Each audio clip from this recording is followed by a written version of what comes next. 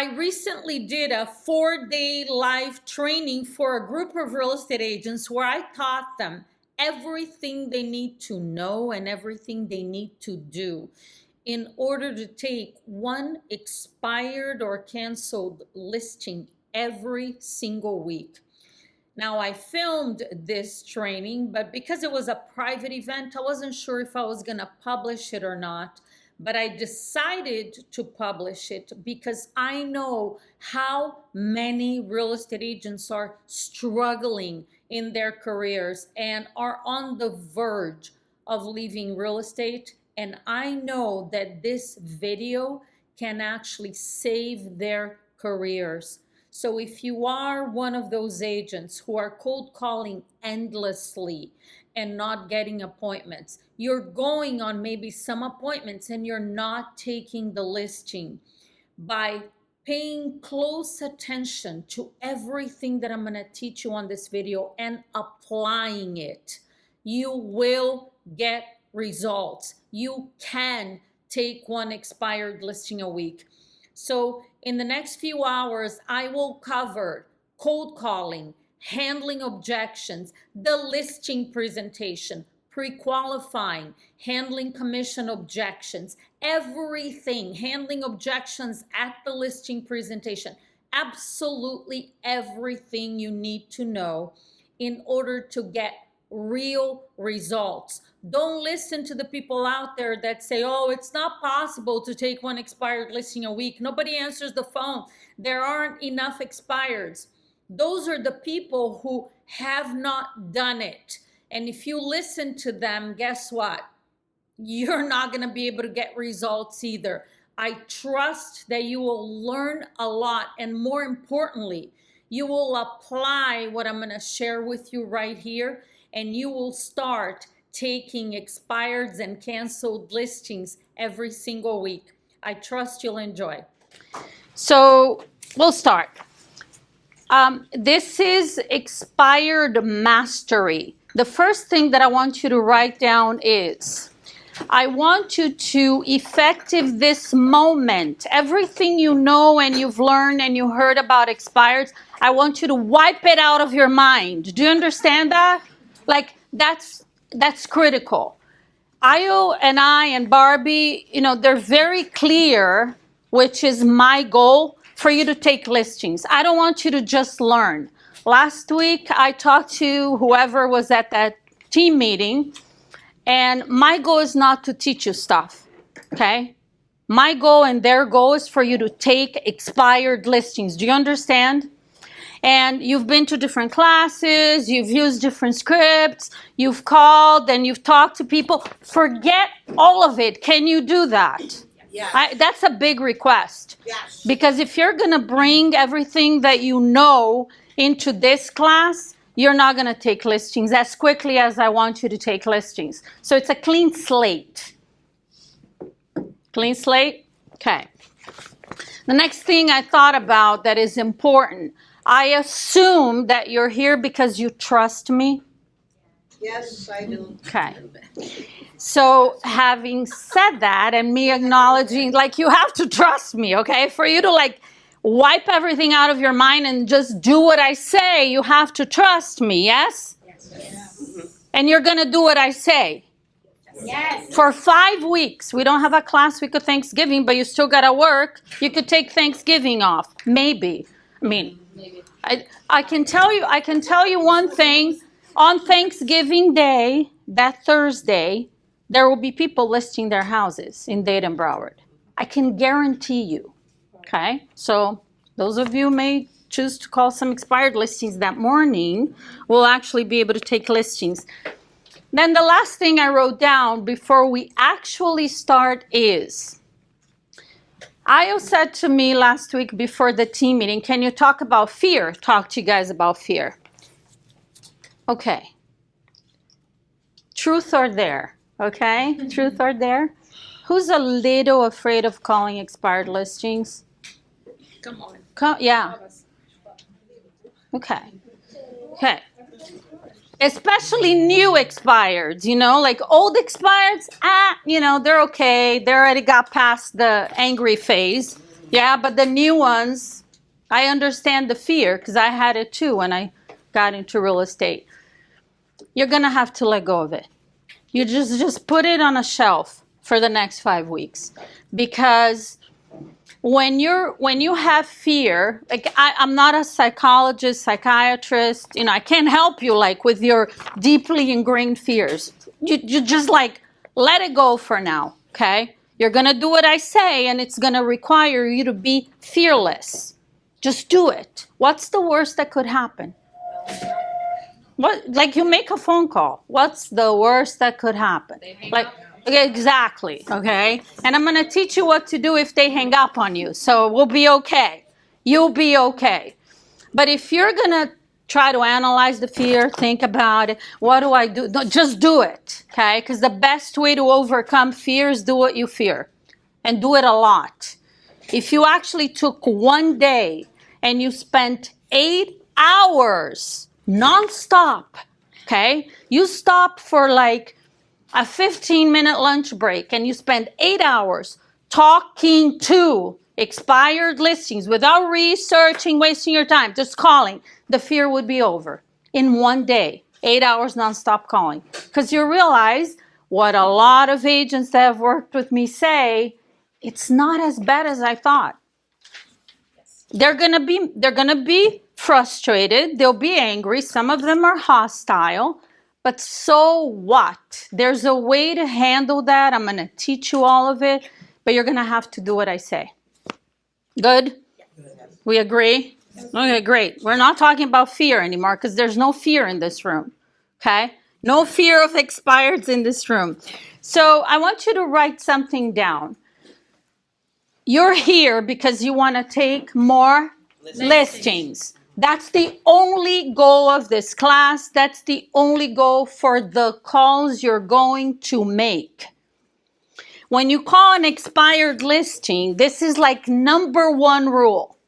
You are not getting leads. Do you understand that? You've heard people say to you like 70% of your business comes from lead follow-up. You've heard that? That's a lie. It's not true. Do you understand? Write it down. You are not getting leads. You are calling expireds to set appointments. Period. And that's a mindset more than it is. Because when I say that to agents, they say, well, is that realistic? Well, it is for me. What's your reality? To get leads? And you know what's going to happen? I learned this the hard way. I've been in real estate for 28 years. You get leads, and when you follow up, they listed with someone else.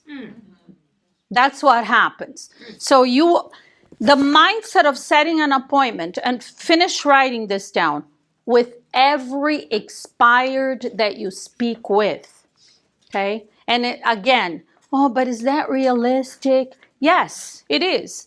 What's the option? To like talk to them for what? You what would you talk to an expired for if it's not setting an appointment? Okay, so you're here to take listings, yes? Yes. To take listings, you have to go on listing appointments. To go on appointments, you have to call them. Yes? Yes. Okay, now why expireds? Because when I and Barbie first talked to me, they're like an expired class. I mean, I'm obsessed with expireds and FSBOs both. Why? Because they want to sell, right? If you want listings, would it make sense that you talk to people who want to sell? Why would you talk to anybody else? Or at least, not that you should never talk to anybody else, but your priority would be the people you know want to sell, right? Those you call first, and then if you have whatever time, you call somebody else. But that's your priority. Of the two, expireds and FSBOs, expireds are, write this down, easiest, fastest source of listings for you. FSBOs are harder. They are. Because the presentation there's an entire FSBO presentation around them. Expireds, you could do the most horrible listing presentation in terms of like what you're talking about. If they actually, the key to expireds is what you're going to do differently. They don't want more of the same, yes? So even if the presentation is not that great, if you're able to convey to them what you do differently, that's the key. And if they believe it, the listing is yours. Whereas a for sale by owner presentation is a little more elaborate, let's put it that way. So expireds are most definitely, you can come on the front, Carlos, right here. Proud Carlos. So he drove from where? I don't know. Egypt. Egypt, okay. Yeah, that's why he's 7 minutes late. That's okay. Expireds are easier as long as they believe, they have confidence in what you're going to do differently from other agents. So the listing presentation is way easier than a FSBO presentation. The phone call is actually a little bit more challenging than a FSBO call because for sale by owners, they'll talk to you, yes? They'll invite you to preview the house, come to my open house this weekend. They'll talk to you. An expired listing requires a level of skill. I'm going to teach you that skill today because I want you to start setting appointments tomorrow. No, today, actually, today, because you can call them after this class. And I'm going to give you the schedule too, okay, when you should be calling and what you should be doing. But there's a very specific skill when you speak with expired listings that will engage them immediately. And that's critical. So just keep that in mind, okay? For sale by owners, they could talk to you for 15 minutes, but it doesn't mean they're going to give you an appointment to actually consider listing with you. So it's a different conversation. An expired will hang up on you way faster than a FSBO would, but if you're able to engage them in conversation, you got it. Okay, and unless you really mess it up, you're able to set an appointment, go out and list this property. So are we good? Yes. Expireds are by far the best. So you want more listings. To take more listings, you got to go on appointments. And to get appointments, you have to call them. They're not going to come to you. Yes? Okay, great. So you're going to start dialing expireds today. Barbie told me, is that for a week? You said the list you gave them is for a week? This was yesterday and the week like the week up to yesterday. Okay. From the 5th. So From the 5th. 1,800 for 1 week. Well, there's a lot of, I think there's canceled in there. Canceled as well. is fine. By the way, bringing it up, you're going to be calling expired listings and canceleds as well. Canceled, no withdrawals are temporarily off the market. Those properties are still listed. Canceleds are not. Okay? Canceleds, the listing was terminated, so you can list them. The other ones you cannot. Let's not ask questions. Just trust me. Trust me, right? I wanted to ask about what if those that are rented out? Don't worry about it. Call canceleds and call, yes. Call canceleds and call expireds. Got it? Yes. Okay. Then I wrote this down. There's a difference. One thing that's very important for you to be able to engage them in conversation. That's required. When you call them new expireds, write down new expireds. That is your priority. Barbie gave you a list of 1,800 expireds for the past week. We want you to call today's expireds, not last week, not yesterday, today's. You understand that? When you show up here at 8 a.m. every day, Monday through Friday, you understand that's part of the requirement of the class, yeah? Okay. So when you show up at 8 a.m., you need to be dialing that day's expireds, that day. And when you call these brand new expireds, they're not happy people, okay? So understanding why are they not happy? Because some of them, they're literally hostile, okay? Like they're like losing it. First of all, you're not going to do this because it's not legal. But there are agents in Dade and Broward County calling these new expireds even before 7 a.m. Yeah.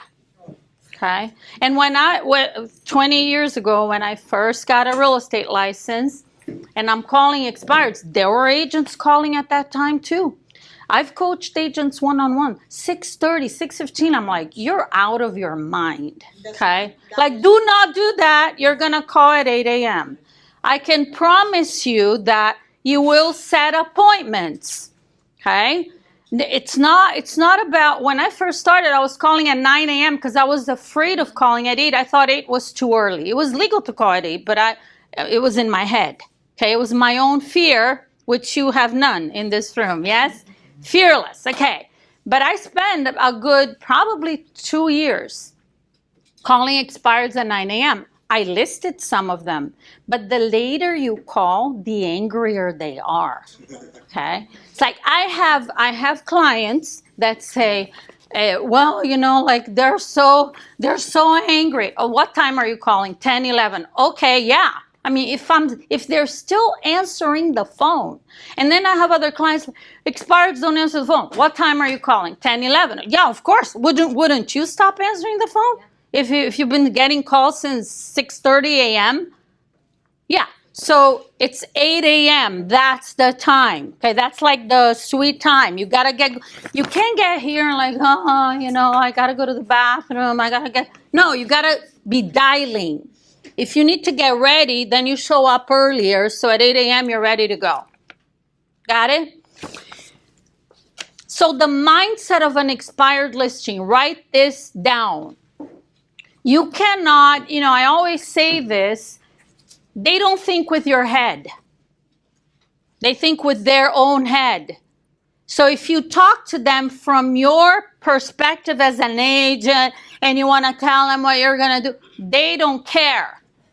Okay, they've had their house listed, I'm going to just say 6 months, whatever. Let's say 3, 4, whatever. Let's use 6 months as an example. They had the house for sale for several months. It didn't sell. They're not happy. That alone, they're not happy. Doesn't matter why, but you forget it. Don't analyze anything. Stop analyzing too, okay? You think too much. Stop thinking, just do what I say, okay? It's like called brainwashing, okay? Don't think about it. Doesn't matter. The fact is, they spent several months with their house for sale. It didn't sell. Should they be happy? Should they be happy to talk to real estate agents that they don't know? No, they're not happy. That's their mindset. I wouldn't be happy either if I was in their situation. Number one. Then we add to that the fact that their phone started ringing the day the listing expired. They spent 6 months, no showings, very few showings, no offers, low offers, whatever. And the day the listing expired, early in the morning, non-stop calls from agents saying, I could sell it, I could sell it. Like, what the heck? Think about where they're at when you call. Do you understand? Got it? Got it. Okay. We're going to talk about the mindset of a canceled listing in a little bit. It's different, okay? This is the mindset of an expired, and you have to understand their mindset to be able to relate to them where they're at. Not where you're at, where they're at. Got it? Okay. And the skill, it's the same skill with a canceled, but the mindset of the canceled listing is a little bit different. I actually like cancels more than expireds. Tell you why in a minute. So the skill that's gonna get you to engage them, like magical. Do you get that? You could turn like the angriest, most frustrated, hostile, just like that. All of a sudden they're talking to you, they're like, relax, you know. They may still give you a list of objections, but their emotion is not of anger and frustration anymore. They're still not with you anyway. Okay, got it? This is a key skill, and it's referred to as mimicking and matching, or mirroring and matching. It's a must. And what this means, you should write this down. When they answer the phone, you must match their emotion. They're angry, you're angry. They sound frustrated, you're frustrated. Not at them, with them. It is like, it's magical. You could literally have anyone eating out of the palm of your hand when you learn to, anyone, not just expired listings, your spouse, significant other, girlfriend, whatever, boyfriend. Yeah, it's amazing. Matching their emotion, matching their rate of speech. Rate of speech, write it down. Emotion, rate of speech, and the volume of their voice. This is critical. You trust me, you're going to do what I say. Yes? And you have no fear. Don't get in your head, it's like, oh, this is so awkward. Forget all of that. You're just going to do it. You're going to do your very best. And you could actually practice with you go order a coffee at Starbucks, match the barista. When you order your coffee, just pay attention to how they speak and match it. The reason why this is so critical, it's not just for expireds, but we are talking about expireds and canceleds. People feel comfortable with people who are like them. Do you get that? That's it. That's like a universal truth. When you call someone and I used to do this, okay? So I know firsthand. Don't try it. Don't do it. I already did it. It doesn't work. So you don't need to do it yourself to prove it, okay? Because you trust me, so you believe me. When I was brand new to real estate, calling expireds, I sold real estate in Broward. So they would answer the phone, hello? And I go, hi, this is Jackie. And they're like, they get even angrier. I'm like, what? Like, what is going on? Like, they were already so angry. But the nicer I sounded, the angrier they got. And all of a sudden, they hang up on me. And I'm like, I didn't know what to do with them until I learned that skill. Okay? So when they're angry, hello, and you go, hi. That doesn't work. You understand why, right? You get any telemarketing calls? Yeah. I don't have my phone on do not call on purpose. I love hearing how bad they all are. So I get a lot of them. The opposite is also true. Let's say you find one expired. They're hard to find. New ones, right? New expireds. But you find an expired and they're super nice. And they're just chilling, they're like, hello. And you go, hi, this is Jackie. They're like, what? Like, they'll hang up on you. They'll like freak out. So this mimicking and matching is the most important skill for you to set appointments. So as you start making your calls today, if you find yourself, pay attention to that. That's the one that's going to engage them, just like that, fast. Because with expireds, this engagement and making them feel comfortable enough so they don't hang up on you. You understand? Yeah. It happens very fast. So you write this down. This is I wrote a list of a few things that are like homework assignments for you, okay? And the very first one is for you to, okay, that's fine. I don't have one, but it's fine. I know the script. You have a script book, yes? Yes. Okay. On the very first page, you have the expired script? Yes. Okay.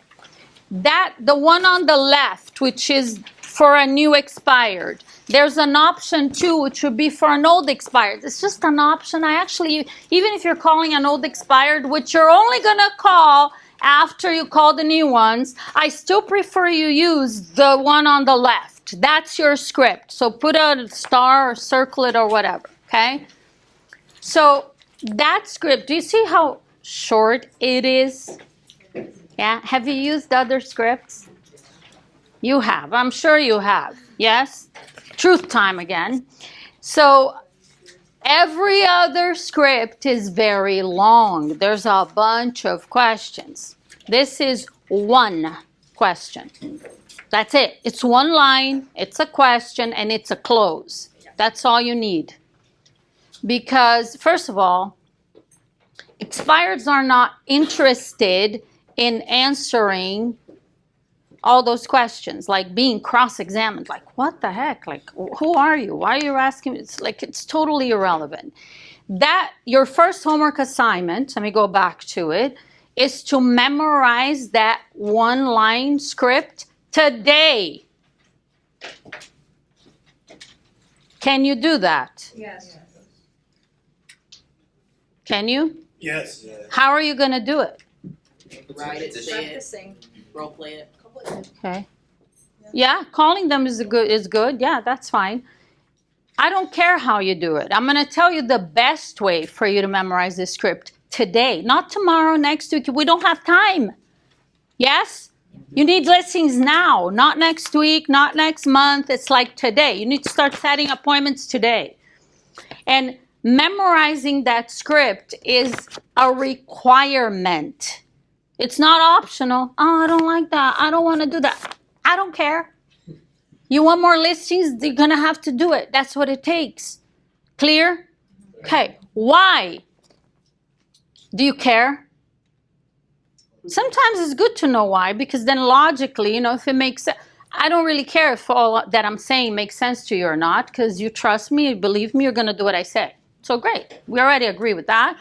But I think that for you to understand a little bit of the logic is going to help you actually. Okay, I'm going to put the effort right now because it makes sense. I got to do this, yes?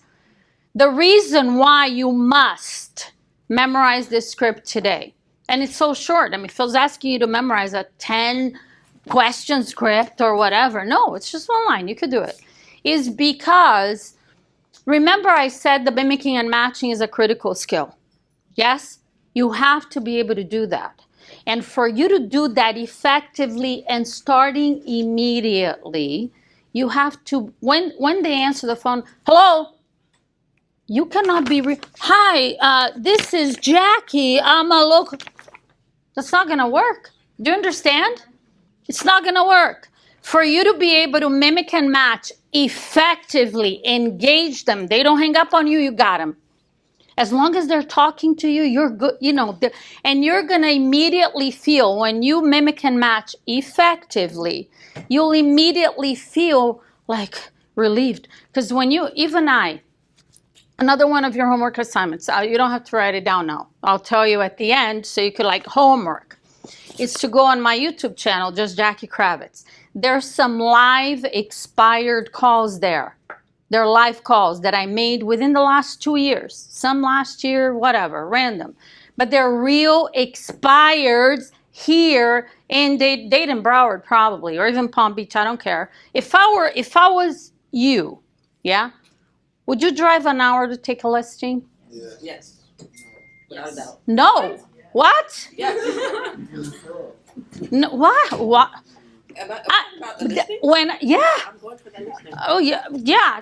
Chelsea, I will take all of them, okay? When I was selling real estate, I drove on average, and this is, I've been coaching for 16 years, so you could do the math. Traffic was not as bad as it is right now, but I still drove an average of 45 minutes each way to a listing appointment. I lived in Coral Springs. Not most, but a lot of listings were in South Broward. Every day I'm taking listings. In Miramar and Pembroke Pines, what do I care? In Boca on the east, I don't care. All of it. And you could actually, I understand Miami traffic, okay? And it's a little worse than it used to be. But still, you can do this. You can go to South Miami. You can go to Broward. Why not? Chelsea drove from Broward County. Some of you, who's from Broward here? You should be calling expireds in Dade and Broward. Oh, but they're going to say, where's your office? Don't worry about it, okay? That's an objection. I'll help you. When we talk about listing presentation objections, I could talk to you more about that. That's not a common lead generation objection. They could ask you, I'm going to tell you why they give you objections. Write this down because you want to avoid them, right? Yes? Okay, I'm going to tell you how to avoid them. Sound confident.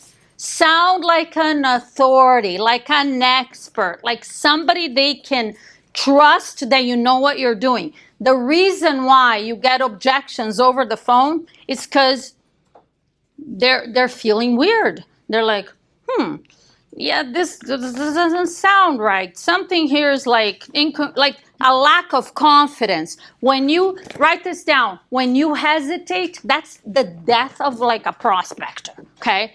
You hesitate, They hesitate. You're the one causing the objections by hesitating. Do you understand? You get weird, they get weird, and they hang up on you. It's like, oh, why do they hang up on me? Because of something you did or something you said. Yes.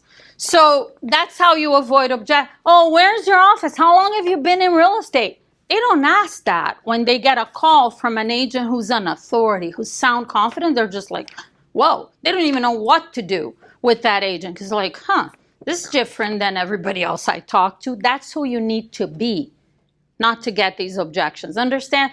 Oh, but I don't have the confidence. Fake it till you make it. For the, like, starting today, that's who you need to be. You know why? When you look at that script, it's that one line that you're going to memorize today. It says, hi, this is Jackie, no last name. They don't care if my last name is Kravitz or Smith or Jones. Like, what the heck? So you don't need to say your last name. Unless, does anybody here like have incredible name recognition in Dayton Broward? Then I would say maybe. You know, if you're Josh Altman of, or who are the $1 million agents in Miami, well, then say your last name. It's like, okay, they were recognized. But Jackie Kravitz, like Jackie who, like they don't care. So keep your last name out of it, okay? This is Jackie. I'm a local real estate agent. Are you proud to be a Keller Williams ego agent? Yes? Yeah. The problem is that there are other Keller Williams agents calling expireds, not just you. And when you tell them you're with Keller Williams, they're going to say, I already had a bunch of Keller Williams agents call me. Why are you bringing on that objection? You're bringing it on to yourself by saying the office name. No need.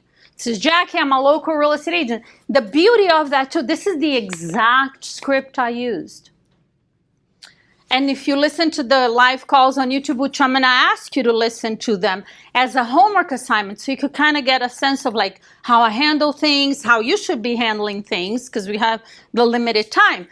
So the beauty of it too, of saying I'm a local real estate agent, if you're calling an expired listing or canceled listing in Kendall or Coral Springs, you immediately put them there. You're local to where they're at. And when you say it confidently with authority, they don't question it. Like, oh, yeah, I'm living in Coral Springs, calling expireds and cancels in Hallandale. I used to go on appointments in neighborhood subdivisions that I had never been to. I'm like, I have no idea where I'm going. Here I had a little map, you know, because there was no ways and stuff. I'm like, oh, I got like this map book thing in the car. No idea where I'm going. But I'm able to set appointments because I put myself as a local agent. Got it? Look at the script. Jackie, I'm a local real estate agent. I'm sure you know that your house came off the market today.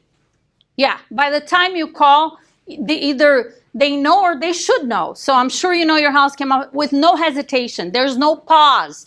The reason why also, you got to memorize this because you got to say it in one breath. It's not like, I'm a local real estate agent. And I'm sure you know, that's called hesitation. It's the opposite of what I'm asking you to do, okay? I'm sure you know your house came off the market today, and I'm calling you because I am confident. Did you hear how I said that? Does it sound the same if I say, I am confident? Does that sound the same? Yeah. It's like the audio doesn't match the video. You know what I'm saying? That's weird. You know, I told you, you get weird, they get weird, and they hang up on you. That's weird. So if you're going to say, which you are, I am confident, you got to sound confident because now it's congruent. Do you understand congruent?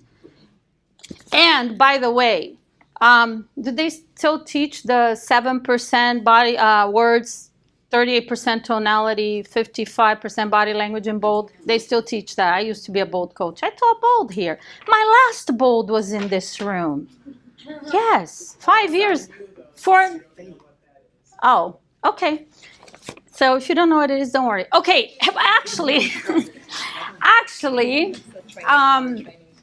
write this down because this is important. It's going to tie in a few things that I'm telling you today. The breakdown of communication.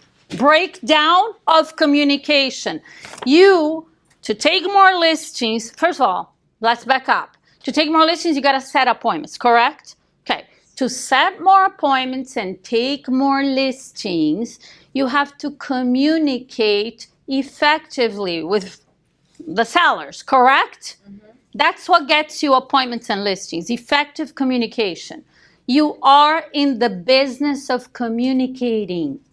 That's your business. That's like your income depends on effective communication. Do you get that? Now, what is communication? I'm going to give you my favorite definition. Ready? Communication is not what you say. Oh, what is it? It's what people hear. Write that down. Communication is not what you say. It's what people hear. Have you ever had a conversation with anyone where you intended to say something, but they heard something totally different? Yeah. Does that happen every day? That's called ineffective communication. Your income depends on you communicating effectively. Yes? Correct? To communicate effectively, it's important for you to understand the breakdown of communication. Yes? I asked you to write that down. Did you write it down? Some of you are not. You're just looking at me. I could tell you're not writing it down. Okay, hold on. Breakdown of communication. What's the breakdown of, can you repeat that part? What's the breakdown of communication? Yeah, I haven't said it yet, so it's good. Yes, I'm saying it now. 7% of communication. Oh, mathematics. No. Trust me, I flunked my first year in high school and I don't have a college degree, so there's no math involved here. 7% of communication comes from the words that you say. You know that script? 7% of what they hear. 38% of communication comes from your tonality. You know when I said to you, I am confident, and I said, I'm confident? It's different tonality. I sound like a weirdo when I say I'm confident, right? Tonality. That's more important than what you're saying. See, it's 38%. And 55% is body language, even when you are over the phone. When you say to them, I am confident, I am confident, it would actually help you if you're nodding your head yes. Because if you're incongruent and the audio and the video doesn't match, and you say, I am confident, it's going to give you that weird upswing. Do you hear? That's what an upswing is. I'm confident. I am confident. It's called a downswing. Can you tell my tonality going down? Okay. Effective immediately. You only speak in downswings. It's beautiful. It gives you automatic authority. You want to sound like an authority, like an expert, confident, downswings. That's the secret. That's it. Because if you start speaking, you know, like that high pitch, the opposite. You sound like you don't know what you're talking about. And it makes them feel like this person doesn't know. Maybe, they probably will hang up on you and you expired. But maybe they'll give you 2 or 3 objections just to okay, let's try again. Okay, I'm not selling anymore. Let me hear what you have to say about that to see if maybe I should consider selling with you. Do you understand? You're causing these objections. So you wrote down downswings, yes? It's a must.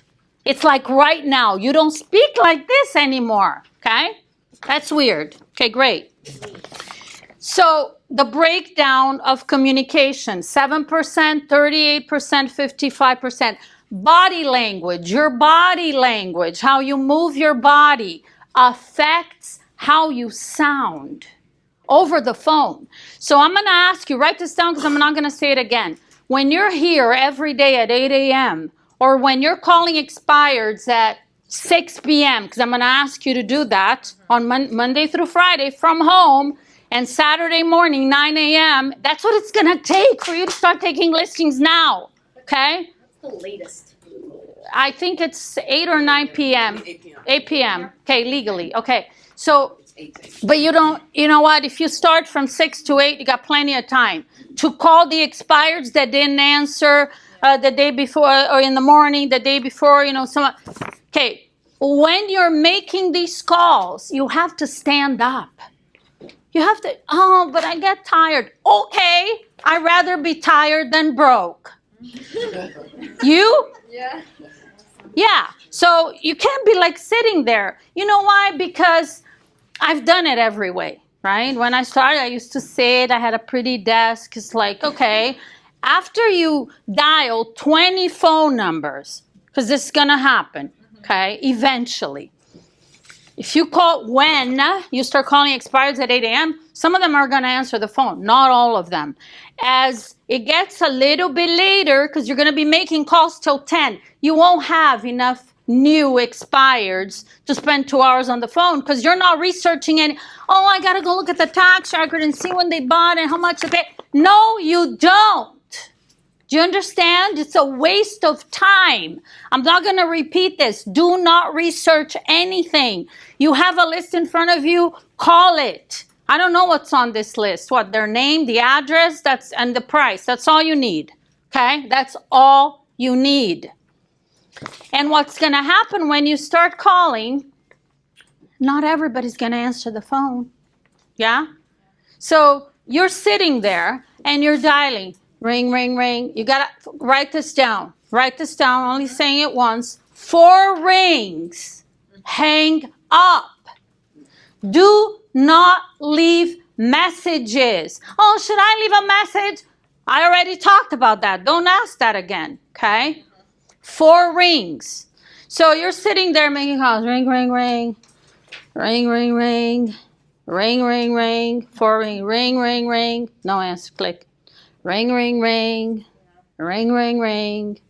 Ring, ring, ring. I'm sitting down. Ring, ring, ring. Like by the 5th or 10th call, you're falling asleep, right? I call it the lead generation comma. Comma? No, coma. Yeah, English is my second language, so everybody here probably. So if yours not, like, learn Spanish because it'll help you in South Florida. So the lead generation coma. Anybody had that symptom before? Yeah. So or you get totally distracted. By the 10th ring, ring, ring, ring, you're checking your email, you're on Facebook or whatever. And now picture this. An expired, brand new expired that actually wants to sell is going to list with an agent because new expireds relist the house within 48 hours. Okay? Like this one that just is about to answer the phone is ready to go. And they answer the phone, hello, and you're in you're in your coma or you're on Facebook. You're like, have no clue, like the script, oh my God, I have no idea what to do. You just missed the opportunity to set an appointment. You can't be all over the place. You gotta figure out how to stay focused. Standing up, yes? Moving your body. Maybe, Ayo and Barbie can facilitate this. Have some upbeat music low in the background while you're making calls. Have dance, move around. Do something so you don't get distracted and fall asleep. Your biggest challenge, because you're going to have a lot of people not answer the phone. And it's going to be a challenge for you to stay focused. Why? Because your goal is to set an appointment on every call. Every time one expired says, hello, that's an opportunity for you. And luck happens when preparation meets opportunity. Yeah? So are you prepared? Because if you're distracted or you're in a coma, I totally ruined my joke with the comma. Sorry. Coma. I know how to say it now. you're gonna miss the opportunity. Do you understand that? So you gotta keep your energy up. You gotta stand up. You gotta be ready to go, fired up. Say some affirmations, just whatever it takes. Okay. And now you're like, oh, but like all of the agents are gonna call. In this room, all of you are gonna be calling expireds at 8 a.m. Like you're calling the same people. Yeah. So what? Only one of us can connect. It's only Chelsea, man. That's your competition right there. Listen, there's enough business out in Dayton, Broward for every single one of you to exceed whatever goals you have by 100. You have, can I tell you what your biggest competition is? You want to write this down. You never want to forget this. What's going on in your head? Nothing. You think your competition is going to get in the way of you setting appointments and taking listings? It's not. It's the story you make up about it. That's what's getting in the way. So we're letting go. Remember the very first thing I said to you? Wipe it clean. Forget everything you've learned. Forget it. Trust me. Do what I say. No fear. In 5 weeks, you could go pick up your fears again if you still want them. Okay? For the next 5 weeks, just don't think. Okay? Because that's your biggest competition. It makes no difference how many people are calling. And Chelsea is right. I don't think it's just one that's going to connect. It'll be a few.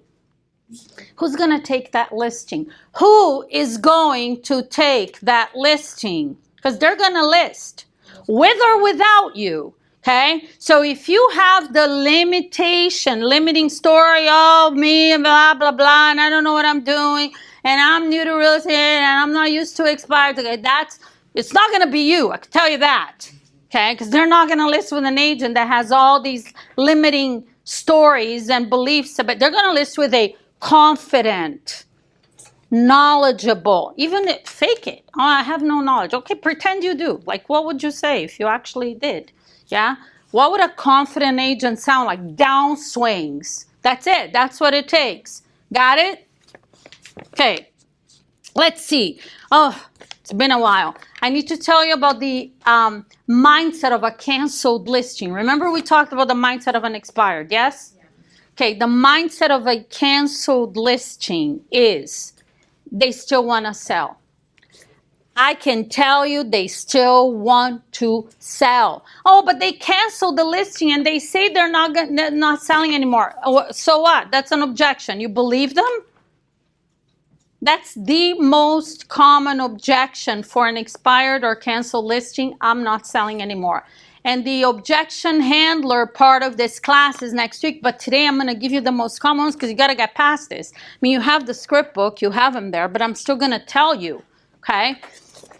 Your number one priority is to memorize the script. That's today. That's happening today. Yes?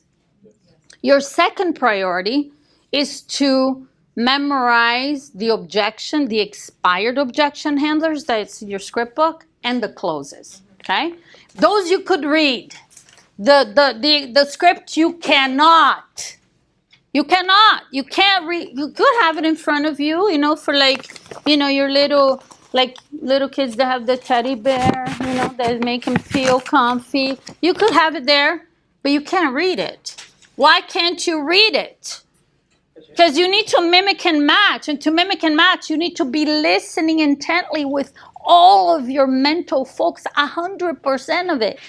I think human beings lost that focus. Is anybody focused on anything anymore? It's like doing a million things. Stop it.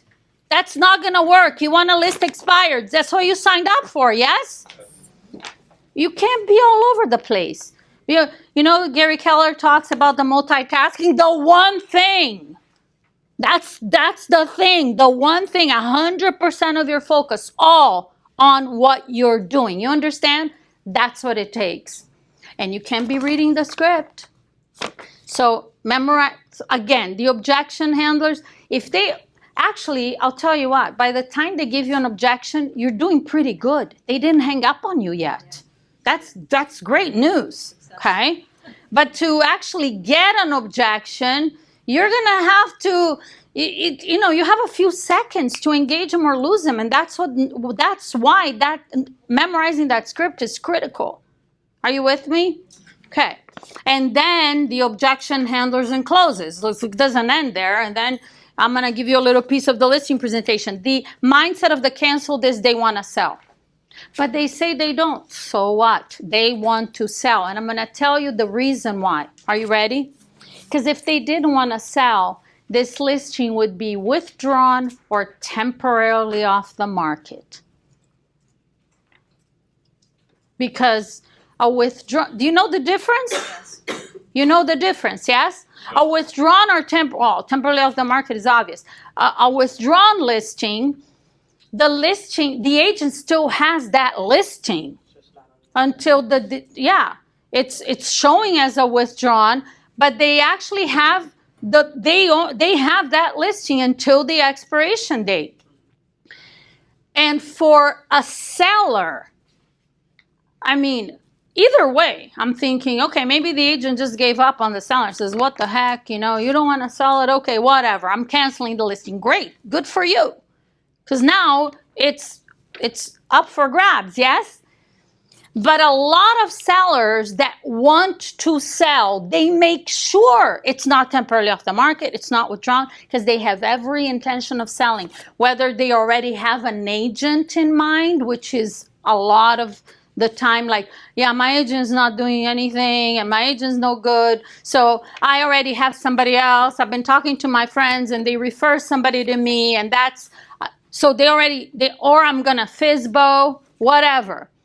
If they didn't want to sell, what do they care? Do they know the difference between a withdrawn and a cancel? No, they don't. They're a seller. They're not an agent. So the fact that it's showing as a canceled listing tells you that they want to sell. I'm going to tell you a really quick story, and I remember I don't remember the house itself, like vaguely. I have a mental picture of it. I mean, I listed thousands of homes. It was in Coconut Creek. Don't remember the neighborhood. I have a vision of the house. It was a canceled listing. I call in the morning, and this lady answers the phone, and she tells me, we already have an agent. Like, super motivated. It's not like we're leaving out of town tomorrow. I'm like, oh my gosh, super motivated. $300,000 house, which for me was a big deal at the time.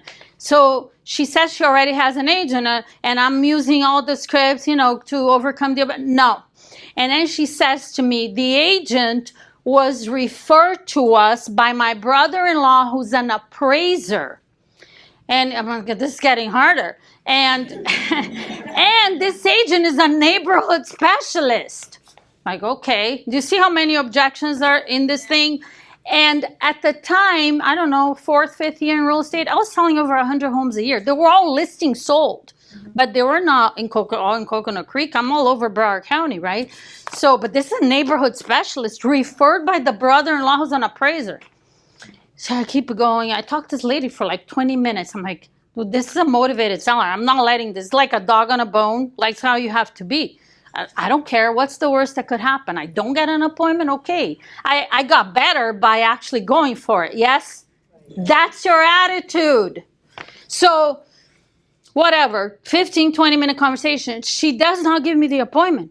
And this agent, the neighborhood specialist, whatever, was coming at 5 p.m. that day to list the house because they're leaving town tomorrow. I'm like, oh my gosh.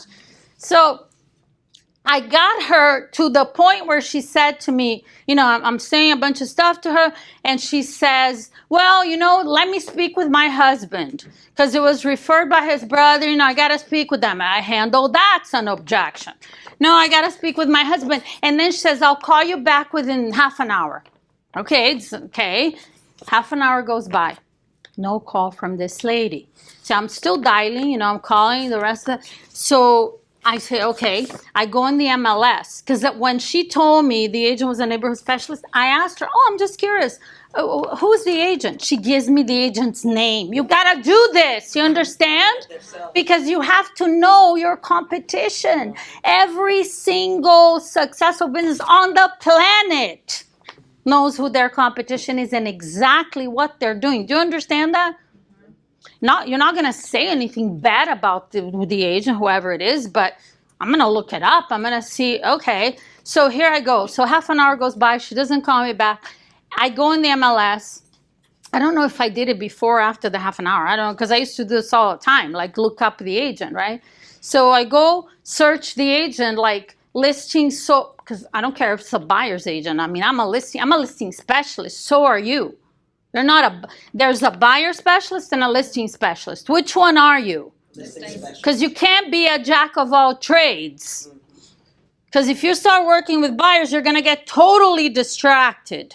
You know that already. So I'm a listing specialist. So I go search how many listings this agent, because now I don't know this agent, I never heard her name. How many sales in general, listings and buyers, did she sell in that neighborhood where she's supposed to be the specialist in the last 12 months? I think it was like 2 or 3, which is pretty good. I think it's like the agent sold like 20 homes in the previous. That's amazing. I mean, I was selling 120 homes a year, but okay, 20, I respect that. Yeah, it's not like the average, like 2 or 3, but she had like 2 or 3 in that neighborhood. And me, who's calling all over Broward, has listings everywhere, had sold like 6 in that general Coconut Creek area. I call her back. She doesn't call me. So now I have this information. I call her back. So now I got more truth, right? I'm not saying anything bad about the agent. I'm going to tell her the truth.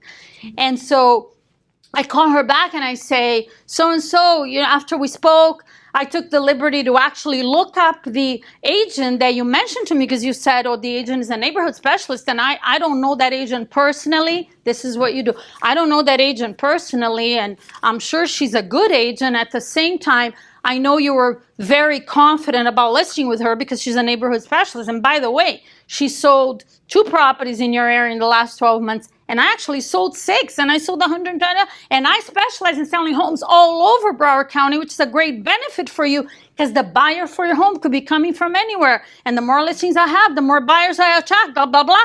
And let me meet with you today at 4 o'clock before you sign with that agent, just so you could have a second opinion. She says yes on the spot. But it took a second call. You're going to have to do that. She did. She actually, that was one of the craziest, like I remember it so well. Because it was different. That was not like normal stuff. So I said 4 o'clock, like there was like a 2-hour period of time between when I was there and when the other agent was showing up, right? And I remember, like I go through, her husband is there. I mean, they were moving the next day. So they're both there, great, because I need both of them there. And then when I asked them to sign, they're all going, congruent, and they're like, yeah, that's what we need, great. So I just need you to sign right here so we can go to work. And they're looking at each other. Well, it's actually the only time in my entire real estate career, even though I teach this, that I actually did it, okay? So you're going to do what I say, right? So they're like, well, yeah, because, we have this agent coming in about an hour, and, we need a little bit of time to talk about it and see what we're going to do. I said, oh, no problem. I actually have several messages on my phone and phone calls that I need to return. Let me step outside for a few minutes. I could return those calls. The 2 of you can discuss it, and then I can come back in and we can get this done. And they said, okay. First time I ever did that. So I'm like, okay, all right, here I go. I go outside, I get in my car, I'm wasting a little bit of time. I'm like, ooh, okay, let's see how this goes. Come back in, like they actually come to the door, I don't know, 10, 15 minutes later, come on in, we're signing. Signed the agreement. I don't know what they did with the other agent, called the agent, whatever. And the house sold. I mean, this was a motivated seller that priced it to sell. And I say this to you, it was a canceled listing. It was not an expired listing. Why did they cancel that listing? Because they felt like my agent doesn't know what I'm doing. We have to sell this house. We're moving tomorrow. We don't have time to waste. We need an agent that can get this done. Oh, here's the appraiser, the neighborhood, all this stuff. They have an agent in mind. They're planning, or maybe they're thinking, you know what? I'm going to sell it myself. Why not? It's like, this is not working. So that's another, not so common objection, but it's a possibility. Bottom line is, do not tell yourself a story, oh, but they don't want to sell. No, they do. You choose how to look at things. You understand that? I'm choosing it for you, actually. There you go. And that's how you do it, okay? Okay, beautiful. Then I wrote this down. What do expired and canceled listings want? Do you want to know what they want? Results. Yeah, but very specifically, right? What is it that they want? Why is it important for you to know what they want? Because then if you give it to them, they'll list with you. Yes? Here's number one, what they want. Confidence. They want to feel confident that you can get this property sold. That's number one. Number one. Your confidence is your superpower here. Do you understand that? It is. You know why? Because there are hundreds of agents calling. I don't care. It doesn't matter. Remember, you have no competition. Most of them have no idea what they're doing. And they're using all these long, ineffective scripts. Okay? So, confidence, that's what they're looking for. That's the reason why that script says, and I am Hi. Hi, how are you? Good, how are you? Good. What's your name? Johnny. Johnny? Yes. Oh, welcome, Johnny. Thank you. You missed half of the class? I know it was a bad accident with certified. Oh, really? So You're not involved, so you're here. Yeah, Good. yeah. Okay, so the script says, I am confident that I can sell your house. Why do you think the script says that? Because that's what they want to hear. That is what they want to hear. I can tell you 100%, not just from personal experience, because you're going to say, well, yeah, it's different now. No, it's not. It's not.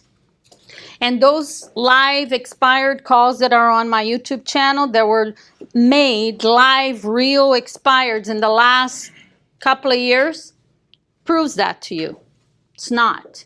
Not only that, but I have hundreds of clients using that script right now and listing expireds all over the country. Oh, but the market, Remember, wipe clean all that stuff out of your head, okay?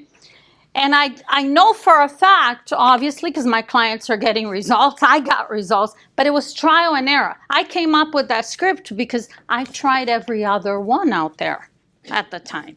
I'm like, well, that's weird. This is not working. I'm asking, why do you think your house didn't sell? And they're like, why the hell are you asking me? You're the real estate. I'm like, oh, this is not good. And so I started trying things out. Okay, let's see what works here. That works. Because the number one thing they want is someone who makes them feel confident. And that's why I use downswings. Yes? You got it? You got this? Number two, they're looking for critical. What do you do differently? They don't want more of the same. What do you do differently from my agent, from other agents? That's gotta be, and that's why the script says, I am confident that I can sell your house, and I'd like to meet with you for just 20 minutes and show you exactly what I do differently to get houses sold in today's market. Do you hear the downswings? It's a learned skill, and you learn it today. You're not learning it next week. We don't have time. You already learned it. That's how you talk to everybody, everywhere. Yes? That doesn't mean you're pushy, you're you're so... No, this is your job.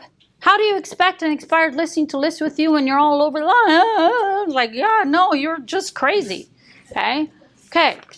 So what you do differently is number two they're looking for.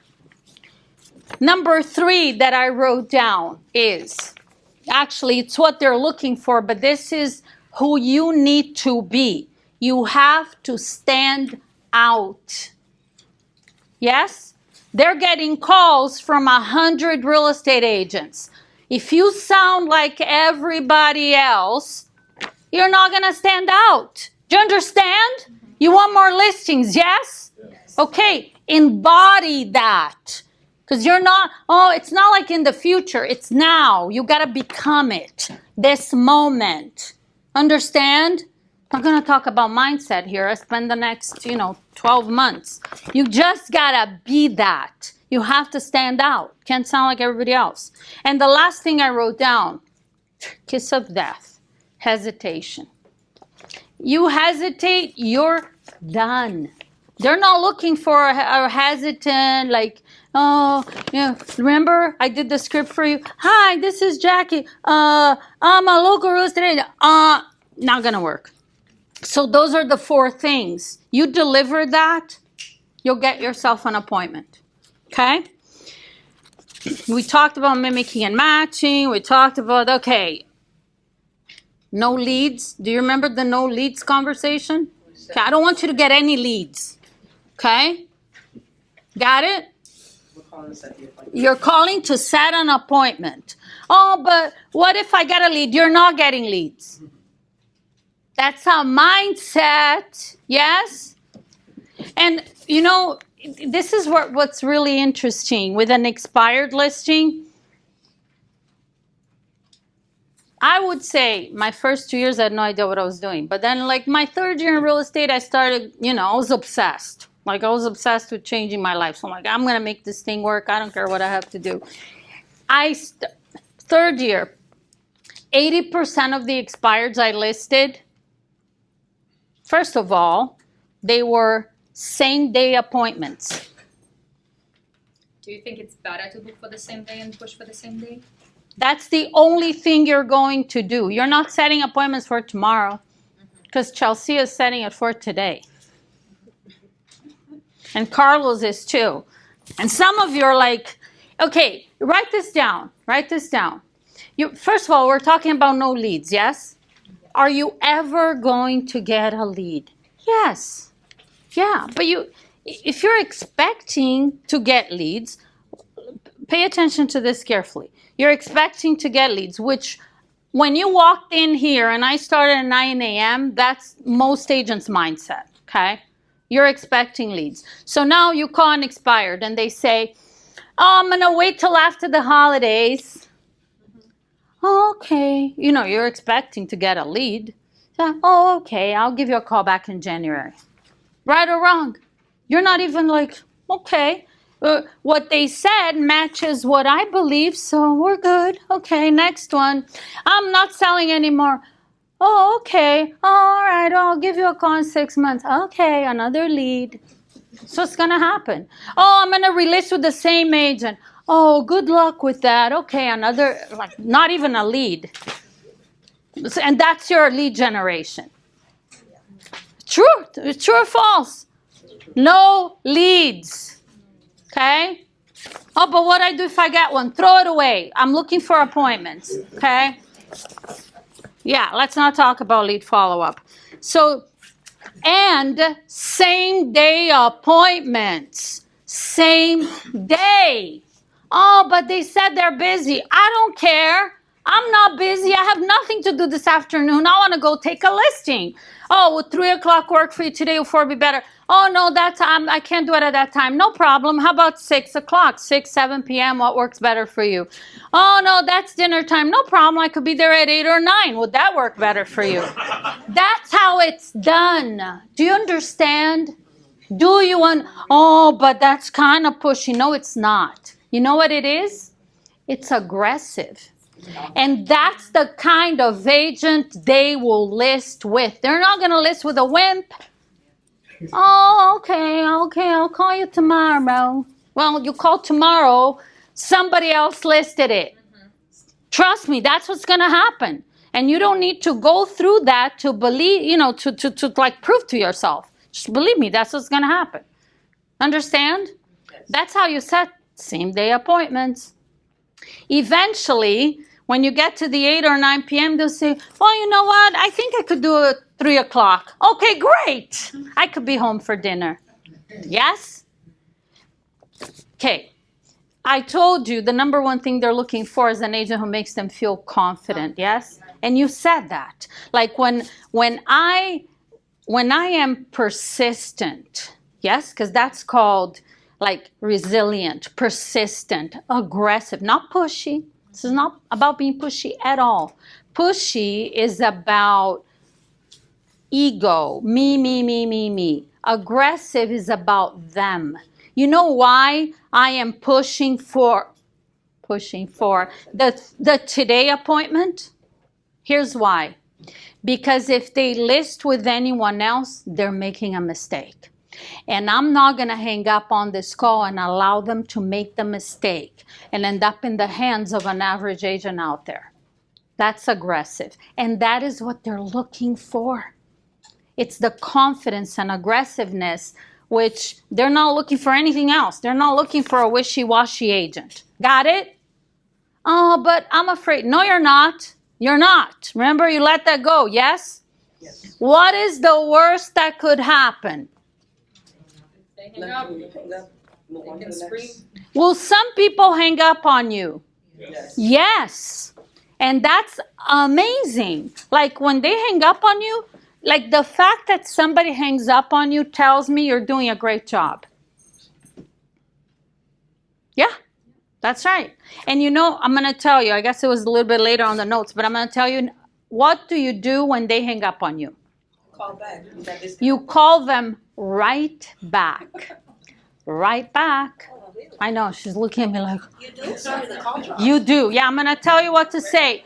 Actually, there's maybe more than one, but there's definitely one call that you're going to listen to on my YouTube channel. And it's an expired. I call them 3 times. The same day? Yes. Well, there's some that I called the next day, some that I called right away. I think there's one that I called 3 times. I called right back, and then I called later in the afternoon again. And some of you are like, oh my God, what are they going to do? Worst thing they could do, they'll hang up on you again. Big deal. Okay? Got it? So there's something called the hang-up game. Have you heard of it? It's a game that you want to get hung up on as much as possible. But games are fun, yes? Yes. Yes. So you're gonna, when you're calling these expireds, you're gonna play the hang-up game. Yes? Are you excited? You like playing games? The more you get hung up on, the more you win. Yes. That's the game. Nobody gets better at anything by being safe. You're playing to win. They hang up on you, great. You call them right back. You don't wait like an hour or 10 minutes. No, you call them right back. I'm going to give you the script. Are you ready? Hi, okay, hold on. This is different now. It's not the same script. Remember your tonality, yes? It's 38% of communication. So when you call them right back, your tonality is one of you are assuming rapport. You're not a stranger. You already talked to them. You already got past that initial hostile, whatever. They hung up on you. So you're going to sound like, hey, you know, like when you know somebody, yes? Hey, Chelsea, what's up? Like that, okay? You're going to assume rapport. Got it? So it's going to sound like this. Oh, hi, this is Jackie. I was speaking with you a couple of minutes ago. I think we got disconnected. Yeah, she does that all the time. She's like, yeah. Got it? Okay. And after we hung up, I was thinking about our conversation. Write it down, giving you a script. I used to do it. Can't tell you how many appointments I set doing this. After we hung up, I was thinking about our conversation. And I had to call you back because...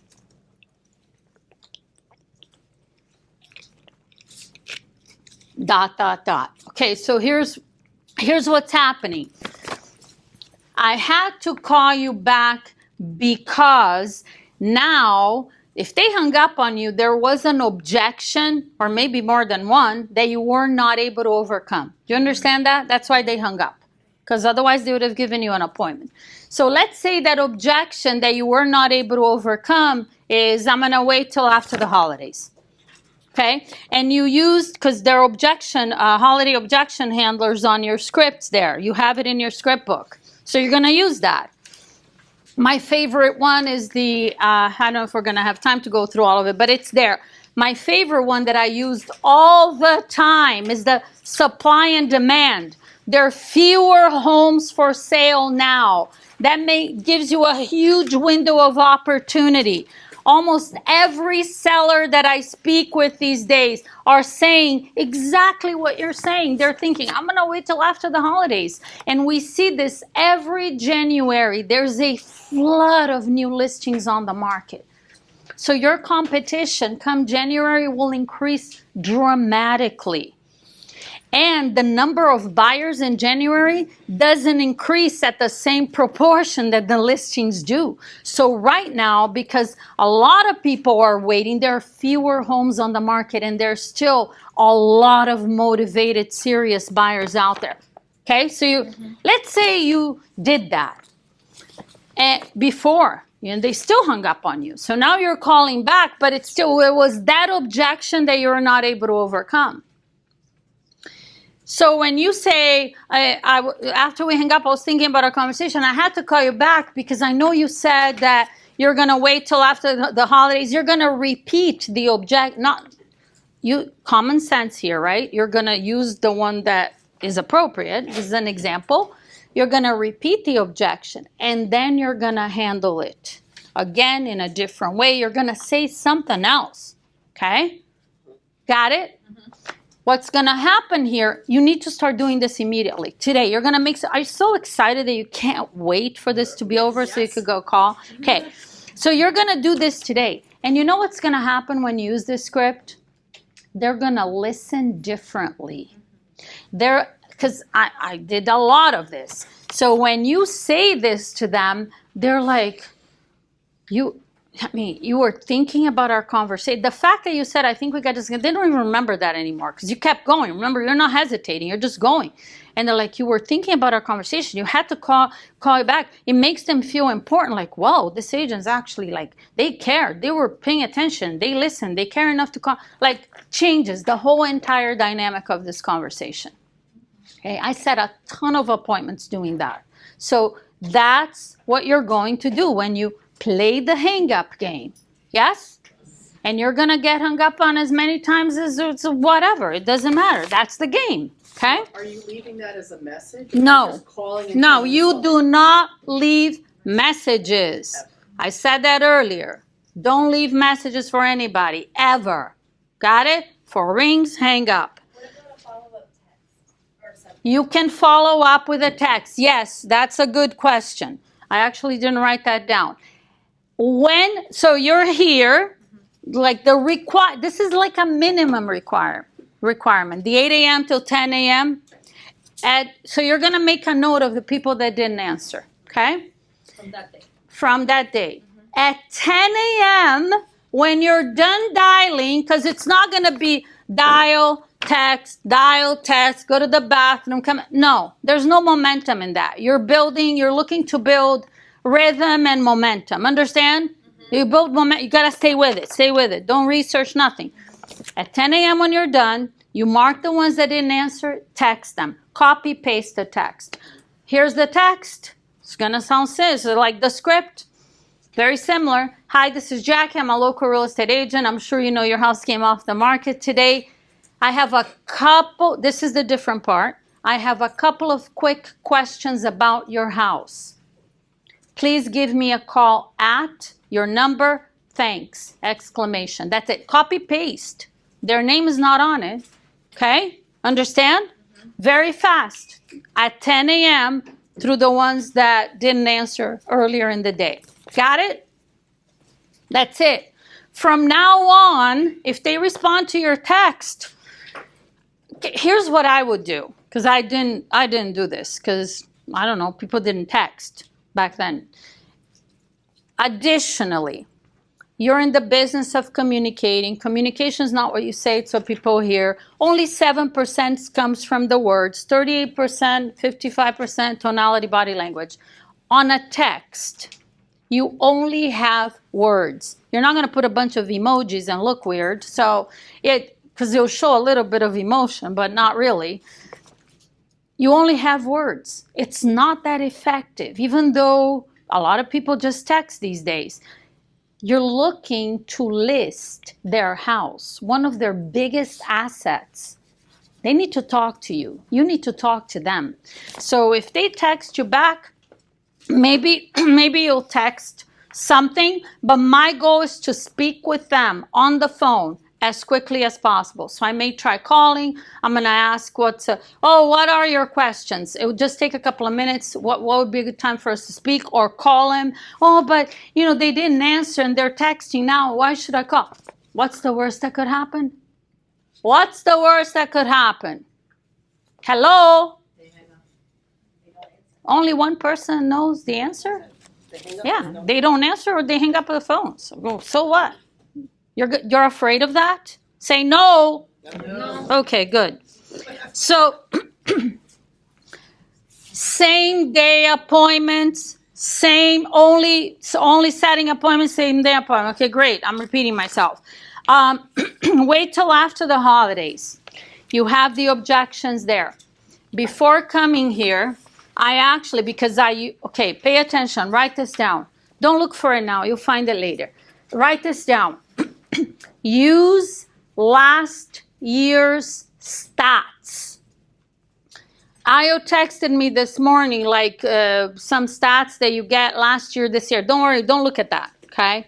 Some of you are going to use that to say, oh, see, there's not that many listings. Oh, there's fewer sales. You're going to use it as evidence to support your limiting beliefs. So just don't look at that.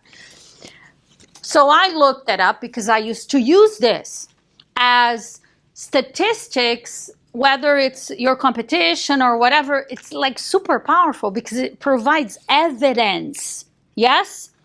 So I looked it up. In December of 2023. Oh, but this year is a little slower. Forget that, okay? Don't worry about what you're seeing every day. Don't even look at that. December of 2023, in Dade County, you could go in your own MLS and look this up, 1,485 residential properties went under contract. In Broward County, December of last year, 1,630. So between Dade and Broward, and you're in North Broward, you're like in the middle here. You could list houses anywhere in Dade and Broward. Between Dade and Broward, only in December, 1 month, last month of the year, nobody's selling. It's the holidays. 3,115 homes went under contract. Combined. That's Dade and Broward combined. Is there enough for you to take a few listings in December and get them under contract? Absolutely. I say yes, for all of you. And the advantage you have, even though there's a lot of agents are going to be calling, maybe half or even less than half of the agents that call all year round will be calling in December. It's like the biggest window of opportunity for sellers and for you. This is like gold. This is like literally my favorite time of year to take listings. When I was selling real estate, my goal was to take 4 listings a week. And starting around my 4th year, I started doing that. I was affirming it 2 years before. I was taking 1 a month and I'm saying I take 4 a week, and my brain's going, no, you don't. I'm like, yes, I do. Because you gotta believe it before it's gonna happen, yeah? But here's what's amazing. December's, because I always tracked my numbers. You have a daily tracking form there. You're going to use it, okay? I always tracked my numbers. Every single December, I had the highest number of listings taken of any month in the entire year. And I usually stop working on the 23rd. Go figure. I wasn't doing anything different. I wasn't any better. It was the same thing. And just 1 week less work than every other month. And I would take 21, 23 listings in December.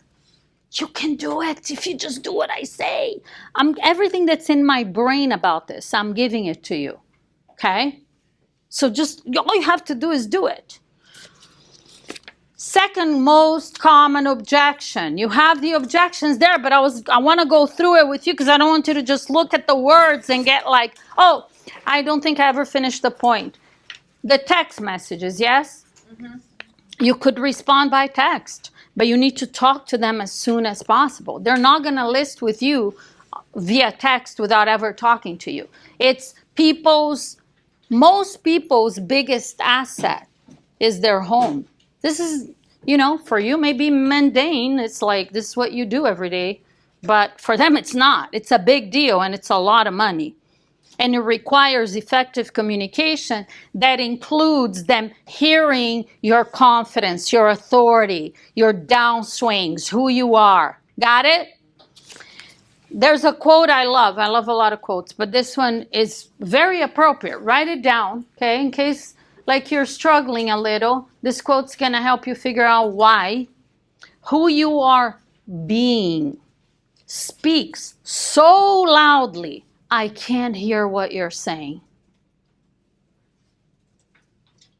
Who you are being speaks so loudly, I can't hear what you're saying. That's the truth. Second common objection, I'm not selling anymore. Yes? With that, I want to say this to you. Do you know the difference between a condition and an objection? No? A condition is something that there's nothing you can do or say that's going to change it. This could be a condition, yes? If let's say there's somebody that decided they're really not selling anymore. They're not. Doesn't matter what you say, what you do. It's a condition for them. Write this down, critically important. For every objection, not just this one, always assume it's an objection. Always assume it's an objection. It's never a condition. Because if you assume that it's a condition, you're done. You realize that? It's over. And what is an objection? There's a little bit of reframing here for you. It's an opportunity. When they give you an objection, any objection, what they're really saying is, go ahead, say something that's going to cause me to feel differently about meeting with you. That's what they're saying. They're giving you an opportunity. They're like, okay, go ahead. What do you got? You realize that, yeah? And if you hesitate or you get weird, it's over. But they're giving you a chance to say something. And say it in a way that's going to cause them to feel confident that you're the right agent. That meeting with you is worth 20 minutes. Next week, we're going to get a little bit more into, we're talking on Thursday on Zoom. I'm still going to discuss with Barbie and I what we're doing. Maybe we'll do role play. I don't know yet, okay? I don't want a lot of questions. You don't have any questions because you're just doing what I say. I'm telling you what to do. So don't be in your head, oh, how about this, that? Just go do what I say, okay? I don't want Q&A. It's like a waste of time. Ask what? Just when you do, you don't have questions. You're going to know, okay? I know that sounds a little rough, but that's the reality of it, okay? We don't like question and question and question. In my training, there's a community. It was like 1,000 questions. Every day I'm answering, going like, dude, just go to work. If you're working, you don't have questions. You're just too busy talking to people, okay? Okay, so next week, I'm going to talk to you more about how to handle objections and close for the appointment. But I'm going to give you a little preview today. Are you ready? Make it easy for them to say yes.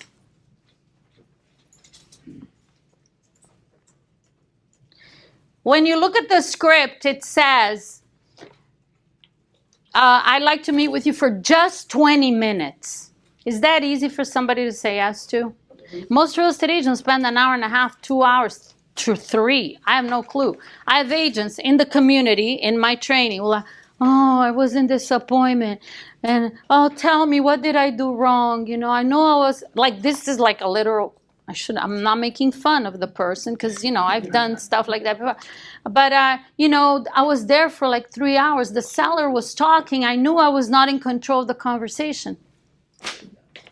They know the answer, right? Like, you do not, like, and then I have people say, oh, but just 20 minutes? Can you really finish it on 20 minutes? What if they say, well, 20 minutes was up? Never happened to me, ever. Now, if you show up and you're weird and you're all like hesitant and you don't know what you act like strange, yeah, they're going to say your 20 minutes is up. Hey, there's the door. Okay? If you show up confident, the authority, you stand out, they're not going to question if it's 20 or 30. To be honest, my average listing taken appointment, I'm walking out with the listing agreement, the seller's disclosure, all the disclosures signed, lockbox on the door, all of it probably an hour. All of it. And nobody asked. Oh, sometimes, like in role plays, right, with clients, I'm role playing. Oh, it's just going to take 20 minutes, 3 o'clock. Well, you can come by, but I only have 20 minutes. Not going to take longer, right? And I'll say on my end, it's only 20 minutes. Now, if you have some questions, I'm happy to stay a little bit over. But on my end, what I have to share with you, 20 minutes, plenty of time. So 3 o'clock work, would 4 be better? Do you understand? That's the answer. Okay? And if you don't get weird, it's going to work out. Okay? So I'm not selling anymore. What do? You have the script. Number 1, this is not even the script. Remember, tonality, 38% body language, yes? An expired, it's really everybody, but since we're talking, this is expired mastery. They don't want to feel pressured. Nobody wants to feel pressured, okay? So you should write that down. Nobody. Actually, people, what you're looking for is an appointment.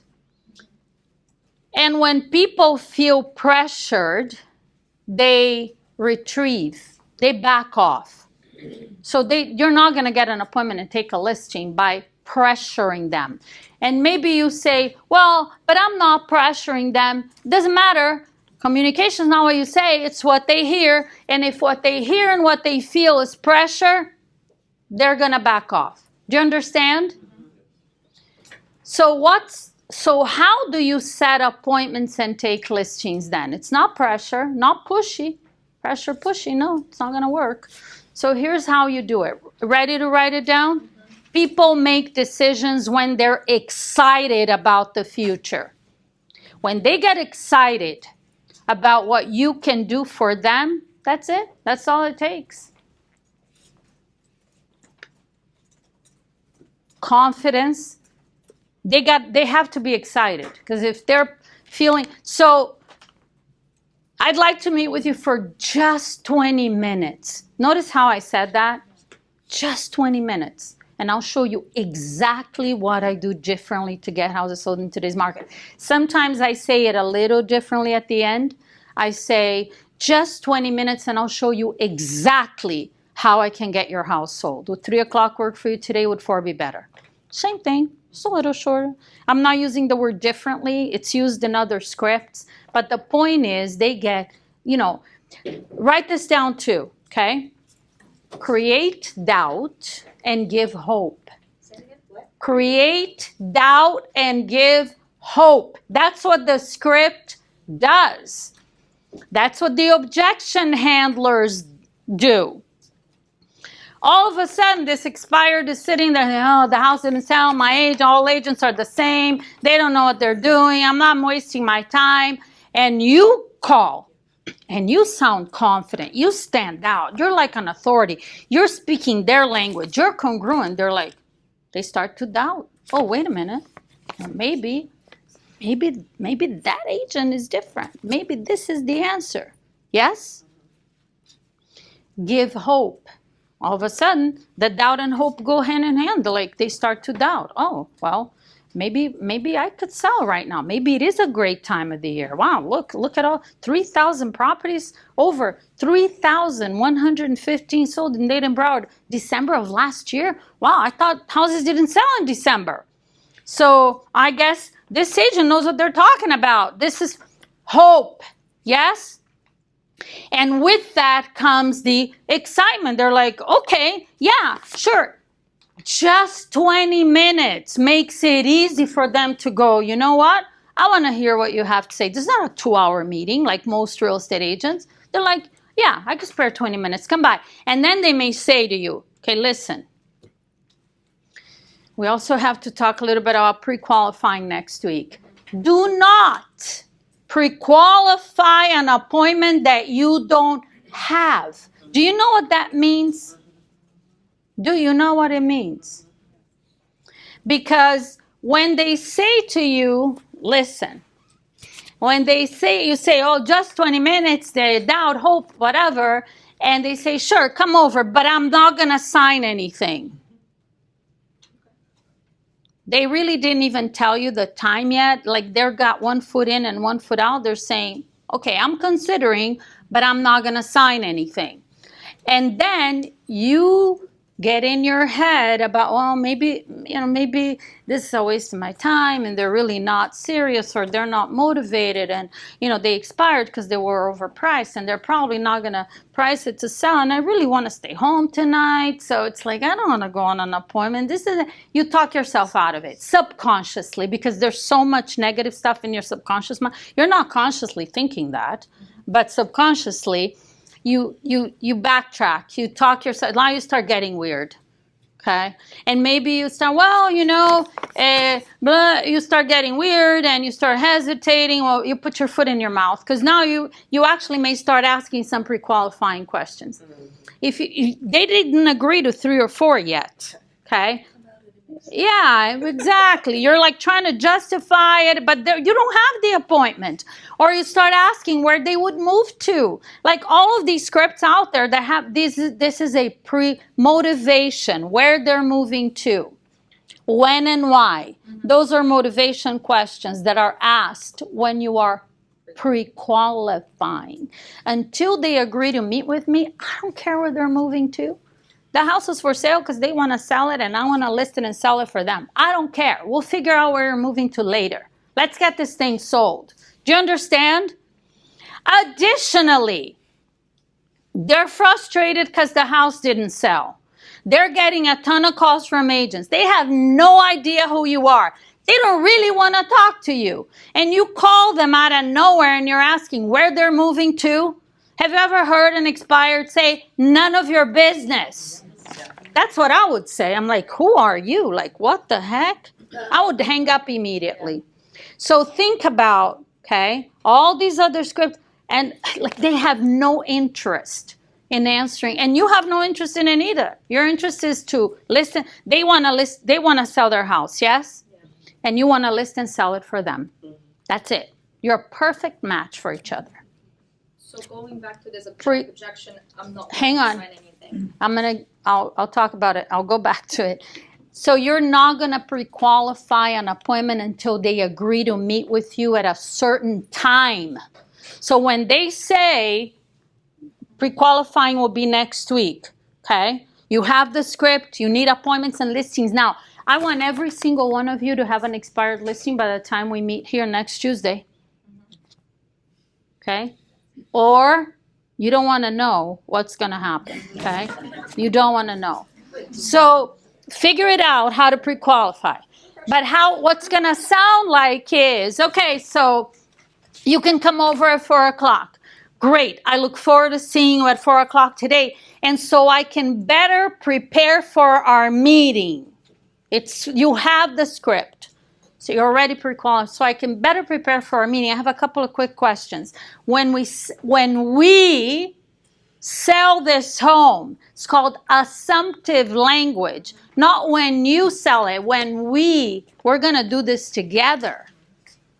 When we sell this home, where will you be moving to? Now I'm pre-qualifying. But you don't need to know that before you get an appointment. Okay? So then you go on to the pre-qual. More on that next week. So I'm not selling anymore. Your tonality is of, look at my body language. Okay, no big deal. Do you know what that sounds like? When it's like, okay, whatever, no pressure. No pressure. Do you understand? You're okay. They're not selling? Okay. And you have to, so when you look at the script, you have to sound like, okay, whatever. That's fine, no problem. That's your tonality. Okay? So they say they're not selling anymore. Oh, okay, so you're just going to leave it off the market then? Does that sound like, whatever, I'm not stressed out about it, it's fine. Got it? Yeah. That's how you respond. With no hesitation. Okay, just going to leave it off the market then. So I'm still in that mode of like, whatever. Next thing I'm going to say, so when do you think that you might put it back for sale? Are they feeling pressured right now? No, they're like feeling. They're like, I could have this conversation. This is safe. This agent's not trying to set an appointment. It's like, okay, got it? Mm-hmm. Are you sure? Yeah. Most common expired objection, you need to be prepared. You can't show up and be unprepared because luck happens when? Okay, so when do you think that you might put it back for sale? It doesn't matter what they say. They could say next year. They could say never. It doesn't matter. That's not the point. Okay? Here's the point. You have it on. You don't need to actually write this down because this is in your script book for this objection. It's written down. Okay? So they say never. Say repeat and approve. Say okay, no problem. I completely understand. I would imagine after being on the market, you could actually say this. You don't have to, but you could say, okay, I would imagine after being on the market for 6 months without selling, you're just thinking, forget it. You're just gonna stay there then. Yeah, that's it. Okay, great. Now the question. I'm just curious. Like this, I'm just curious. Should write it down. It's called a transition. There are other transitions you can use. I'm just curious. If you were, okay, so remember in the beginning, I sound very like whatever, right? Mm-hmm. Cool. Now I'm leading this conversation because you're a leader. People are looking for leaders. They're not looking for followers. Mm-hmm. So in the beginning, you're just, relaxed. No big deal. Now you're leading. If you were absolutely confident, notice how I said that? What is it called? A downswing. If you were absolutely confident that your house would sell, did you notice another downswing? Everything is a downswing. I only use an upswing when I want to create doubt. And it's very, very rare. So if you're absolutely confident that your house would sell, would you consider, notice how I soften it up? Would you consider putting it back on the market now? They're like, yo, that's different than every other agent I've talked to. Mm-hmm. It creates doubt. Remember? Create doubt, give hope. when you say that and you say it like that, it does both. Where they go, maybe. Well, I'm not confident and I don't know how they could give you another objection, but you got them now. Now they're doubting what they're doing and they're feeling hopeful. Okay? That's how you handle that objection. Now, there are ways to keep it going. Next week, we're going to do, maybe I'll talk to Ione, like I said, and Barbie about Thursday. Maybe we'll do some live role plays. Like I could just keep, what if they say, we don't have a lot of time now, so we're going to get moving here.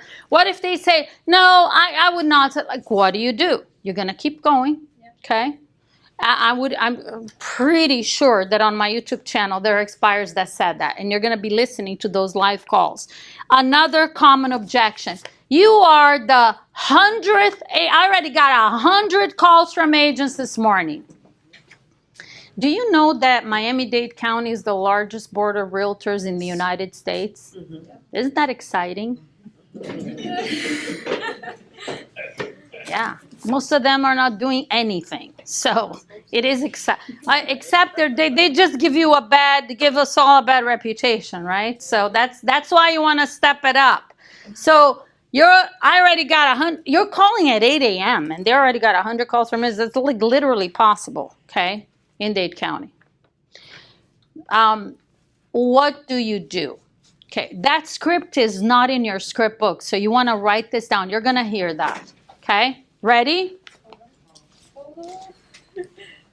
I have no idea why all these agents have called you. I have no idea why all these agents are calling you. That you're going to say no hesitation. If they say, well, I got 100 calls, and you go, oh my God, you're done, okay? I have no idea why all these agents are calling you. I am calling you because I am confident that I can set script. Mm-hmm. I am confident that I can sell your house, and it would only take 20 minutes for me to show you exactly what I do differently from other agents to get houses sold in today's market. Would 3 o'clock work for you today? Would 4 be better? And they go, what? Stand out. Got it? Mm-hmm. You're looking at me like, yeah. You're good? Okay. Is that clear? Is that easy? It's no big deal. Like, it took me years to figure this out. Because when they would say, you're the 50th, I go, oh my God, yeah, what do I do now? I get all weird.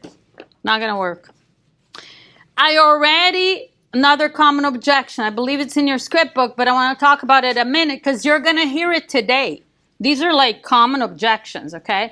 Here's the good news about all of this too is there are only a few common objections. There are not 100 of them. Isn't that great? Yeah, it's a lot easier than going to college and university and getting a master's degree. I mean, I don't have a college degree, so, because I never liked school, but this to me seems a lot easier than, yeah? And you can make a fortune. Are you kidding me? Okay, the objection of, I already have an agent.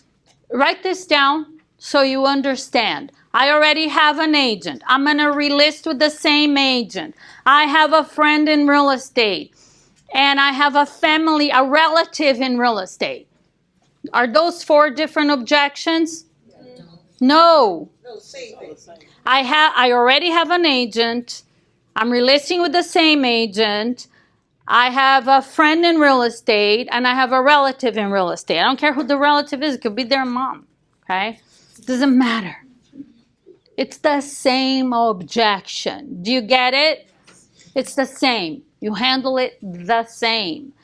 The relist with the same agent. When we role play on Thursday or next week when we talk more, there's a couple of different things you could say, but I'm going to give you in a nutshell. Number 1, when you hear this objection, never say anything negative about whoever it is, the previous, even like their objection handlers for I'm going to relist with the same agent, where you kind of question a little bit to create doubt, but you would never say or imply, because remember, your tonality says a lot. And sometimes you're like, well, I didn't say I have anything against the agent, but you sounded like it. You said something that made them feel like they have to defend their choice. Exactly. So you never want to be in that position, because they will defend it and you're not going to win. Okay? So when you hear that objection is, in general, okay, that's an option. Is that an option? That's an option. And I'm sure that agent, I'm going to say something positive about that agent now, because now they don't know what to do with me. Other agents, the average out there, they get defensive, they get like stressed out, they don't know what to do. I'm just going to say that's an option. Notice casual. And I'm sure, I don't personally obviously know who that agent is, but I'm sure he or she is a good agent. See, they're like, they can't defend it because I'm saying that I'm sure he or she's a good agent. Obviously, you're a smart person and you wouldn't just list with anybody. And at the same time, it's called a transition. Remember the I'm just curious? And at the same time, it's another powerful transition. Before you go ahead and sign another contract with that agent, give me just 20 minutes of your time so I can show you what I do differently to get houses sold in today's market. Do you see that would 3 o'clock work, would 4 be better? Do you see how different objections but same kind of conversation? Did you start noticing that? It's not like brain surgery. You actually agree with them and didn't make them feel bad. Yeah.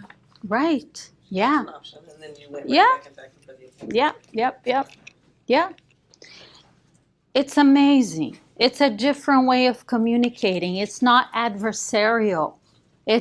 I'm aligned with them. Did you feel that? Do you get that? That's what it takes to set appointments.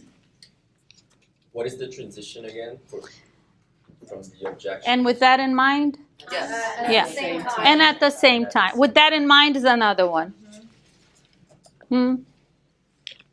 If you want to make a list of these transitions, and at the same time, with that in mind, I'm just curious. And what these transitions do, it makes the interaction conversational. You understand? Doesn't sound scripted. Nobody wants to. You get ever telemarketing calls and they sound like they're reading a script? How quickly do you hang up? Fast. Okay. So noticing that blood is not in your language at all. The what? Thank you, because actually, as I'm speaking, I'm thinking of a million things that I want to say. Pay attention. You've been talking this whole time and I haven't heard the word. Okay, great. She said, I've been talking for almost 2 hours. She hasn't heard the word but. B-U-T. 1 T. B-U-T. Okay? Write it down in capital letters and put an X across it. Ever. That word does not exist in your vocabulary. Would you ever say it? Is there ever an appropriate time? Yes, but it's 1 in 1,000, so don't worry about it, okay? You're safer never using it. Got it? When I was selling real estate, it took me months to get rid of the but. So I took an 8.5 by 11 piece of paper like this with a magic marker and wrote but real big. Put an X, hung it in front of my phone. It's not a joke. I was like right there. Took months because it's a habit. It's not gonna take you months because we don't have months. It's like magical. No more buts. Okay. Thank you for reminding me of that. So understand the agent, the other agent, the same agent, the relative, whoever. Same thing. Got it? Next one I wrote down. Actually, you have that. For the sake of time, it's on your script book. If you bring me a buyer, I'm not going to list, but if you have a buyer, bring the buyer. You have it there. We'll talk more about it next week. And the last one I wrote down is, what do you do differently? They may ask that because all of a sudden, you say something, you create doubt, give hope, and they're like, okay, well, yeah, what is it? Tell me over the phone. What do you do differently? They want to know. Okay? And I'm going to give you a quick response. We could expand a little bit more. There's different ways of doing it. But here's in a nutshell, and this also ties into your listing presentation, because you're going to set appointments today. You're going to take a listing, at least one, everybody, before you're back here next Tuesday. So you're going to need to know, right? Okay, so I say this to them. I show up to the appointment. What is it that I do differently? I don't know, right? Okay, here's what it is. Ready? You are an active and aggressive agent. You're on the phone Monday through Friday for 2 to 3 hours every day talking to people about buying and selling real estate. And because you're speaking as you, obviously, and I speak with 30 to 40 people a day, 20 to 30. Say the truth. And this is why you have to lead generate. Because if you don't, you're like everybody else. And you want to take listings, yes? Okay. So you could say that. And you could say, my office is at 700 Northeast 90th Street. Come in, 8 a.m. I'm on the phone. And you're going to watch me in action. Talk about accountability, man. You want some accountability? Sure. Yeah. Until you have to say there, like, what if I want to sleep in tomorrow? There's no sleeping in tomorrow. Oh, yeah. I mean, they'll believe you, okay? That's the answer. What do you do differently? Mr. Seller, that is a great question. I'm acknowledging. I'm making them feel like I heard it. And it's important, and I get it. Because everybody wants to look good and be right. They want to be heard and understood. They don't want somebody talking at them, okay? So, great question, Mr. Seller. And this is, you could just say this. Watch, this is an option. You could say, that's exactly why I want to meet with you for just 20 minutes, so I can show you in detail what I do differently from other agents to get houses sold in today's market. Do you have 20 minutes at 3 o'clock today? Would 4 be better? And they may just say, okay, whatever. I'm making it easy. It's only 20 minutes. Okay, no big deal. I'm not going to sign anything, but you can come over. But if they keep pressing at it, what separates you is you're an active and aggressive agent. 99% of agents, they put the house in the multiple listing. They may do an open house or, I don't know, put it all over the internet. And then they sit around for 6 months and they wait for the house to sell. And this is one of the reasons why a lot of listings, unfortunately, expire just like yours did. I don't work that way. You and I both know there is a buyer for your house out there. My job is to go find them. That's a great line. That is a great line. I don't know if it's on the script or not, but you want to write that down. And my job is to go find them. That's what you want an agent to do for you, isn't it? Well, it'll be a good time for me to stop by for just 20 minutes. I have an opening today at 3. Would 4 be better? Okay? So at the appointment, that's what makes you differently from everybody else. I used to go on listing appointments and I used to tell them the script I use. I called you this morning, you're an expired listing. And everyone that I talk to, whether it's an expired listing, someone in a neighborhood, a for sale by owner, I always, if I don't set an appointment, because I'm going to ask you today because I'm here in person, but if I don't set an appointment, at the time I always ask, and they're in some of your scripts, you have like a a little bit different script book, but yes, it's on the scripts. Do you know anyone that might be looking to buy or sell a home anywhere in Dade or Broward County? So you're looking for buyers and sellers on every single call. That's the last thing that comes out of your mouth on every call. So you're only calling expired, so we're modifying. But you are an active and aggressive agent. On listing appointments, I used to recite scripts to people. When I'm calling a neighborhood, I say this. When I call Fizz Boy, I say that. And I talk to 30 or 40 people a day about buying and selling real estate. Because you and I both know there's a buyer for your house out there. My job is to go find them. I can't just sit around for 6 months hoping and praying that somehow the property is going to sell. Now, that's what you want an agent to do for you, isn't it? You notice how I'm congruent? And they're going, yeah, great. Let's get the paperwork signed so I can go to work for you. Like, okay. Leading. Okay, got it? So whatever you're doing on your listing appointment, that's the piece you got to add into it, because that's what they're looking for. Remember, confidence, what you do differently, you have to stand out. Those are the things they're looking for. You want to deliver, correct? Yes. Over the phone and in person.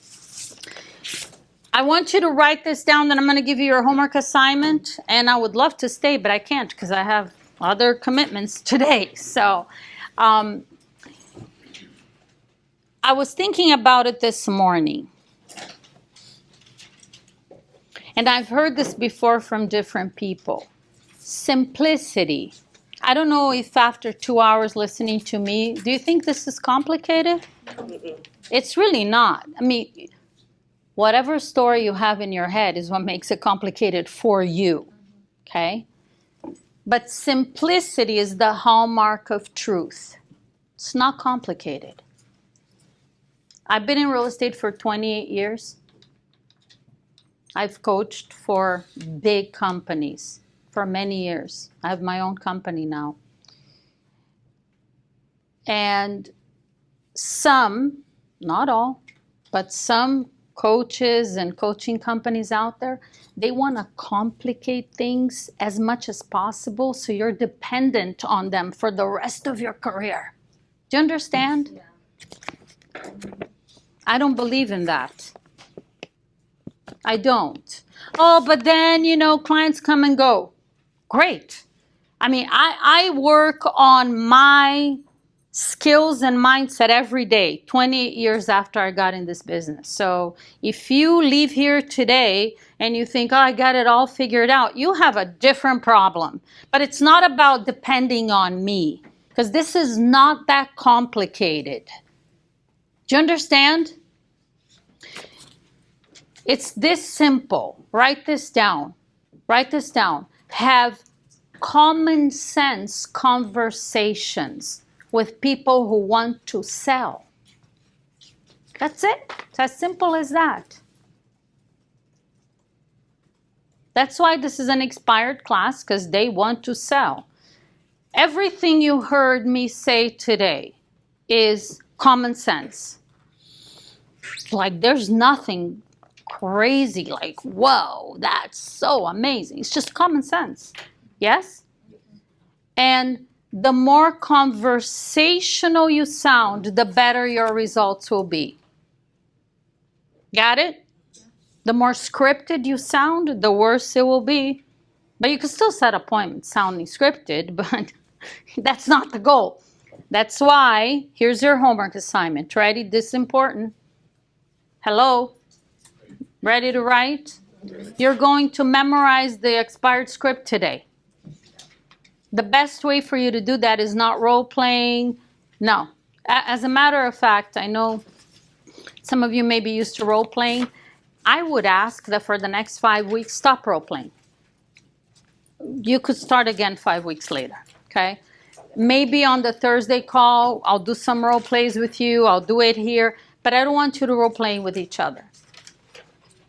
And if I tell you why, it may sound a little bit brutal, but I'm going to say it, okay? Because it's the blind leading the blind. Okay? You're not going to get better like that, okay? So don't need to role play right now with each other. how you internalize the script. This is the best strategy for you to memorize the script today. You ready? Read it out loud as fast as you can. You should be writing it down. It's your homework assignment. Read it out loud as fast as you can, over and over and over and over and over and over and over and over and over and over. For how long? Until you memorize it. Because memorizing is the first step. Next step is you have it internalized, and the third one is you own it. You can call me at 3 a.m., wake me up from the deepest sleep, and you go, I'm an expire, and I go, hi, this is Jackie, I'm a local real estate agent. I'm sure you know your house came out. Like, I own it. So eventually you need to own it. Reading it out loud as fast as you can. Don't worry about, when you're reading it out loud, don't worry about the tonality, the downswing, the pauses, the confident. No, just, it's like this. Listen, because you're going to have to do it. You're going to leave here and it's like, all I want you to do is the script. And maybe you could even record yourself reading it out loud and just keep playing it in the background all day long. Like, go to sleep with it playing. Tomorrow morning, you'll be good. Okay? It'll be like your exactly. There you go. So don't have to worry about the nuances of it, right? Hi, this is Jackie. I'm a local real estate agent. I'm sure you know your house came off the market today, and I'm calling because I'm confident that I can sell your house. And I'd like to meet with you for just 20 minutes and show you exactly what I do differently to get houses sold in today's market. 3 o'clock work for you today before I be better. Hi, this is Jackie. I'm a local over and over. Hi, this is Jackie. I'm a local real estate agent. I'm sure you know your house came off the market today. I'd like to meet with you for just 20 minutes. You're looking at it, okay? You have it in front of you. You could read it. You're reading it. Hi, this is Jackie. I'm a local real estate agent. I'm sure you know your house come off the market today. I'm calling you because I'm confident I can sell your house. I'd like to meet with you for just 20 minutes. Show you exactly what I do. To the market, 3 o'clock work. Hi, this is Jackie. I'm a local real estate agent. Do you think you could, if you do this, do you think you could memorize it today? Yeah. Yes. I guarantee you. I guarantee. It's one line. Okay. So that's your homework assignment. The next thing you're going to do, Monday through Friday, every Monday through Friday, the only exception is Thanksgiving Day, which some of you should actually still be here. 8 a.m., you're in this office dialing. You're not like trying to figure out what's going on. You're dialing at 8 a.m. Got it? You're also going to redial the expireds that didn't answer. And if you run out of new expireds, because that's who you're going to dial at 8 a.m., you're going to start calling old expireds in chronological order going backwards. So today. The day before, the day before that, the day before that, the day before that, and keep going. But always today's. 6 p.m. Monday through Friday. Redial the expireds that didn't answer the phone in the morning. Spend at least 1 hour, 6 to 7. If you redial the new ones, go back to some of the old ones that didn't answer. Okay? Saturday morning. You want to take listings in the next 5 weeks, correct? That's what it takes. Saturday morning is a great time to make calls. My first 2 years, I only made calls nights and weekends. Saturdays and Sundays are amazing. People, all Sunday, yeah, Sunday is amazing. Nobody's calling, it's great. Saturday morning too. 9 a.m. is good. 9 a.m. for 2 hours, 2 to 3 hours till 11 or 12. I used to spend all day Saturday and Sunday making calls. So you could spend a couple hours in the morning. That's your homework assignment. And the next thing is just to watch the expired calls on YouTube. Okay? Or even the ones that are a week old, these you'll be still using the same script. Same script. Same script. That script, you have the option 2 on the right side of the page. I prefer you just use the one on the left. I'm confident that I can sell your house. I'd like to meet with you for just 20 minutes. Again, you can't pause. You have to memorize because it needs to come out straight to a close, okay? Of what we talked about last week, okay? And I want you to write things down again. Even if you were here, you wrote everything down. You have the recording. I want you to write it down again. Recap of the first class. Clear? One of the first things I said to you last week was, I want you to forget everything you've been told, everything you've done, everything you learned on expired listings. Remember that? I'm reminding you of that again, because I imagine that since last Tuesday to today, you've had like going backwards. Oh, well, but this, oh, but oh, that script, or but forget all of that. Number 2, I said to you, trust me. Tyler trusted me. He just went for it. He used the script. He did exactly. And this was a 2-hour class last week. I'm asking you to trust what I'm telling you. It will work for you if you do it. Number 3, I said to you, let go of fear for now. I have no doubt in my mind that all of you have some kind of fear as to lead generation or expired listings or going on the appointment, whatever it is, you have it because it's how human beings operate, mostly out of fear. Let go of it during this class, at least when it comes to the topic that we're discussing here.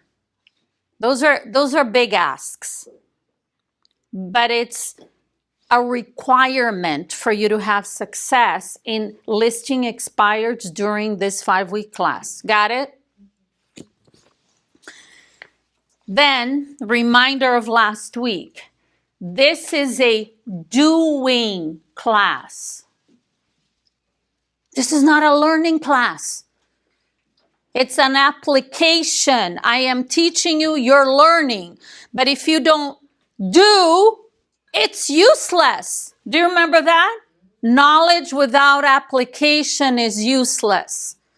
And again, very clear for Io, for Barbie, for David, and for me.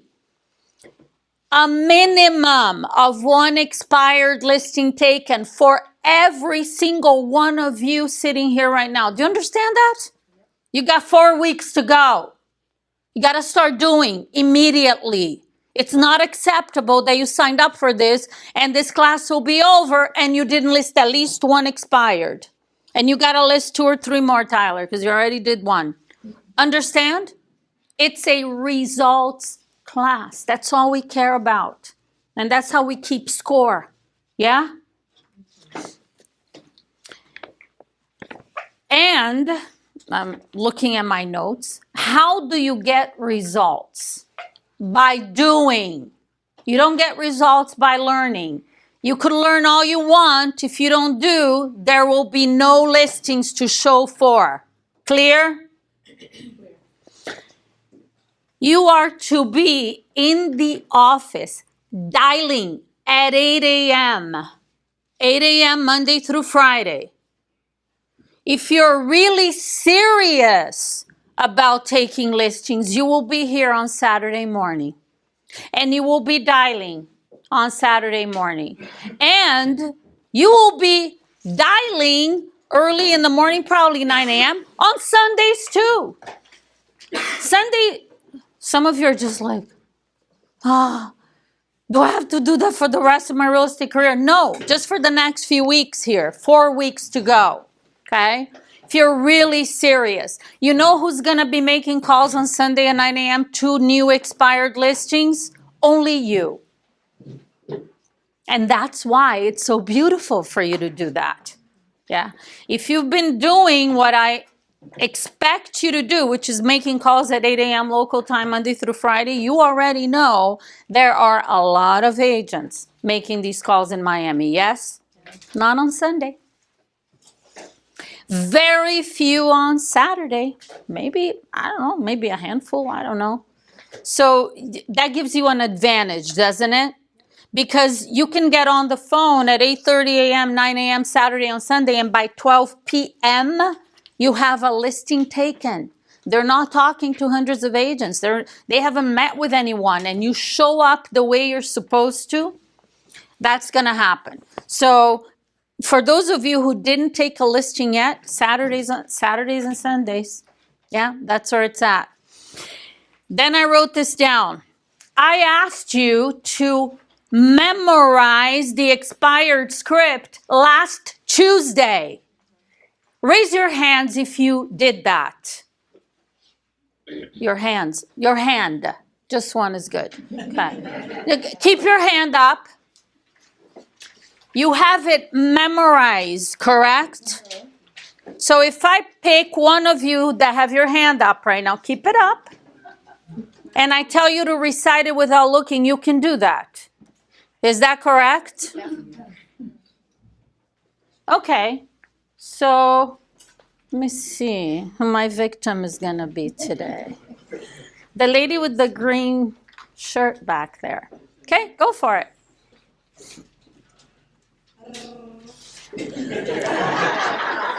She got that part correct. Okay, good.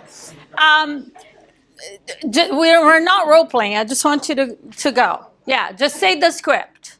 Hi, this is Antoinette. I'm a local real estate agent, and your house just recently came off the market.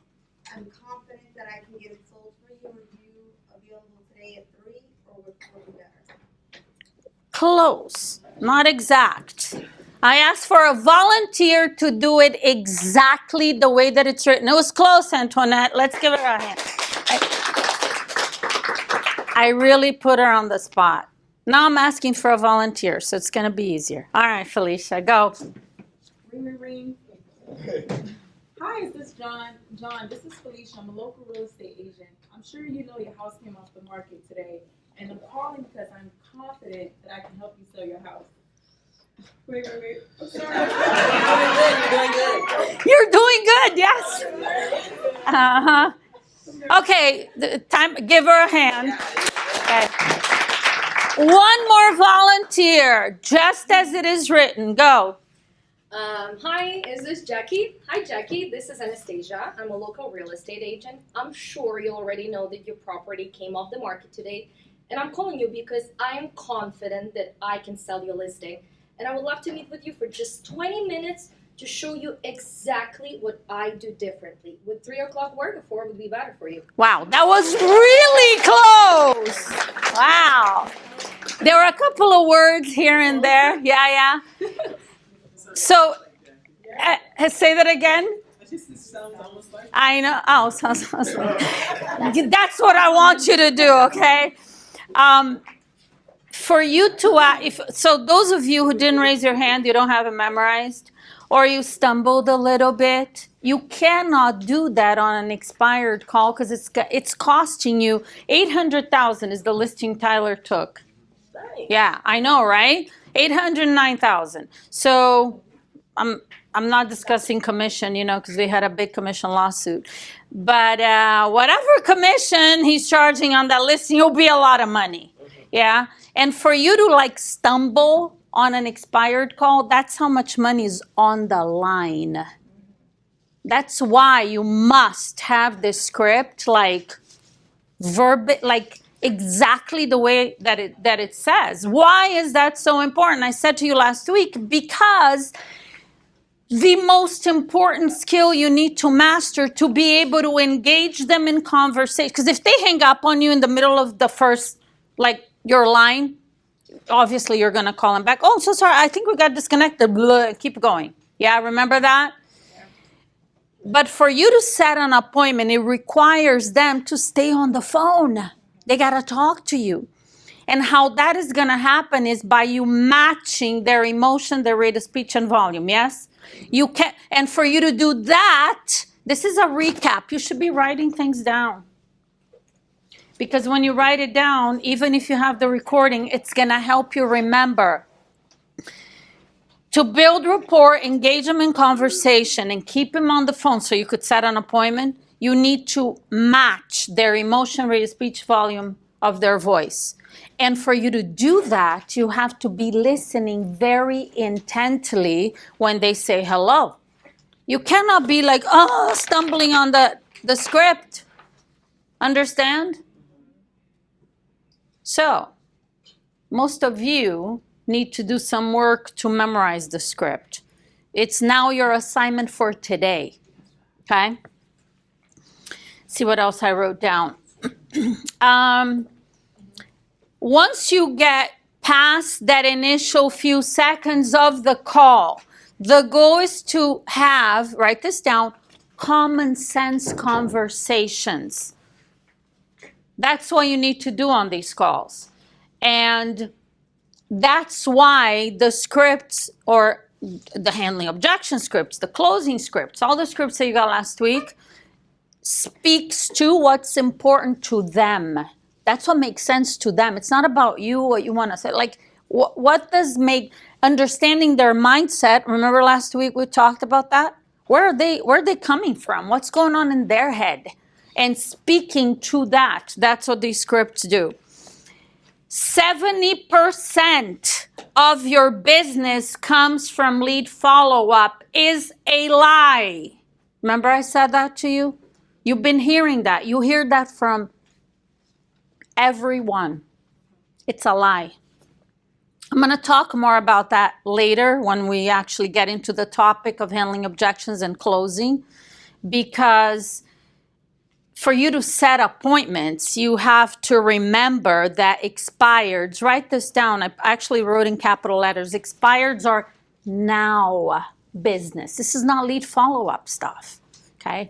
Lead follow-up, if you decide to call a neighborhood, you're going to end up with some leads. Expireds are not leads. Expireds are now. Look at Tyler. He called on Wednesday. He went on, she canceled a couple of times, whatever. He went on the appointment on Friday. I asked you to go on the same day. He set it for the same day.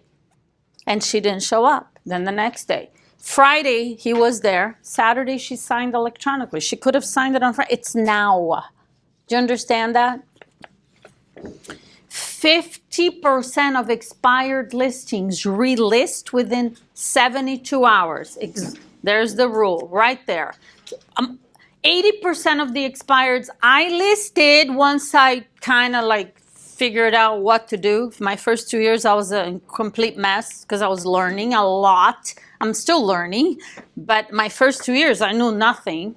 Starting around my third year, 80% of the expireds that I listed, I set the appointment on the same first call, and I listed them the same day. That's how it's done. That's what top listing agents do. If you're wondering, oh, what? How is so-and-so setting appointments, and how are they actually listing all these expireds? Appointment on the same first call, listing on the same day. That is how it's done. What is the only purpose for lead generation? Set appointments. Set appointments, okay? I wrote this down. Lead generation is not, I know this is a KW, lead generation, right? I like to use the term prospecting because I respect lead generation. Gary Keller is a genius. I'm not going to tell him how to word this thing. The challenge I have with that, it implies that you're getting leads. And a lead to me is someone that you're going to follow up on. You're not going to be able to close them on that call. You're going to have to do a follow-up call. That's how I understand it. So you have to, okay, great. We call it lead generation, but you got to reframe this thing. You are not lead generating to get leads. You're lead generating to set appointments on the first call. You're not lead generating to dial and talk to people for 2 hours. What's the point of that? To set an appointment. So you really got to focus on the setting appointment stuff. And with that, we're ready for today. Yes? Yeah. How long did that take me? A little longer than I said, but it's okay. It's just like your listing appointments. You know, you ask for just 20 minutes, and it may end up being 30 or 40. Who cares? If you're doing your job and you are confident, you are powerful, you sound like an expert, they're not timing you. They're like in awe of you because every other agent is just a mess, okay? Every other agent is probably not there, okay? They'll just be shut off on the phone call. So today, we're going to talk about handling objections and closing, yes? Yes, because memorize that script. You got to get the words out of your way. Do you understand? Otherwise, you're like, Okay, all over the place. Write this down. The first day of every month, you have the highest number of expired listings in the entire month. It's a fact in every market. So I'm picking a random number. If in Miami-Dade County you have, and I'm not talking about canceled listings, I'm talking about expired listings, okay? Cancel's probably the same. Same category. You're calling new expireds and canceleds, correct? Mm-hmm. Okay. So if there's 50 new expired listings in Miami-Dade County on an average day, on the first you'll have 150. Isn't that awesome? What does that mean? More opportunities for you. You could actually mess up 149 calls and end up with an appointment because you're learning as you go. You're not going to be perfect. We're not asking for perfection. Every call is a learning opportunity for you, yes? And how you learn is by, okay, they hang up on you. What do? Call them right back and put in action whatever it is that you didn't do before. Like keep going, keep going, keep going. Yes? So the first of every month is a critical day. I don't care what day of the week the first of the month is. You need to be on. You need to be just incredibly focused. December 1st is actually Sunday after Thanksgiving. Yeah, make a note of that. You need to be on the phone. It doesn't have to be 8 a.m. Probably 8:30, between 8:30. Should I give him any leeway between 8:30 and 9? 8:30 a.m. Yeah, if I say between 8:30 and 9, you're like, well, 9:30. No, 8:30 a.m. You're dialing those new expireds. And agents that are calling expireds, they know the first of the month is amazing. I'm not sure that many will be calling on the 1st of December. Sunday after Thanksgiving, people are like all over the place. Yeah? Bless you. It's an opportunity for you to be on. Do you understand that? Same goes for January 1st. I mean, now, January 1st is the Super Bowl of expired listings. There will be hundreds of expires on January 1st. The question is, where will you be? Yeah? They will be what? In this room dialing. There you go. In this office dialing. Absolutely. Yeah. So choose wisely what you're doing on the 31st. Okay? Because there will be a lot of money made on January 1st. And very few agents. Again, majority will not be there. For now, because I'll speak with you again before January 1st. And I'll speak with you on Thursday on Zoom. But make sure your calendar is marked with Sunday, December 1st. That is a lead generation day for all of you. Understand? So I'm going to give you a formula for handling objections. Write this down. It's very simple. I like simple. Okay? I told you that at the end of last week's class. So it's 4 steps in this formula on how to handle objections over the phone. In person is a little different. When we talk about listing presentation, we'll go through that. Step 1, listen intently. Does anybody know how to do that? Listening intently? That's a huge skill. Okay. Most people don't listen at all. They hear. Ducks hear too. So it's not very impressive that you can hear. We're talking about listening intently. It requires you not to be in your head thinking about what you're going to say next. You know those kind of conversations? You have them every day, probably with most people you talk to. That is not how you're going to set appointments. That is not how you're going to overcome objections. When they're giving you an objection, there's nothing in your mind. It's a blank slate.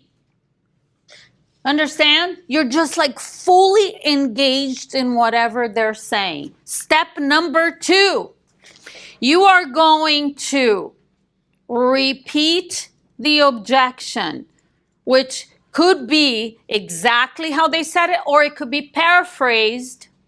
As long as you don't change the meaning, paraphrasing is like saying the same thing in a different way. So repeat, acknowledge, and validate the objection. That's step 2. So easy. It is so easy. You know how when you hear an objection, you're like freaking out. Oh my God, why did they say that? I don't know how to handle that. You know that feeling? You freak out. Yes? I'm just asking you to listen to what they're saying. How easy is that? Can't be any simpler than that. And listening intently is required for you to repeat, acknowledge, and validate effectively. Because if you're not listening intently, it's like, I don't know what they said. There are a lot of scripts out there that their approval and validation is saying, great, fantastic, whatever. Does that make anybody feel heard and understood? Because that's the purpose of you repeating, acknowledging, and validating. Making them feel, are you writing it down? We're still in step 2. Why is that so important? Because the purpose of it is to make them feel heard and understood. Most people don't communicate like that. And you've heard in bold, I don't know if they still teach that in bold. Everybody wants to look good and be right. Yes? Everybody wants to look good and be right. And when you repeat, acknowledge, and validate effectively, that's what you're doing. You're saying, I hear you. I completely understand. If I was in your situation, I'd be thinking the same way. And of course, you're going to think da, da, da, da, da. And they're like, who are you? It's like, nobody talks to me like that. That's where you, and here's another important part about doing this effectively. People write it down. They don't listen to you until they feel like you've listened to them. As my son looks at me and says, why don't you apply that to our conversations, Mom? Just kidding. I do my best. In personal relationships, sometimes it's a different story, right? In a selling situation, you cannot afford to want to be right. This is not about being right. This is about helping this seller who needs to sell their house get the job done. And when you help them, you're going to get paid. That's how this works. Okay? It's not about you being right. They're right. They're thinking, my agent didn't do anything. All agents are the same. You're whatever. They're right about all of that. And acknowledging the fact that they feel that way is critical. Then what do? I want you to write down the term level shift. It's not a step. I just want you to write that down because you're going to notice that in a lot of the scripts and a lot of the role plays that I do. You're going to hear that all over the place. Level shift, I'm going to give you a couple of examples. It's taking what they said and reframing it. Okay, shifting the focus of what they said. I'll give you an example of one of the most common expired objections, which is, I'm not selling anymore. Okay, or I'm not listing with an agent. A lot of them say it, so they may say, bring me a buyer, but I'm not going to list the property. You acknowledge that. Right? That's the objection. So you acknowledge the objection and you say, Chelsea, I hear you. If I was in your situation, I wouldn't want to list my property with an agent either. You've already wasted 6 months. The house didn't sell. And it sounds to me like, correct me if I'm wrong, you're still interested in selling it. You just don't want to list with another agent and go through the same thing again, right? Did you hear that? Okay. So how is that a level shift? How was it? Did you hear what I did? What is it? Can anybody tell me? That you're still interested. It feels to me like you're still interested in selling. Correct. So they said, I'm not listing, bring me a buyer. So this is, I acknowledge why they don't want to list. I'd be thinking the same way, and I don't blame you, blah, blah, blah. And it sounds like you're still interested in selling, right? Now we're talking about that. We're not talking about not listing anymore. Now we're going to talk about how to get it sold. Did you hear that? Okay, I use that a lot. When you look at the objection handlers, the expired objection handlers, you're going to hear that it's all over the place, okay? Because when you do it effectively, it literally, like, you're having a different conversation. It's like, this is not an expired class, but my favorite line with a for sale by owner, right? I don't want to pay a commission. I'm not listing with an agent. You acknowledge all of that, and then you say, I completely understand. And I imagine, again, you could say, correct me if I'm wrong. Actually, I need to write that down. That's a transition, okay? And I'm going to give you some transitions today.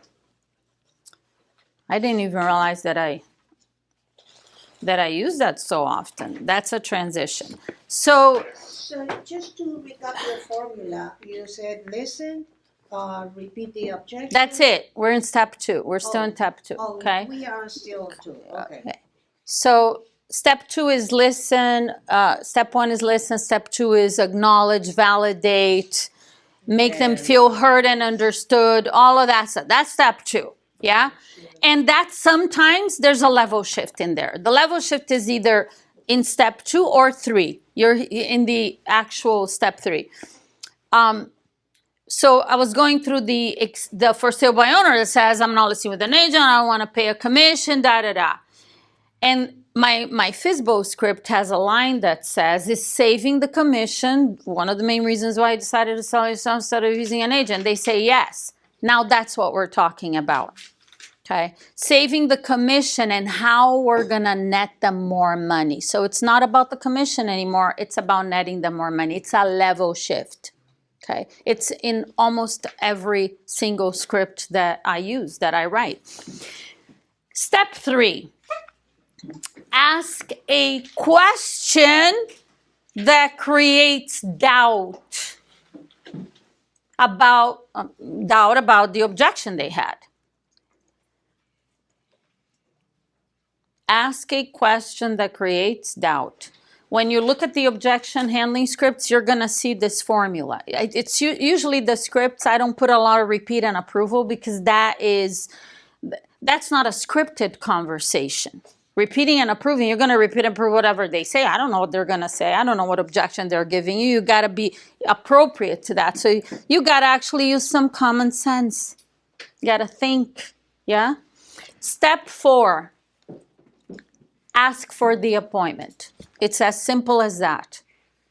And I want you to notice that nowhere in this formula are you actually handling objection. You're not handling the objection. Did you notice that? You're not. That will work 99% of the time. Once in a while, like if they keep repeating the same objection to you, have you had expireds do that? They give you the objection, you say something, and then they say it again. No, I'm not going to sell. Or no, they keep repeating it. At some point, you might have to say something a little bit different. But if you do this correctly, the first time it'll work. And you ask for the appointment, and they may say yes or no. They may give you another objection. They may say yes. Tyler, did she say yes to the appointment the first time you asked? Yeah. First time! How about that? She give you any objections? No, she was very Oh my curious, gosh. She was a motivated seller, so she was very curious of Yeah. what we could offer her. Amazing. So this tells me that all the other agents that were calling, whatever script they were using, you could see how they go down a rabbit hole. Yeah, because as simple as the script is, I am confident that I can, it's like she said, okay, let's meet. So that's a possibility. Do you understand that? You got to be ready for the yes. I had a client ask a couple of weeks ago in the community where they ask questions, sales exchange, and they're like, I had this client, I asked for the appointment, they say yes, I didn't know what to do. I was expecting like a long list of objections. Well, it doesn't always happen like that. What if they say no? Usually, it's gonna come with no and another objection. That's how it works, right? They say no and either the same or a different objection. What do you do then? You follow the steps. 1, 2, 3, 4. Yeah? What step 4 is you asking for the appointment again. What if they say no and give you another objection? 1, 2, 3, 4. What if they do it a 5th time? And 1, 2, 3, 4. That's it. There's nothing else to do. If they repeat the same objection by the 3rd time, and by the way, when I say you do steps 1, 2, 3, 4, they don't always sound the same at all, because it's a conversation. Do you understand? You cannot like be repeating the same thing. That's weird. And that's why you lose a lot of opportunities. It's a conversation. You got to chill. They're giving the objection. You're listening. You're not like, oh, what am I going to do now? No, just listen, repeat and approve. Just go through the steps. So write this down. So those are the steps. Pretty simple, right? Okay. Write this down. Critically important.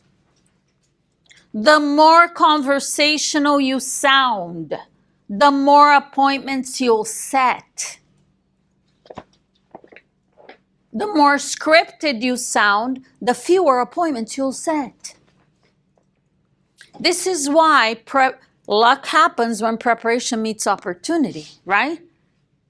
If you're scripted, you're not thinking, you're not listening, could you still set an appointment? Absolutely. But you're going to set way more appointments when you learn how to deliver the script in a conversational manner. So when I say the more conversational you sound, doesn't mean like, oh, okay, well, then I don't have to use scripts. I didn't say that. You have to memorize and internalize the script so that you can deliver it in a conversational manner. Got it? Got it? Yes. I'm going to talk about this later today, but I'm going to give you a preview. To actually set expired appointments and take expired listings, you need more energy than this. I'm serious. It's not going to be like that. Okay, it's not. You could list one, and you're all going to list one before this class is over, but I don't want it to end there. It's going to require more energy. Got it? Yes. Okay, good. So the more conversational you sound, the better your results will be. Now I want you to write this down. These are like some additional points, and then we'll go. I have a lot to go through today. Use transitions, and I'm going to give you some examples. Transitions are a great way for you to sound conversational. My scripts actually have some because I talk like that. And when I wrote the scripts to actually put it in the script book and the stuff you have, I sat down and I started writing the way that I speak. So you're going to find some transitions in there, but not always. And I want you to keep that in mind. Again, you're delivering scripts in a conversational manner. So here are some transitions for you. With that in mind, let me ask you. Transition. I'm curious.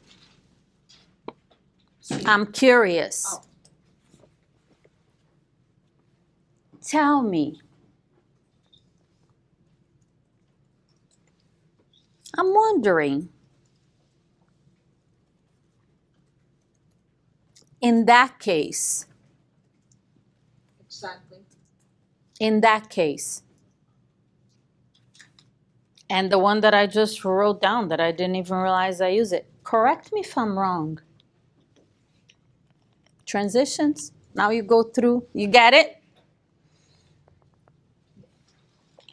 Actually, remember the level shift? Transitions are a great way to take them from the repeat and approve to the level shift. So with that in mind, sounds to me like blah, blah, blah. Notes, write down. The person asking the questions controls the conversation. You may have heard this before, but did it register? Do you apply it? Yes. The person asking questions controls the conversation. It's a powerful statement in selling. And a lot of real estate agents are losing a ton of business because they talk too much. And people just like, I'm going to say it right this time. The lead generation coma? When you talk too much, you put them in a coma. They're like, what is this person talking about? Like, they tune out. You know what I'm saying? You ever talk to somebody and they're talking and just tune out? Yeah, I know. It's not like you have no influence over someone that's just tuned out. Yeah? And remember step 2, validate, acknowledge, make them feel heard and understood. You're opening the door to be able to influence them. That's how, this is like, there's a lot of psychology of selling and this kind of stuff. I've spent a lot of time and years like learning this stuff and applying it and learning and applying. And I'm not giving you like the theoretical stuff. I'm giving you like, just do this. Remember, trust me, just do it, okay? It's good for you to sometimes understand a little bit about like, why am I doing that? How is that going to work? But I know intuitively, just as you hear me speak, It's like, okay, I know I may not do it all the time, but I know that if I actually do it, this is going to work. It's like magical, okay? So the person asking questions controls the conversation. And this is one of the reasons why this is a language pattern. It's called tie downs. It's a powerful language pattern that turns statements into questions. Because the truth is, in a selling situation, you're looking at me confused. Tie downs turn statements into questions. Because in selling situations, sometimes you're going to have to talk. You cannot just ask questions. Oh, this is just making me think of something else that I didn't write down. When you ask questions, sometimes people tend to talk too much. Have you ever had anybody like that? Yeah. On the phone or at an appointment, they're just going on and on. You're like, oh my God, what do I do? Yeah. That's another class. There's a pattern for that, which is called a pattern interrupt. When people start talking, I'm going to briefly, okay, it's not on my notes, but I want you to have this skill. A pattern interrupt is like they're going on and on. My daughter, my kids were raised in this house, and I'm like, and you're like, okay, what does that have to do with anything? It's their emotions, right? Because selling a house is emotional for people. So when they're going on and you want to redirect the conversation, you use a pattern interrupt, which is a question. You never interrupt somebody for you to talk. You know that, right? You know better than that? Yeah, that doesn't work out well. So you ask a question, okay? A question that relates to the sale of, obviously that's what you're talking about. So this question has to be worded in a way that redirects the conversation where you want it to go. But it's still, they're going to respond so they don't feel interrupted because they're still going to be the ones talking. But now you're controlling because the questions you ask send the conversation in a certain direction, which is towards an appointment. Okay. More on that, I don't know, another class. So tie downs are beautiful because it allows you to turn statements into questions. And you're still in control because you're saying things that basically they're they're going to agree with. Write this down under tie downs. It turns statements into questions, and also it creates a pattern of agreement. It creates a pattern of agreement, meaning they start to say yes, correct, yes, they're agreeing with you, okay? That's what the tie downs do. And when they agree with you 3 or 4 times, it becomes harder and harder for them to not say yes when you ask for the appointment, because you're getting them used to saying yes to you. So when you ask them to sign the contract, they're like, okay, I'll sign the contract. It's a lot of psychology again in this. So tie downs, I'm going to give you some examples. Isn't that what you want? Isn't that what you want? Or I usually ask it this way, that's what you want, isn't it?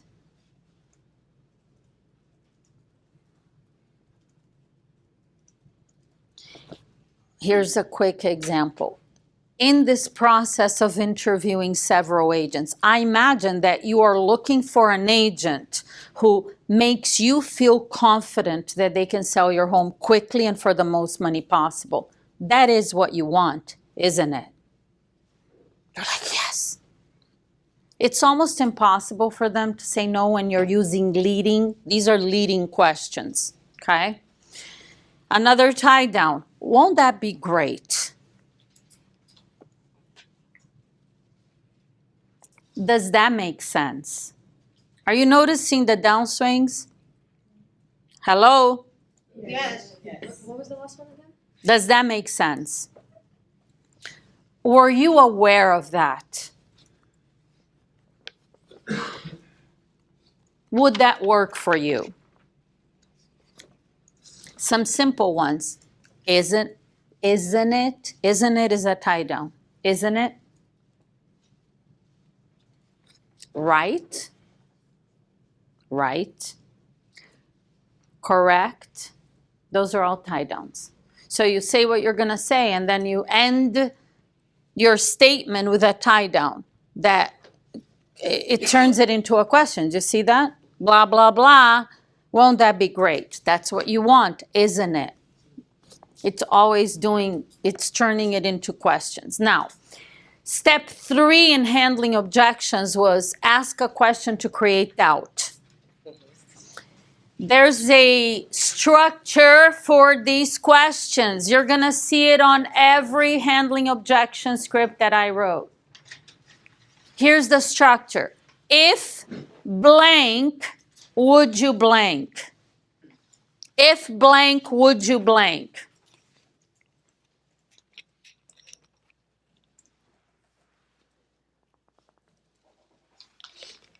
If you were absolutely confident that your house would sell, would you consider putting it back on the market now? You have it in the script book. Is that a tie down? No, would you? It's not. That's the question to get their attention. Would you be? Now, look, I'm teaching you transitions and tie downs, very powerful stuff. That doesn't mean that you're gonna take one, your favorite, and everything you say is gonna be like that, because that is weird. That's not conversational. Isn't it? Yeah, isn't it? Isn't it like a person's like, what's wrong with you? Like, do you have any other vocabulary? Yeah. So you have conversational, common sense. Yes? Yeah. So good question, Anastasia. That example, if blank, would you blank? Again, it's in almost every script. If I can show you a way, these are some of my favorites. If there was a significant advantage for you to list with someone other than your cousin, is that something that you might consider? It's powerful stuff. It's like, how does somebody say no to that?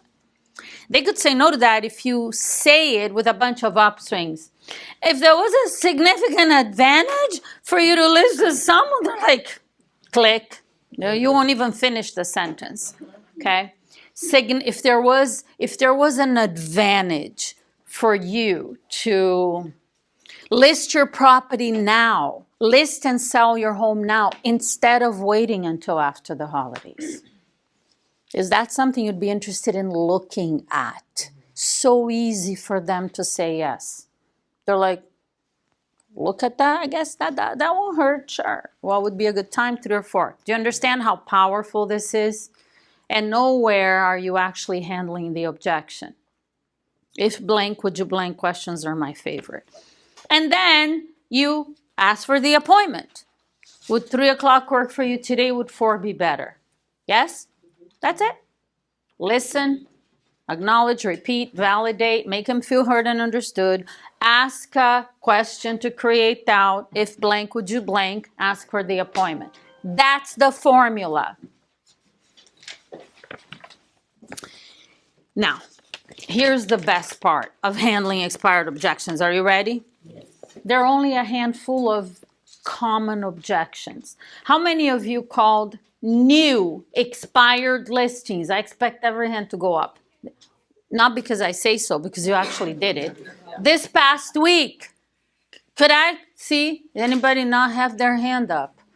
Hello, you in the back there. You that look back. Who's that? She's like, it's not me. Your hand's like this. It's like, what's that? Like, okay. Everybody called. Did somebody not call? Okay. Just say it out loud. What were some of the objections you heard? Go ahead. Well, I had typed it in the group chat. The gentleman said that he was going to leave the house to his mom. So Okay, that's not a common objection. What did you hear? Well, this morning I received. You're going to give me like the weirdest objections you'll never hear I again. may have, because she said I have a reverse mortgage and I'm going to die in this house. Okay. Okay. What are some objections, if you've called for the past 5 days, that you keep hearing over and over and over? 1,000 agents called me today, please. You're the 1,000 agent that called me this morning. What else? After the holidays. I'm staying in the house, not moving. I'm not moving anymore. I'm not selling. What else? I'm working. I'm renting the apartment.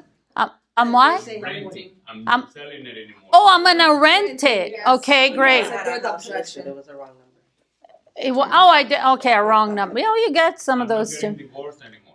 Oh, I'm so sorry about that. Delete my number. Did it what? The renting one. The renting, yeah, I'm gonna rent. Yes. Okay. It's probably in the scripts, but we can talk about that. Thursday on the Zoom we're gonna role play. Yes. Today I'm giving you like more do's and don'ts, and don't say, if they say I'm not getting divorced anymore, don't say I'm so sorry. Okay. Don't say that. What are other common objections? Anything else? I already have an agent, or I'm going to relist with the same agent, or my mom is an agent. I told you last week, it's all the same. Okay, what else? Common. I had a good one. Somebody said, I'm gonna work with some agent. I kept working that objection, and I was asked, are you gonna take like 2%? Are you gonna be cheaper than 2%? Okay, so commission objection. Got it. So they first gave an objection of I already have an agent, and then it was a commission objection. Okay, commission objection could be common. Common. Anything else? Honestly, there are only a handful of them. The ones that came around in the room, like my son was sitting right there. I think he went to, because he's handling work stuff, so he's busy. But like many, many years ago, he was calling expireds here in Miami. And I was already a coach, and he's like, Mom, please help me. You know, he wanted to do it. He runs sales X training with me now. He does an amazing job. It wouldn't exist without him. He's incredible. But back then, however many years, he's calling expireds. And he calls me one day, he says, Mom, I just got like the craziest objection. I had never heard of the term, because I didn't know. And it's from Seinfeld, I guess, from some kind of Seinfeld episode. Some of you may know. But he said, I called this lady, and she just said, I used the script, and she just said to me, what was it again? He left the room. The something ate your baby, the dingo ate your baby, some weird, what is it? The dingo. the dingo ate your baby. And what do I say when they say that? I'm like, you're never gonna hear that. Like, I have made 10, like literally this expired said that to him. Like, it's the dingo ate your baby. I'm like, what? Like, what the heck? Okay, like, so let me say this to you. Like, this is a real story. I wish he was here because we would crack up over that. Don't waste time trying to figure out how to handle an objection you're never going to hear again. Do you understand that? Why would you waste your time on that? It's because the mind is so used to like, I need to complicate this and I'm never, and it's you start getting into fear. When I hear that again, you're never going to hear that. Okay, that was like one of a kind. You may hear, I don't know what you were saying. Some of them, you may hear like twice a year. Would you spend time trying to figure out how to answer an objection that if you learn the 4 steps I gave you and you master the responses to the most common objections, when you hear the dingo ate your baby, you'll figure out, I'm so sorry to hear that. Oh my gosh, how did that happen? I don't know. When you don't know what to say, you just repeat, approve, and ask a question. It's a skill I'm going to teach you today. So, yeah, he said it was from, I guess in the moment he couldn't even figure out, like, what is happening? So, the thing is that when you master the 4 steps, you're going to be able to handle the dingo ate your baby. You know what I'm saying? You don't need to spend time and energy worrying about it and figuring it out. So, the common objections, I'm not selling anymore. I already have an agent, or I'm going to release same, any kind of agent's all the same. I'm going to rent, not so common, but maybe. I'm going to FISBO, again, not so common, but you may hear. What are the other common ones we said? Oh, you're the 100th agent that calls me this morning. 1,000. That's probably number 1, right? 1,000 in Miami. Yeah. That's. If you have a buyer, I'll pay a commission, but I'm not going to list the property. Common as well. Anything else common? Why didn't you sell it when it was listed? That was the first one I said. Decided we're not selling anymore. Why didn't you sell it when it was listed? She's looking at my script book. I mean, she's reading the objections that you have the responses for in the script book. Okay? And why didn't you sell it when it was listed? Again, borderline common. Real common, you're the 100th agent, I'm not selling anymore, bring me a buyer, I'm not going to list, and I already have an agent. There's a handful of them. Those handful of objections. You know how I told you last week you must memorize the script that Tuesday?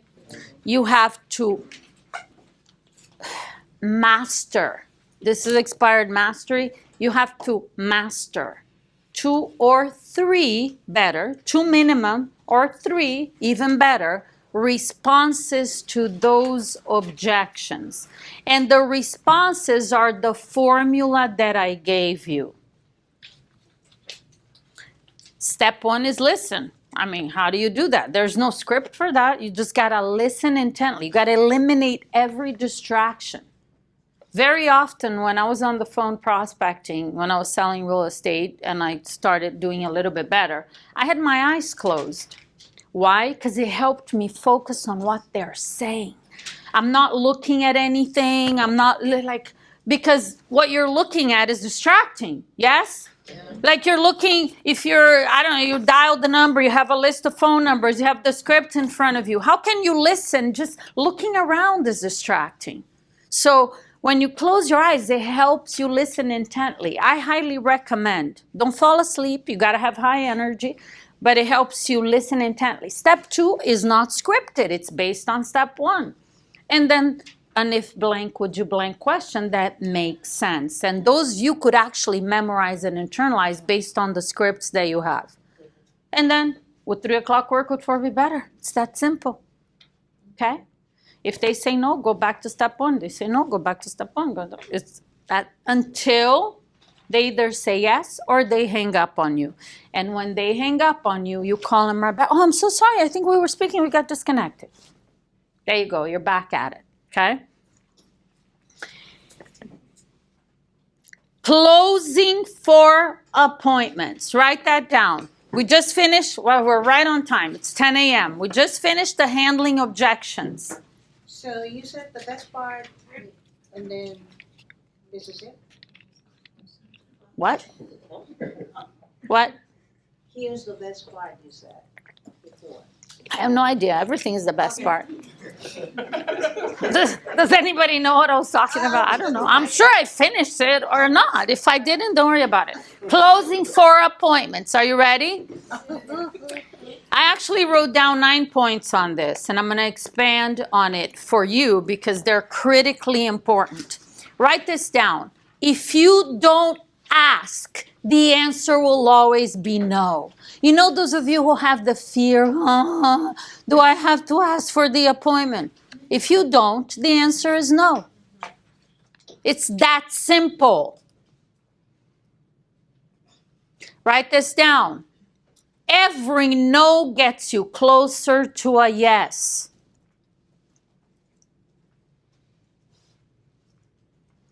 And the one that's gonna like be like go right through your heart. Are you ready? The only no that counts is the last one before you quit.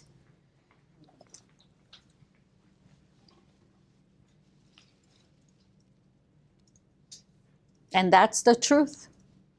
That's when it's done. Step number 1. That was just a preview. Step number 1. On closing for appointments. The difference between pushy and aggressive, and this is a critical distinction because a lot of you don't want to ask for the appointment because you don't want to be pushy. Yes? She's going, oh, she's reading my mind. Yeah, I know. You're afraid of being pushy. And nothing that I have taught you in the last Tuesday and today, in this last hour, will cause you to be pushy. None of this is pushy. Do you understand that this fear of being pushy is in your head? It really, and it exists, it's real. Because it's in your head. Whatever you got in your head, it's real for you. But none of this is pushy at all. Okay? And I'm going to tell you where the story in your head, because I had that fear too. Okay? I guess the great part about giving you all of this stuff is that every single bit of it, I've been through it. I've done it, I've experienced it, I've learned from it, so you don't have to like spend 20 years learning stuff. I'm giving it all to you. Since you trust me, you're just gonna do what I say. Here's where this pushy thing in your head comes from. Ready? Desperation. Desperation and ego, both. Yeah. You need a listing. You need to make some money. You need. It's ego because it's about you. You're not worried about, I'm going to help them sell their house. You're like, I just need money to pay my mortgage. I just need to keep going. You know, it's desperate and it's needy and it's all about you. That's what makes you come across as pushy. And here's the challenge with that. It's repelling. This is why you're afraid of being pushy, because people, when they feel pressured, because when people are pushy, you kind of feel pressured. People do not make decisions when they feel pressured. They make decisions. This is a closing thought for you. I think I said this to you last week. People make decisions when they are excited about the future. That's when they're going to say yes to you. They're like, whoa, that's exciting. I want to hear more about that. Understand? So, pushy is in your head. And pushy, write this down, is about you. I remember when I started selling real estate 28 years ago, I remember some coaches I had saying, oh, this is all, it's going to change who you are. In Bold, I don't know Bold today, right? Up to 5 years ago when I was a Bold coach.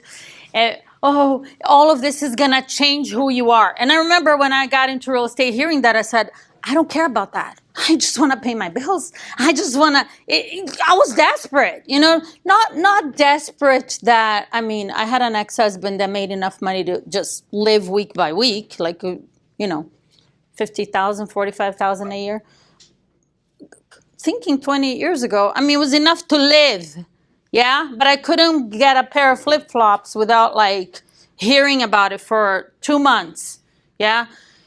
Bottom line is, when you're in that situation, you're desperate. And I don't care how this is going to change who I am. I'm like, what the heck? I want to make money. I understand that. For you to be effective in these conversations, remember how you're going to leave your fear on a shelf for the next 5 weeks? You got to take this needy thing and desperation thing, which I had it too, so I'm not making anybody wrong for that. But you're going to have to leave it, lock it up in the bathroom at 7:59. Just go in there, like, lock it up. So when you walk into wherever spot here in your market center that you're going to make your calls, like, it's all about them. That's how this is going to be effective. That is the difference between pushy and aggressive. Pushy is about you. Aggressiveness is about them. Have you noticed that my scripts are kind of aggressive? But it's about them. I am confident that I can sell your house. It's about them. And that's what they want. If there was a significant advantage, if you were absolutely confident that your house was, I'm talking to what matters to them. It's not about me, me, me, me, me. It's not that at all. Okay. Is basically getting them to understand that you care about what is important to them. Correct. I care, I'm interested, and I know how to get it done. Yeah. Yes. Zig Ziglar has a quote that says, you should write this down, when you help them get what they want, you will get what you want. And being aggressive, I define it like this. Aggressive is believing that listing with you is the best decision they can make. When you believe that listing with you is the best decision they can make, you're not gonna allow them to make the mistake of ending up in the hands of an average agent. Do you understand? So you're not gonna let it go. You're not going to take no for an answer when a yes is still possible, because you should write that down. Because if you do take no for an answer when a yes is still possible, that call is going to end and they're going to get a call from another agent. And like we had a script in Bold, they used to say that in a weak moment, that seller who really wants to sell may end up saying yes to an agent that has no idea what they're doing. And you are not going to allow that to happen. That's what being aggressive is. It's all about them. Are you clear? Yes. Great. Point number 2 in closing for appointments. 80% of the yeses happen after asking 5 times. 80% after 5 times.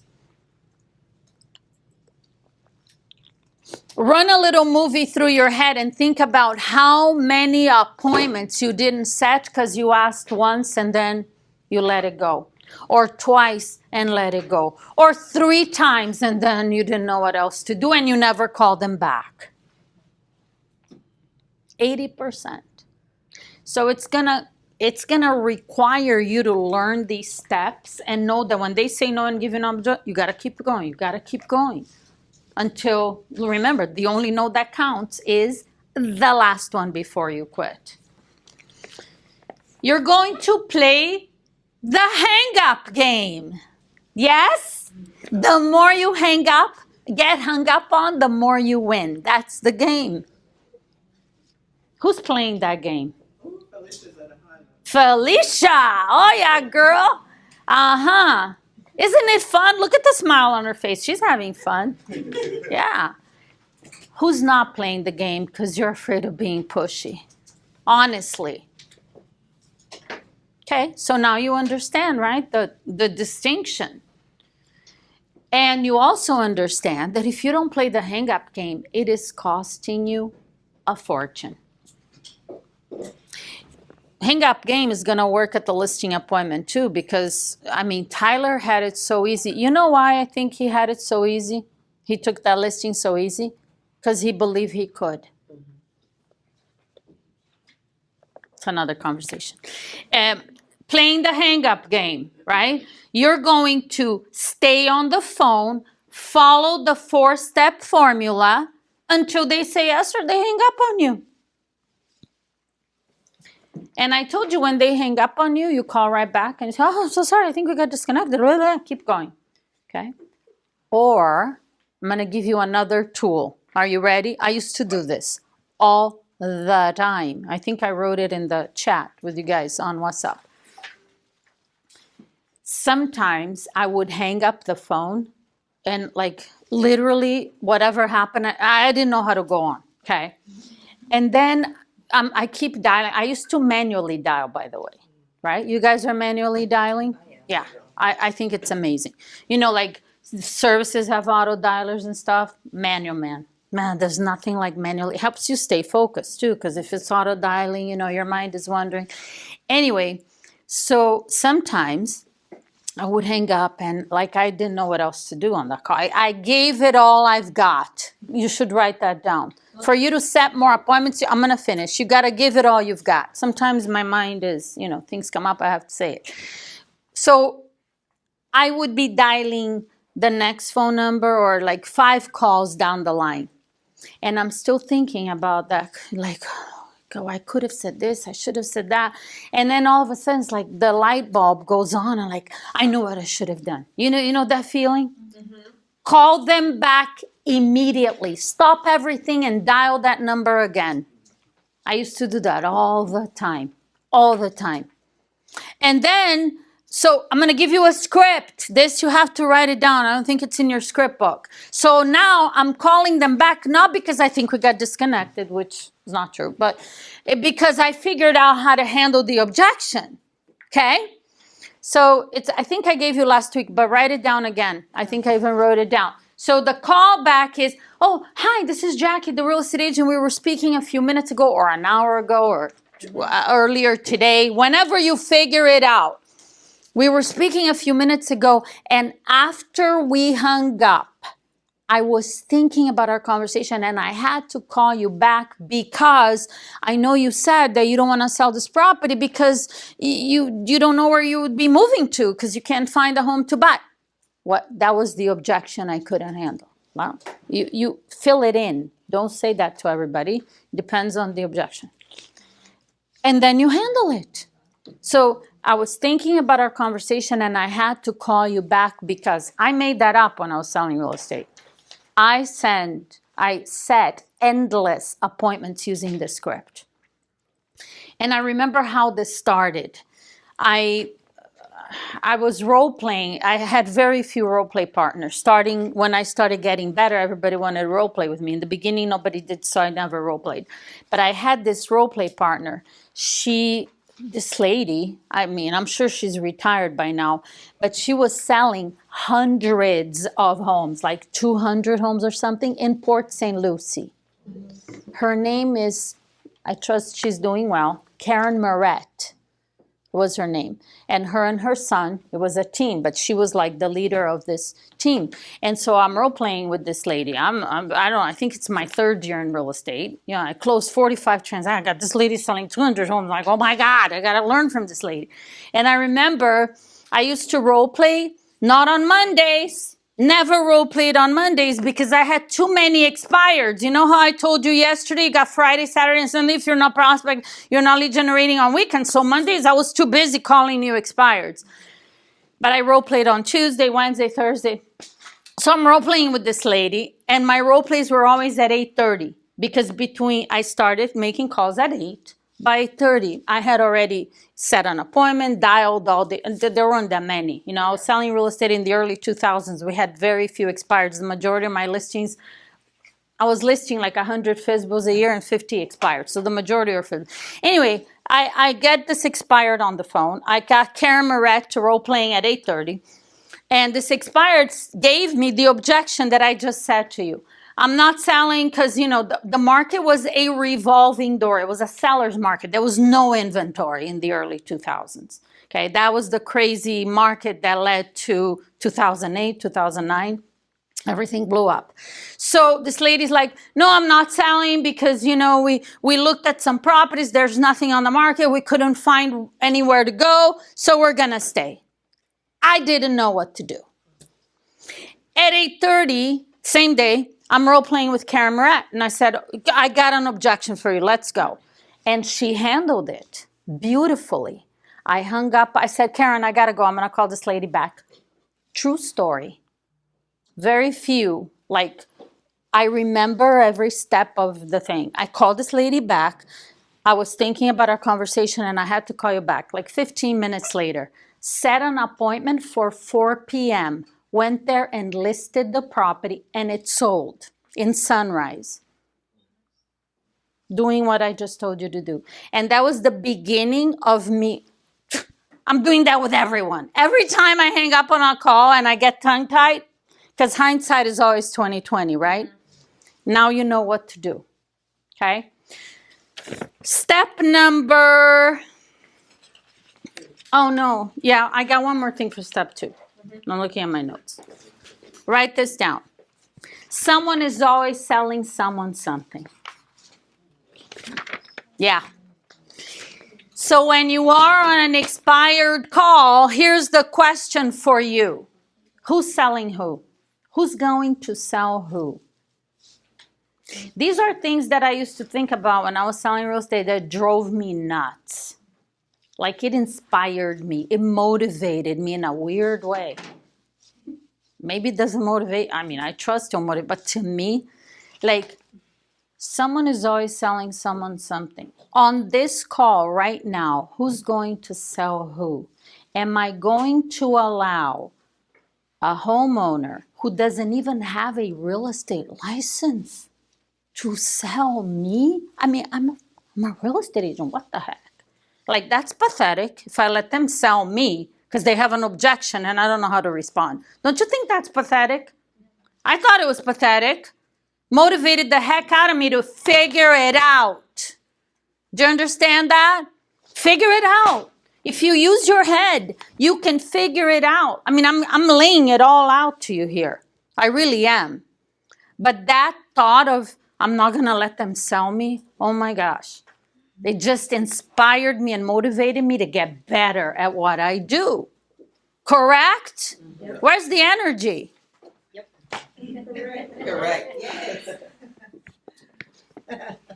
How do they sell you? Here's how. You need to understand this. They sell you by giving you objections that you don't know how to respond. That's it. Every objection is them selling you on, I'm not selling anymore. I'm going to list with a discount agent. I'm going to relist with the same agent. I'm going to rent it. And you don't know what to do. That's it. Yeah, they sold you. Yeah. And how do you sell them? Anybody? By handling the objection. By handling it. And asking questions. Isolating the objection, repeating, affirming. There you go. Follow the steps, right? Yeah.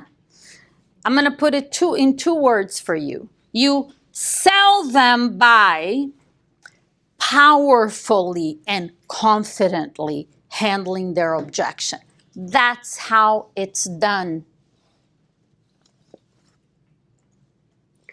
Don't fall asleep. Are you left-handed? Oh, you. Did you write that down? Handle their objection powerfully and confidently. That's what it takes. Wishy-washy. Oh, No, it's not gonna work. That's weird. Point number 3. A great presenter doesn't have to close. And that's the truth. When you are powerful, confident, energetic, enthusiastic, people like get excited and they want to meet with you. They do. So it's not gonna, 80% of the closes happen after 5 times. But when you do what I say, it'll happen after the first time. Happened to me yesterday. Happened to you? Yeah, I know you set an appointment after the first time. Yep. There you go. Really good. There. When is the appointment? Yesterday. And? If we were gonna sign, it was just, we weren't in person, it was over Zoom. I sent him the contracts, he viewed the contracts. Follow He up. replied to me today in the morning. Oh my gosh, girl, it's coming today. After asking once, why? Confident, powerful, full of energy. No. And enthusiastic and all of that, they get excited. They're like, I want to do business with you. That's how it's done. So you're going to have to drink more coffee in the morning, okay? Before you make these calls. Because if you're falling asleep at 8 a.m., it's not going to work. Okay? So I didn't actually write this down, but it's really, really important. High energy and enthusiasm makes up for a lack of skill. Yeah. Makes up for a lack of skill. And all of you are developing new skills now. Yes, you're learning new scripts. You're like, oh my gosh, it's so exciting. The 4-step formula, I'm going to do that, blah, blah, blah. Yes? Amazing.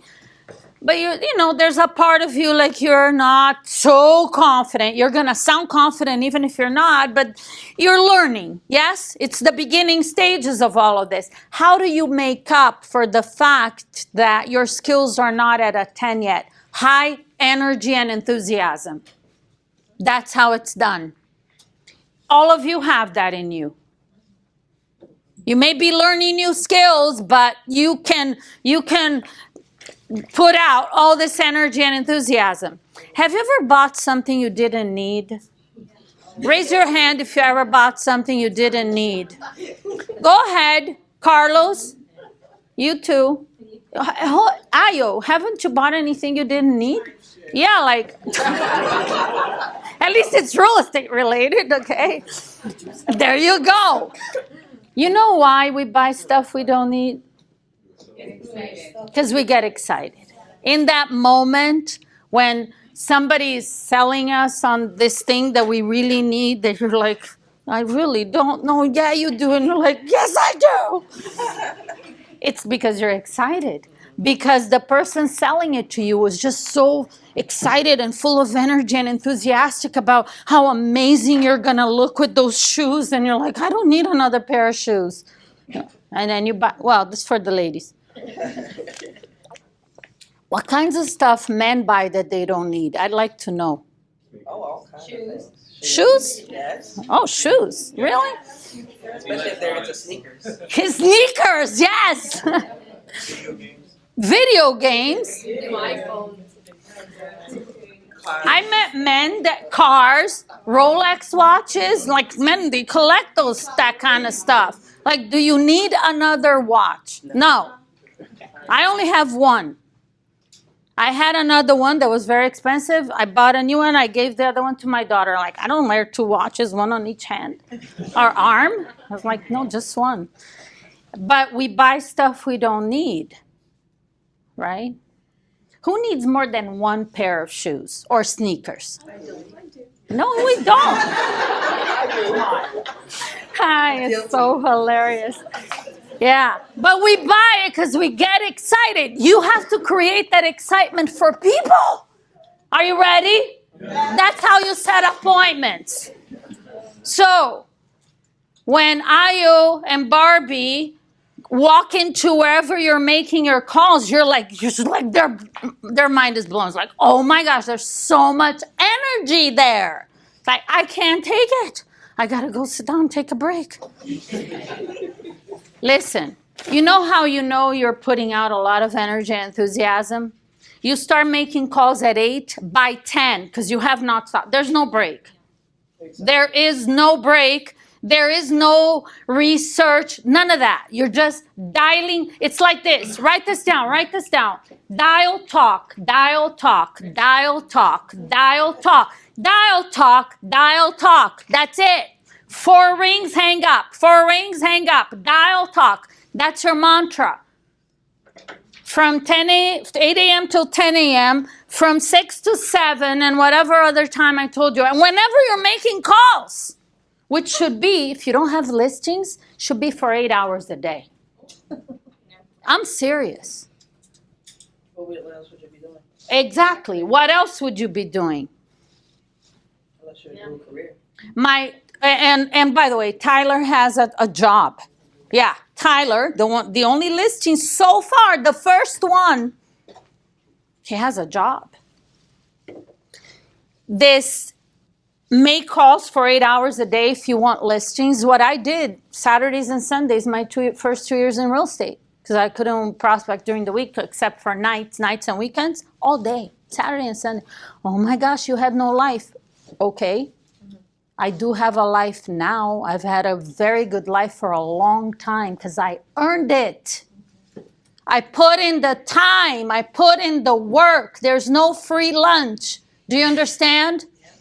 And as I said to you last week, I'd rather be tired than broke. Okay. A lot of shoes. Yes. Point number 4. Be relentless, bold, and aggressive. That's what it takes. Aggressive. You already know the difference between pushy and aggressive.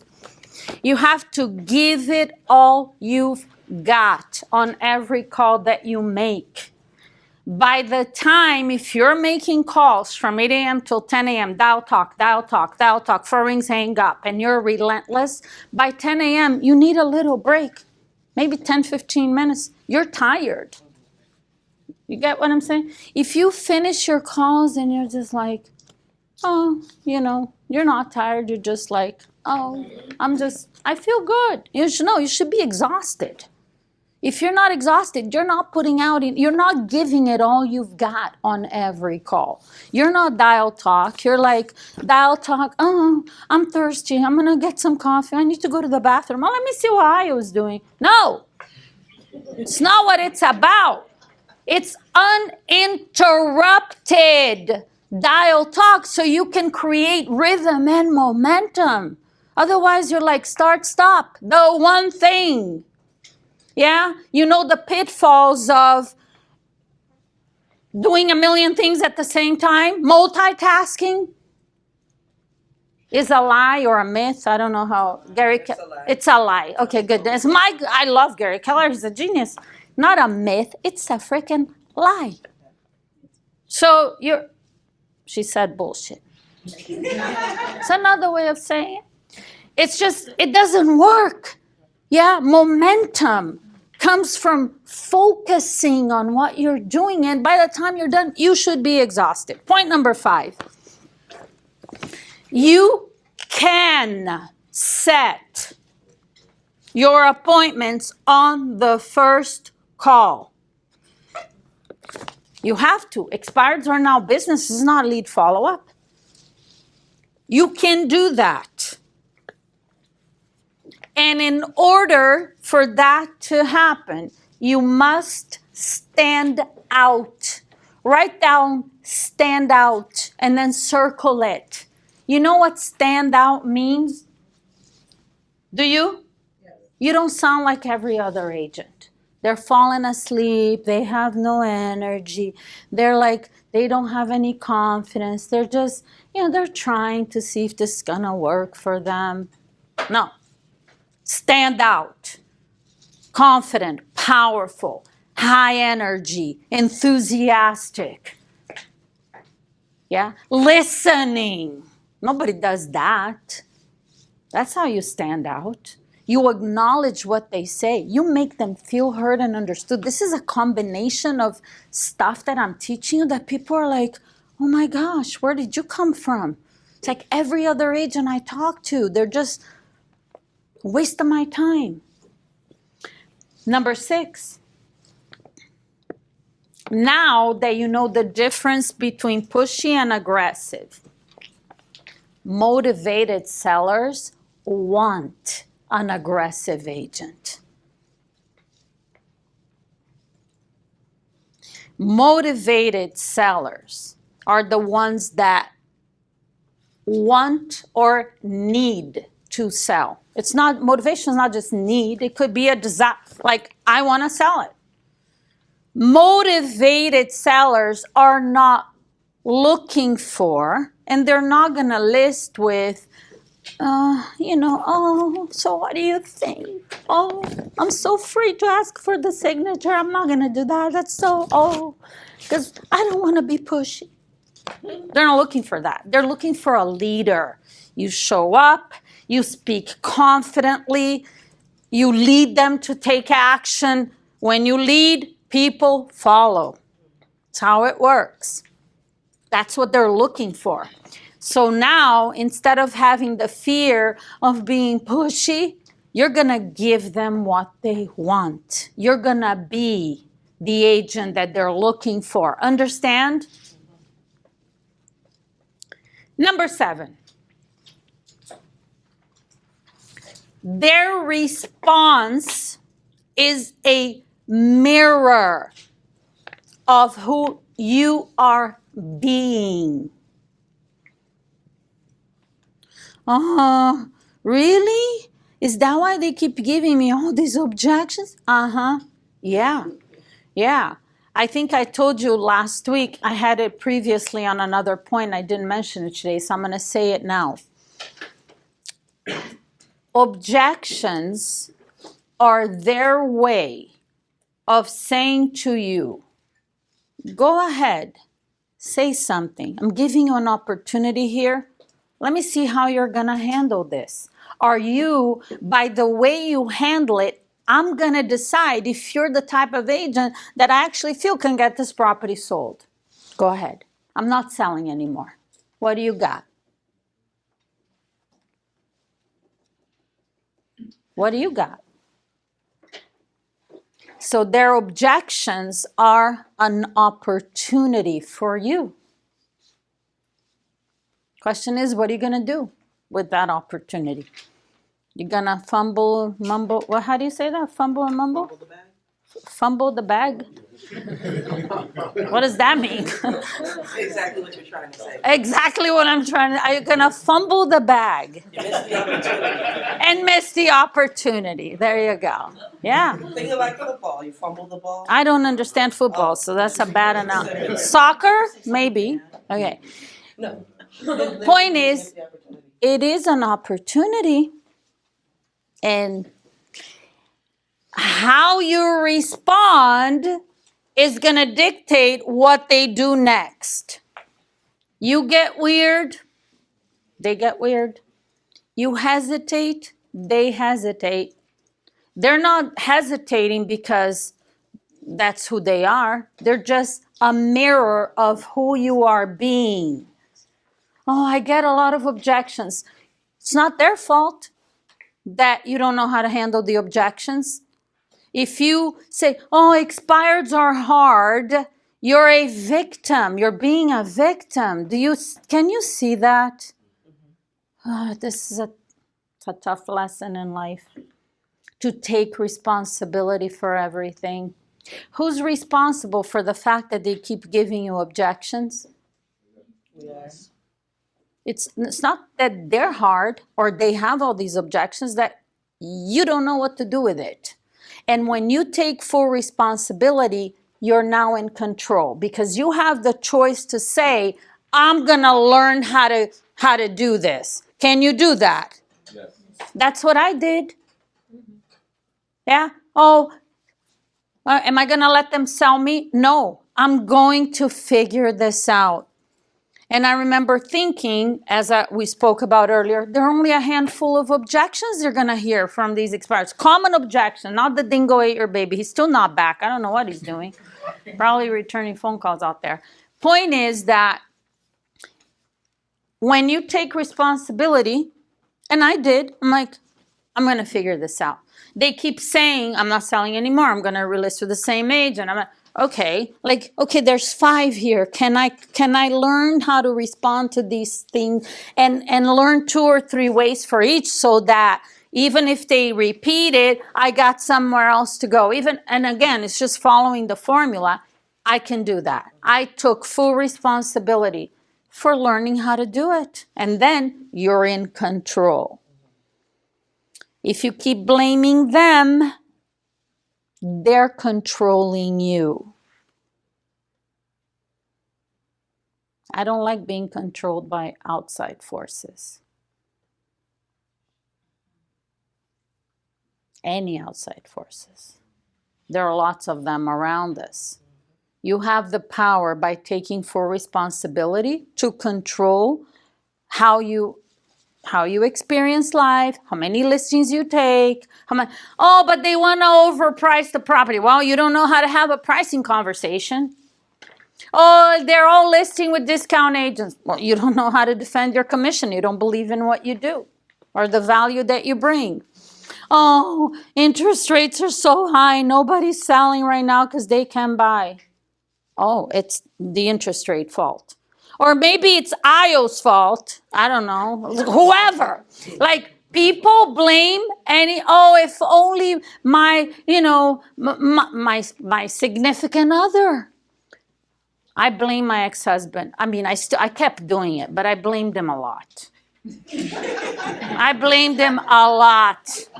Even when I was selling 100 homes a year and I'm doing all this, it's like I wasn't selling 200 and it was his fault. Because if you would only do this and that, then I could. You know what I'm talking about. What a schmuck. You're right. Exactly. Him, exactly. Of course, him. Absolutely. I agree. Look, and I remember it was a good friend of mine that, you know how I'm a slow learner. I have to hear the same thing hundreds of times before it clicks with me. Like something, yeah. I mean, thank you. I'm not alone. If you think you're a fast learner, just look at your life in general, okay? We all learn. Repetition is the mother of skill. Okay? I get obsessed with books. I like them on audio now. And then I always buy the book, and sometimes I read, sometimes I keep listening to the audio. I listen to the same book like hundreds of times. Yeah. And like there are people, friends, and like, why are you listening to the same book over and over? If my son was here, he would attest to that. Because when they were little, when I got into real estate, he was 8 years old. And they used to, my daughter was a baby. They used to get in the car, sit in their little car seat, and I would have like an audio book or something playing in the car. And it was like the same thing, like they're kids. They want to hear Kids Bop or something, I don't know. And I'm listening to like motivational mindset books, the same thing over and over. I remember when they were little, one book that I was obsessed with was The Power of Now by Eckhart Tolle. When it first came out, I read it, and then I got the audio, and I was obsessed with that book. And the audio of that book, Eckhart Tolle, he clicks a little bell, ding. Have you ever listened to the audio? It ding.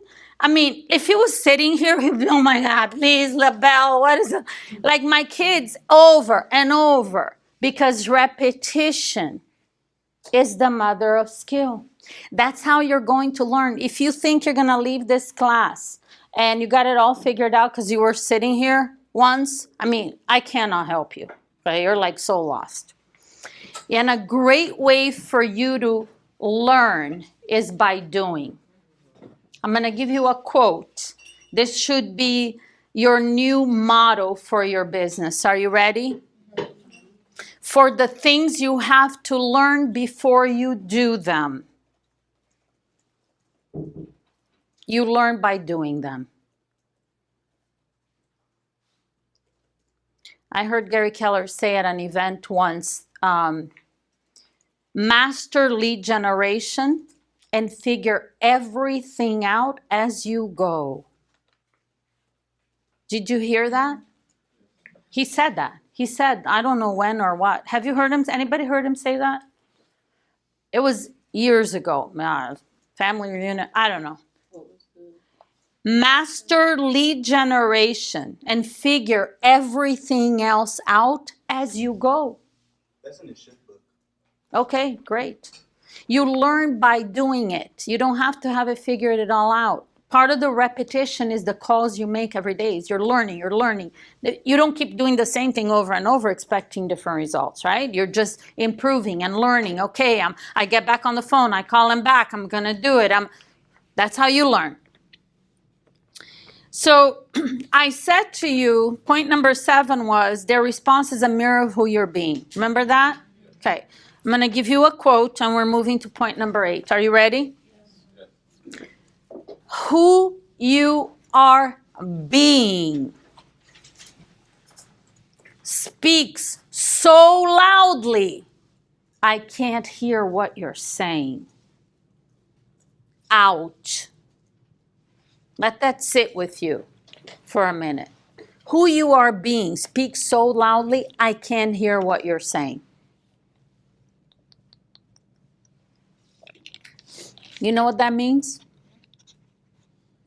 You know how I told you last week that only 7% of communication comes from the words that you say? Yeah. You could be saying the most brilliant words. Who you're being is so loud. I can't hear the words you're saying. Point number 8. Keep a notepad by your phone. And every time you hang up on an expired call without an appointment,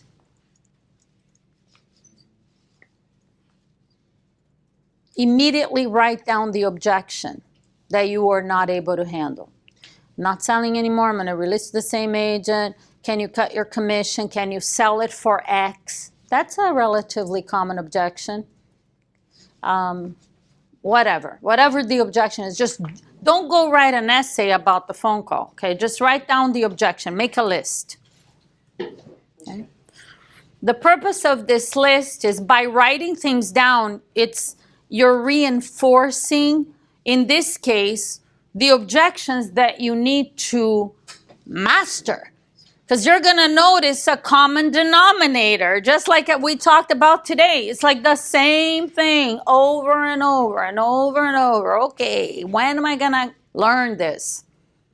Yeah?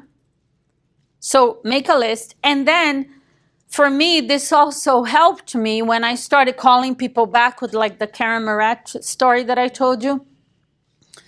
So I write the objection, like the act of writing it down, sometimes in my head it would click what I had to say. So I'm like, oh, I know how to handle that.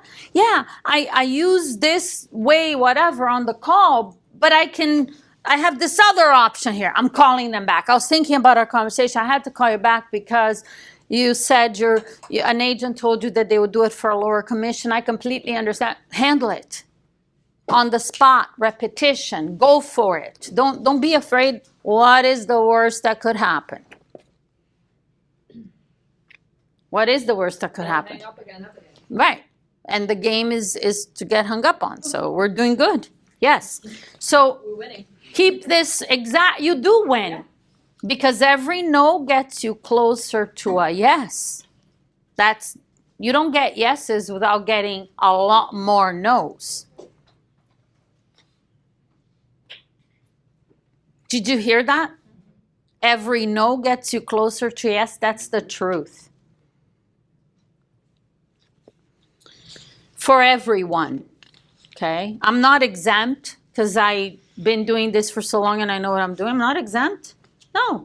A lot of people, when all those calls that are on YouTube live calls, I actually realize a lot more are FISBO calls than expireds, because expireds you have to call at 8.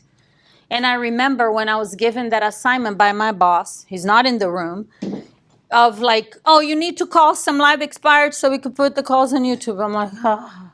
I go to the gym at 8 a.m. I don't want to be calling expireds at 8 a.m.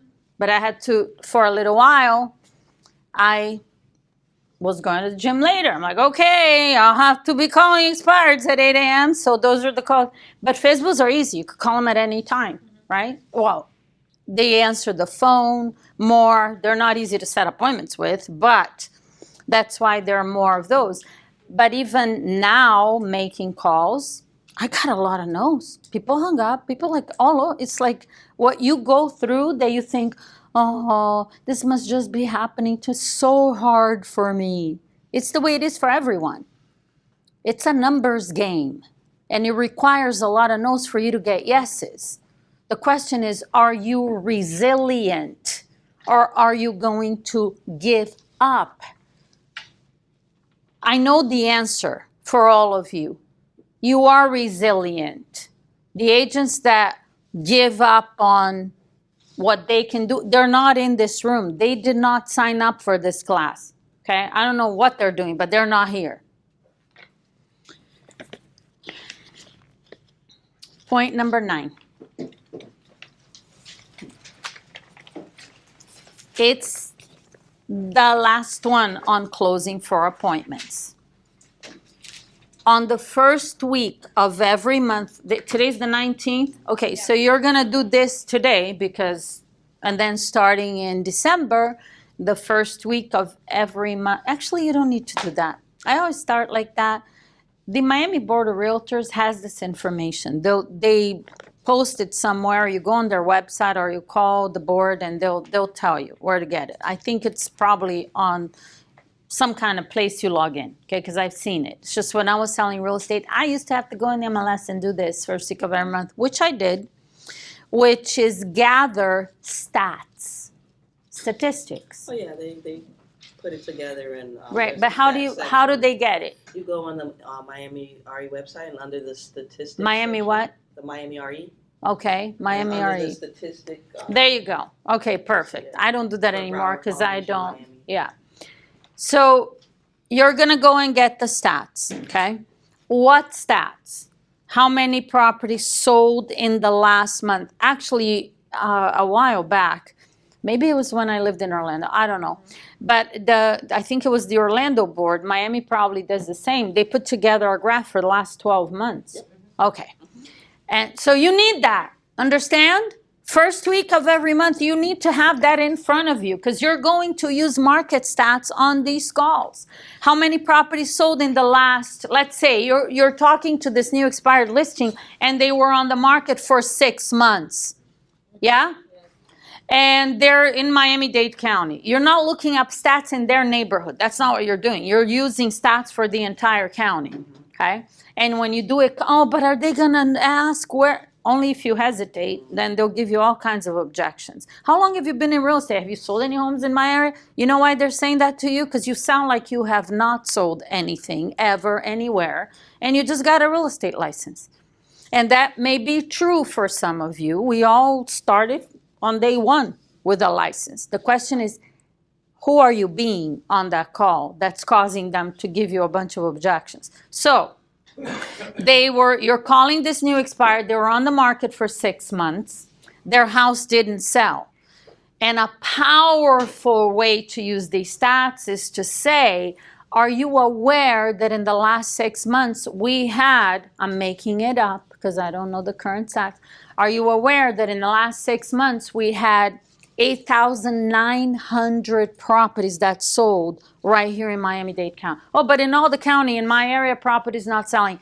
Mr. Seller, Mrs. Seller, I am confident that I can sell your house. And homes are selling every day. And I can get this property sold for you. It would only take me 20 minutes to show you exactly what I do differently. So you're using stats because it gives them hope. Remember, create doubt, give hope. All of a sudden, like, what? That many? Because a lot of expired listings, they think that the fact that their house didn't sell is not an isolated, it's like houses are not selling. That's why it didn't sell. Interest rates are too high. There's too much in it. It's the end of the year. You know, they're like, but they think it's nothing is selling. So you using statistics is evidence that gives them hope. Might be on some of the scripts, I'm not sure. But you must know and use market stats. Understand? And then I also wrote this down. Regardless of what time of the year it is, it doesn't matter if it's November, December, January, April, August, I don't care what time of year it is. You always have to be able to convey to the seller why now is the best time to sell. And if they wait, it's going to cost them money, because there's always, first of all, does anybody here have a crystal ball and you know what's going to happen with the real estate market in a month or 2 or 6 or a year? Okay. So when a seller is motivated, wants to or needs to sell, the best time for them to do it is now. In the case of the holiday objection, with less inventory now, flood of new listings, there are plenty of buyers. I mean, this is all reality. Every year is the same thing. But at any time of the year, you can have enough evidence to explain to them why now is the best time to sell. You get what I'm saying? Now you have the holiday objections. If somebody, you're making calls in April and they say they're gonna wait until August. A lot of families move during the summer when the kids are out of school. Now, in many parts of South Florida. So actually putting the house on the market in April and May is an incredible advantage, because there are a lot of buyers on the market at that time, where once school starts, how many times have you heard people, oh no, you know, we're going to wait till next year, kids in school, whatever. It doesn't matter. I'm giving you that as an example. It is your job to know. You're an expert. You got to know, so you can guide people and you can lead them to make the best decision for themselves. Because if they wait, who knows what's going to happen. Today, by the way, just so you know, we're going to talk about pre-qualifying your appointments. The listing presentation, we're going to go over it, not in great detail. You have the script. And we're going to talk about closing for the signature, how to get a seller to actually sign that listing agreement. That's the topic of today. Do you understand? We're going to get to that. And next Tuesday, the topic is pricing properties to sell and price reductions. Can you take a pen and paper and write some things down? Let's start. Your job is to take listings. And your responsibility is to sell them. That's why we're talking about pricing next week, because taking listings, if they're not priced well and you don't know how to get price reductions, they're not going to sell. Got it? So that's the last. Recording in progress. What was that? Recording. Yes, okay. That's why pricing and price reductions is the topic of next week. Now here's my concern. Today we're talking about pre-qualifying, listing presentation, and closing for the signature, yes? Okay. Now, I was talking to Io and Barbie about this earlier, and I've been coaching real estate agents for 17 years. So I've heard this before. There's nothing you can say to me that I haven't heard, okay? Honestly, I don't want to set appointments. I'm afraid of making calls. What if they do give me an appointment? I have no idea what to do on a listing presentation. So you hold yourself back because subconsciously Because you're not confident that you know what to do when you show up to the house. Do you understand? I'm sure some of you fall into that category. So we are going to discuss the listing presentation. However, how useful is it for you to master the listing presentation and have no appointments to go on? Do you understand? So I gave Io the outline of the topics we were going to talk about each of the weeks here, right? And listing presentation is today. And Io said to me this morning, she says, yeah, some of the agents say like they need to learn the listing presentation. First of all, you work with Keller Williams. You have the script. It's not like you have no clue what to do on a presentation. You could wing it, you could figure it out, you could read the script and like go do your best, okay? So she said, well, agents, they feel like uncomfortable about setting an appointment and not knowing what to do on a presentation. Okay, great. I look at it is, listen carefully. If this is a thought in your mind, I need to know what to do on a presentation. It's an excuse for not making the calls. Hello? And when we get rid of that excuse, you'll have another one. And then you get rid of that one, and you have another one. And it's excuse after excuse after excuse. When is it going to end? Because you signed up to take listings. It's not going to happen unless you, number one, show up to the office at 8 a.m. and then start dialing. Because I've been looking at the sign-in sheet and I'm thinking, okay, they're there. Are they actually calling expireds at 8 a.m.? Probably not. You're just here doing whatever you do that has nothing to do with this class. So do you understand what I'm saying? I'm calling you out because you're not going to take listings expireds specifically now or after this class unless you start doing what I tell you to do. Remember the first day? Trust me, do what I say. I'm not asking for much. That's all I'm asking for. But you're just like most of you. So, write this down. I said this to you 2 weeks ago on Tuesday. I'm going to repeat it. This is a quote from Gary Keller. So write Gary Keller and then put quotes. And I said this to you 2 weeks ago, and there are certain things that like hit me with such power I never forget. This is one of them. He said it at a live event and I never forgot.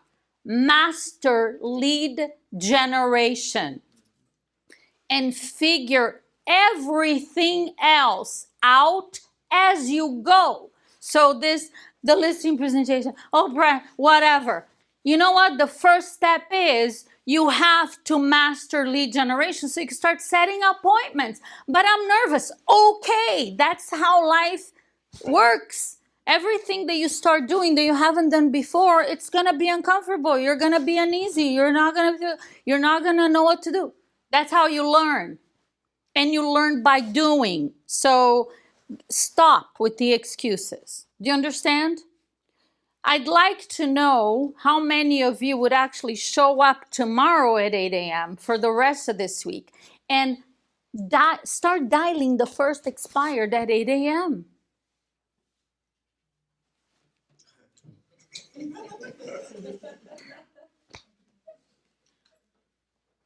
What? Luciana, I remember your name. So did you raise your hand? Yes. Oh, you good? Okay. Okay. Yeah, let's see. And you know how I know? You know how I know that you're doing exactly what I said with that, not just showing up. What good is it for you to sign in the sheet and not do anything while you're here? Do you know how I know?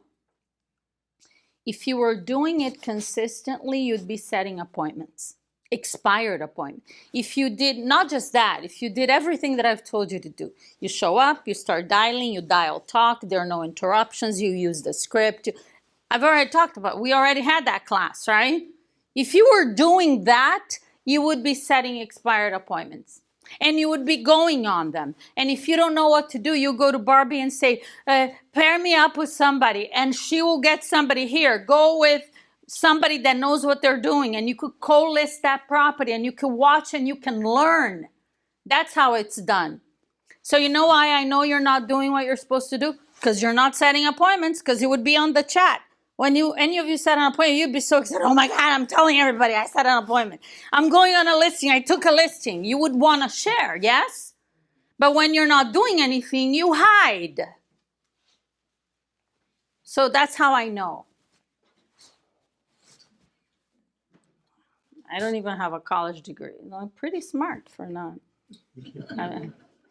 Yeah, that's how I know. So I'm not saying this for you to like, oh wow, time is almost up. No, it starts today. Like it doesn't matter what you've done or what you didn't do, how it's going or whatever. I'm saying this to you now because you have over a week to actually take an expired listing. But it's not going to happen just because you show up here on Tuesday and you're hearing me speak, or you show up to Zoom on Thursday. It's not going to happen. Okay? Are we good? Okay. So let's talk about pre-qualifying. You got no appointments to pre-qualify, so to me this is useless. You can learn. As Gary Keller, did you write down Gary Keller's quote? Yeah. I'm not the one saying it. He's saying it. You could figure out how to pre-qualify an appointment once you set one. Since you're not even making calls to set any, this is going to be a useless class. But a lot of you actually feel like, oh, I need to know, and I need the listing presentation. So great, we'll talk about it, okay? You're like, what is going on? Write down pre-qualifying. I'm actually going to use your, here. I wonder if Barbie should have another, that's fine. Barbie should have another copy. I didn't bring my own copy. Okay. I may not even use it, but I want to have it there. You need a copy of your whole book, Jackie? Is that what you need? Yes, please. Thank you. I am the great and powerful. Yeah. Thank you. Oh my God.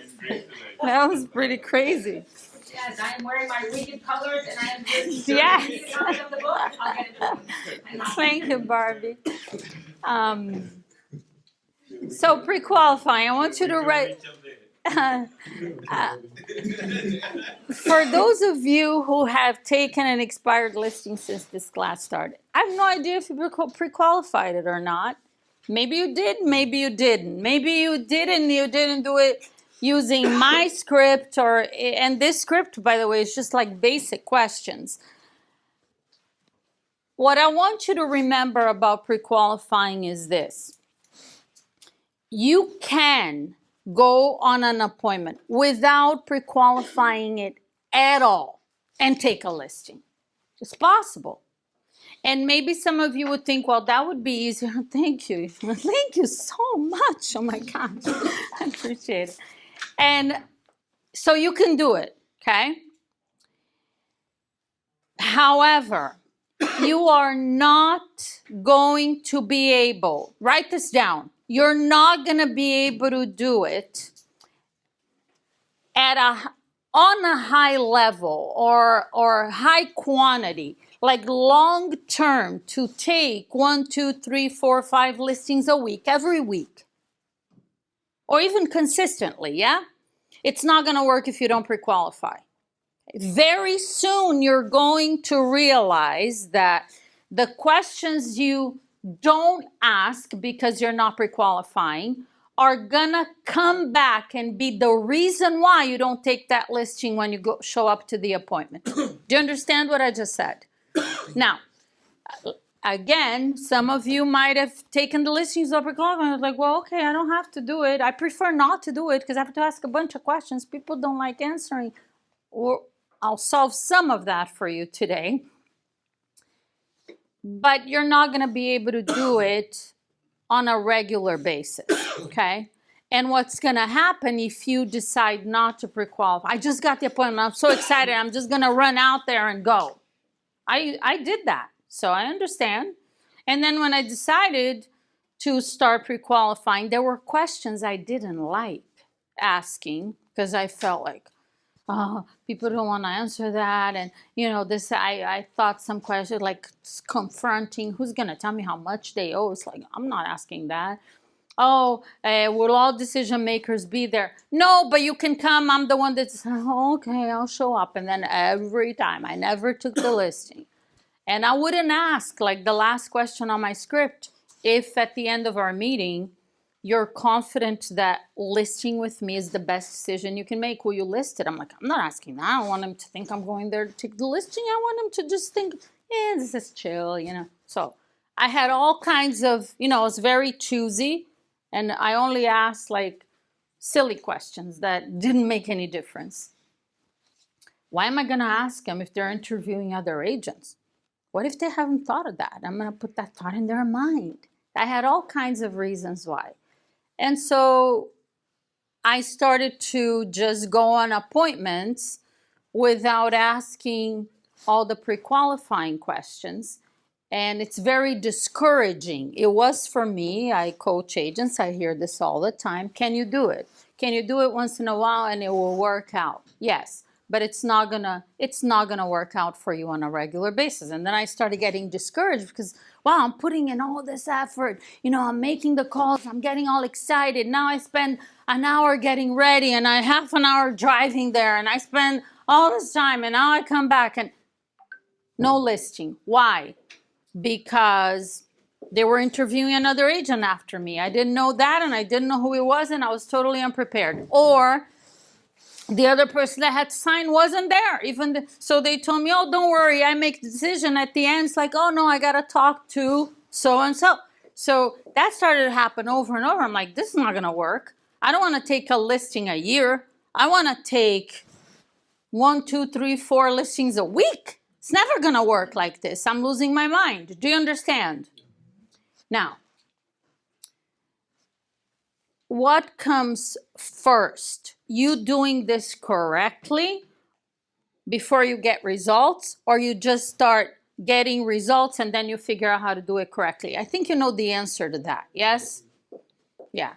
You have to follow a system of doing things efficiently so that you don't waste your time and you don't get discouraged and you could actually walk into those appointments with confidence. So the rule is this, rule number 1 in pre-qualifying, write it down. You must pre-qualify 100% of your appointments. There are no exceptions. I don't care if it's your friend, if it's your cousin. I don't care if it's a referral. It doesn't matter. It's 100%. Number 2 rule. I'm making these rules up as I go, or like the number. I wasn't thinking about that, but sure. Rule number 2, you must ask all of the questions. Not like I did. Oh, I like this one. Oh, I'm not comfortable with that one. Oh, this one, not that. 100% of the questions. On the pre-qualifying, there's one, for instance, questions asking if you're ready to, like, if you like how I present, are you ready to sign? Would you still ask it if they're explicitly on the phone, like, yes, come, but I'm not ready to sign? 100%. Yes. I'm going to show you how. We do role plays on Thursdays, but the answer is yes. Rule number 3. When you look at my pre-qualifying script, I don't even know what others you might have in front of you. It's 12 questions. And here's the rule. These are basic questions. Do you know what that means? That you're going to have to ask additional questions based on the answers they give you. And I can't anticipate. We role play on Thursdays for that reason. So you're like, okay, what if they say this? Then you say that. And we're going to talk a little bit about that today. But in this, the question, these are basic questions, and you have to ask additional questions, write that down, based on the responses they give you. Understand? And you're going to ask additional questions to dig and find out what's really going on. For example, it's the question you asked. What if you asked, well, at the end of our meeting, if you feel confident that working with me is the best decision you can make, will you be ready to sign? They say, no, you can come over, but I'm not signing.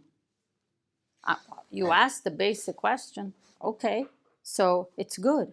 This is good. I'm going to go. No. That's where, does that answer really help you know what to do on the appointment? No. So the reason why you dig and you ask additional questions, so you could have clarity of what you're going to walk into. Do you understand? Okay. Rule number 4.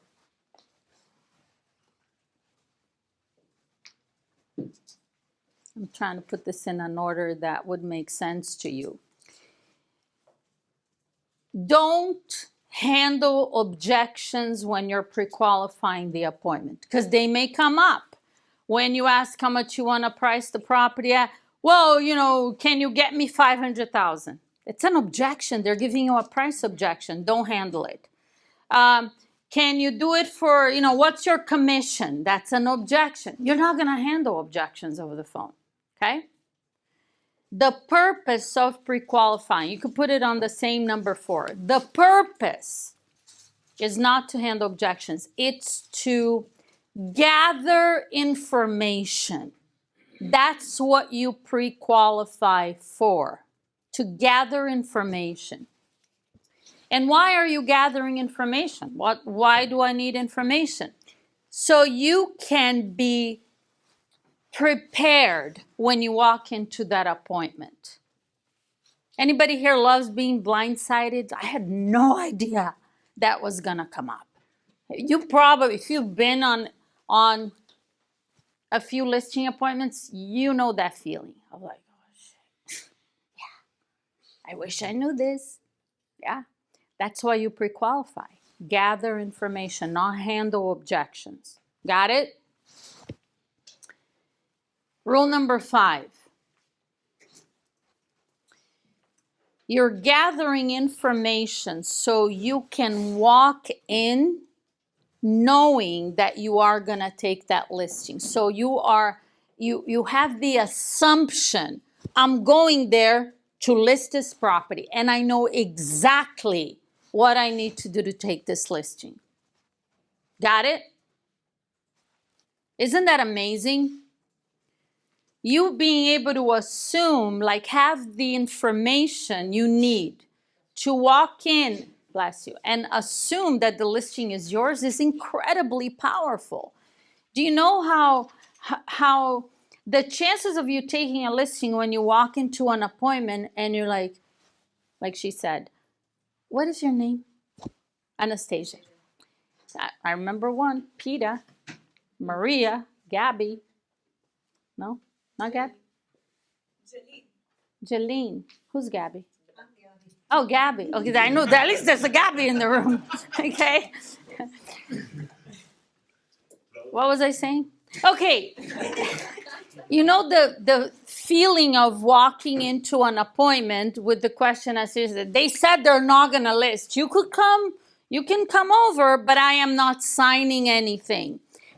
And you still like you're excited because you got an appointment, but how are you feeling when you're knocking on the door? Not confident at all. Okay, like you're the thought is going through your mind of like, I'm probably wasting my time. I don't know why I'm here. What am I doing? I don't know what. Like you have no clue what's going on. Do you understand that? It's a very different attitude and approach to walk in knowing that you are gonna take this listing is mine. I know exactly what to do. I know what all their objections is, and I am prepared. Pre-qualifying does that for you. If you don't want to continue to go on appointments with this feeling of like, oh, they're not going to sign, I don't know why I'm here. Well, pre-qualifying solves that problem. Do you believe what I'm saying? But you're still not going to do it. This is going to be like, well, you got to set an appointment first. You're not showing up to make calls. So who are you going to pre-qualify? Yeah. Yes. Did I hear that if they say you can come, but I'm not gonna sign, just don't bother with it? No. Move on. Mm-mm. I said rule number, any number there, I don't know, that the questions are basic questions.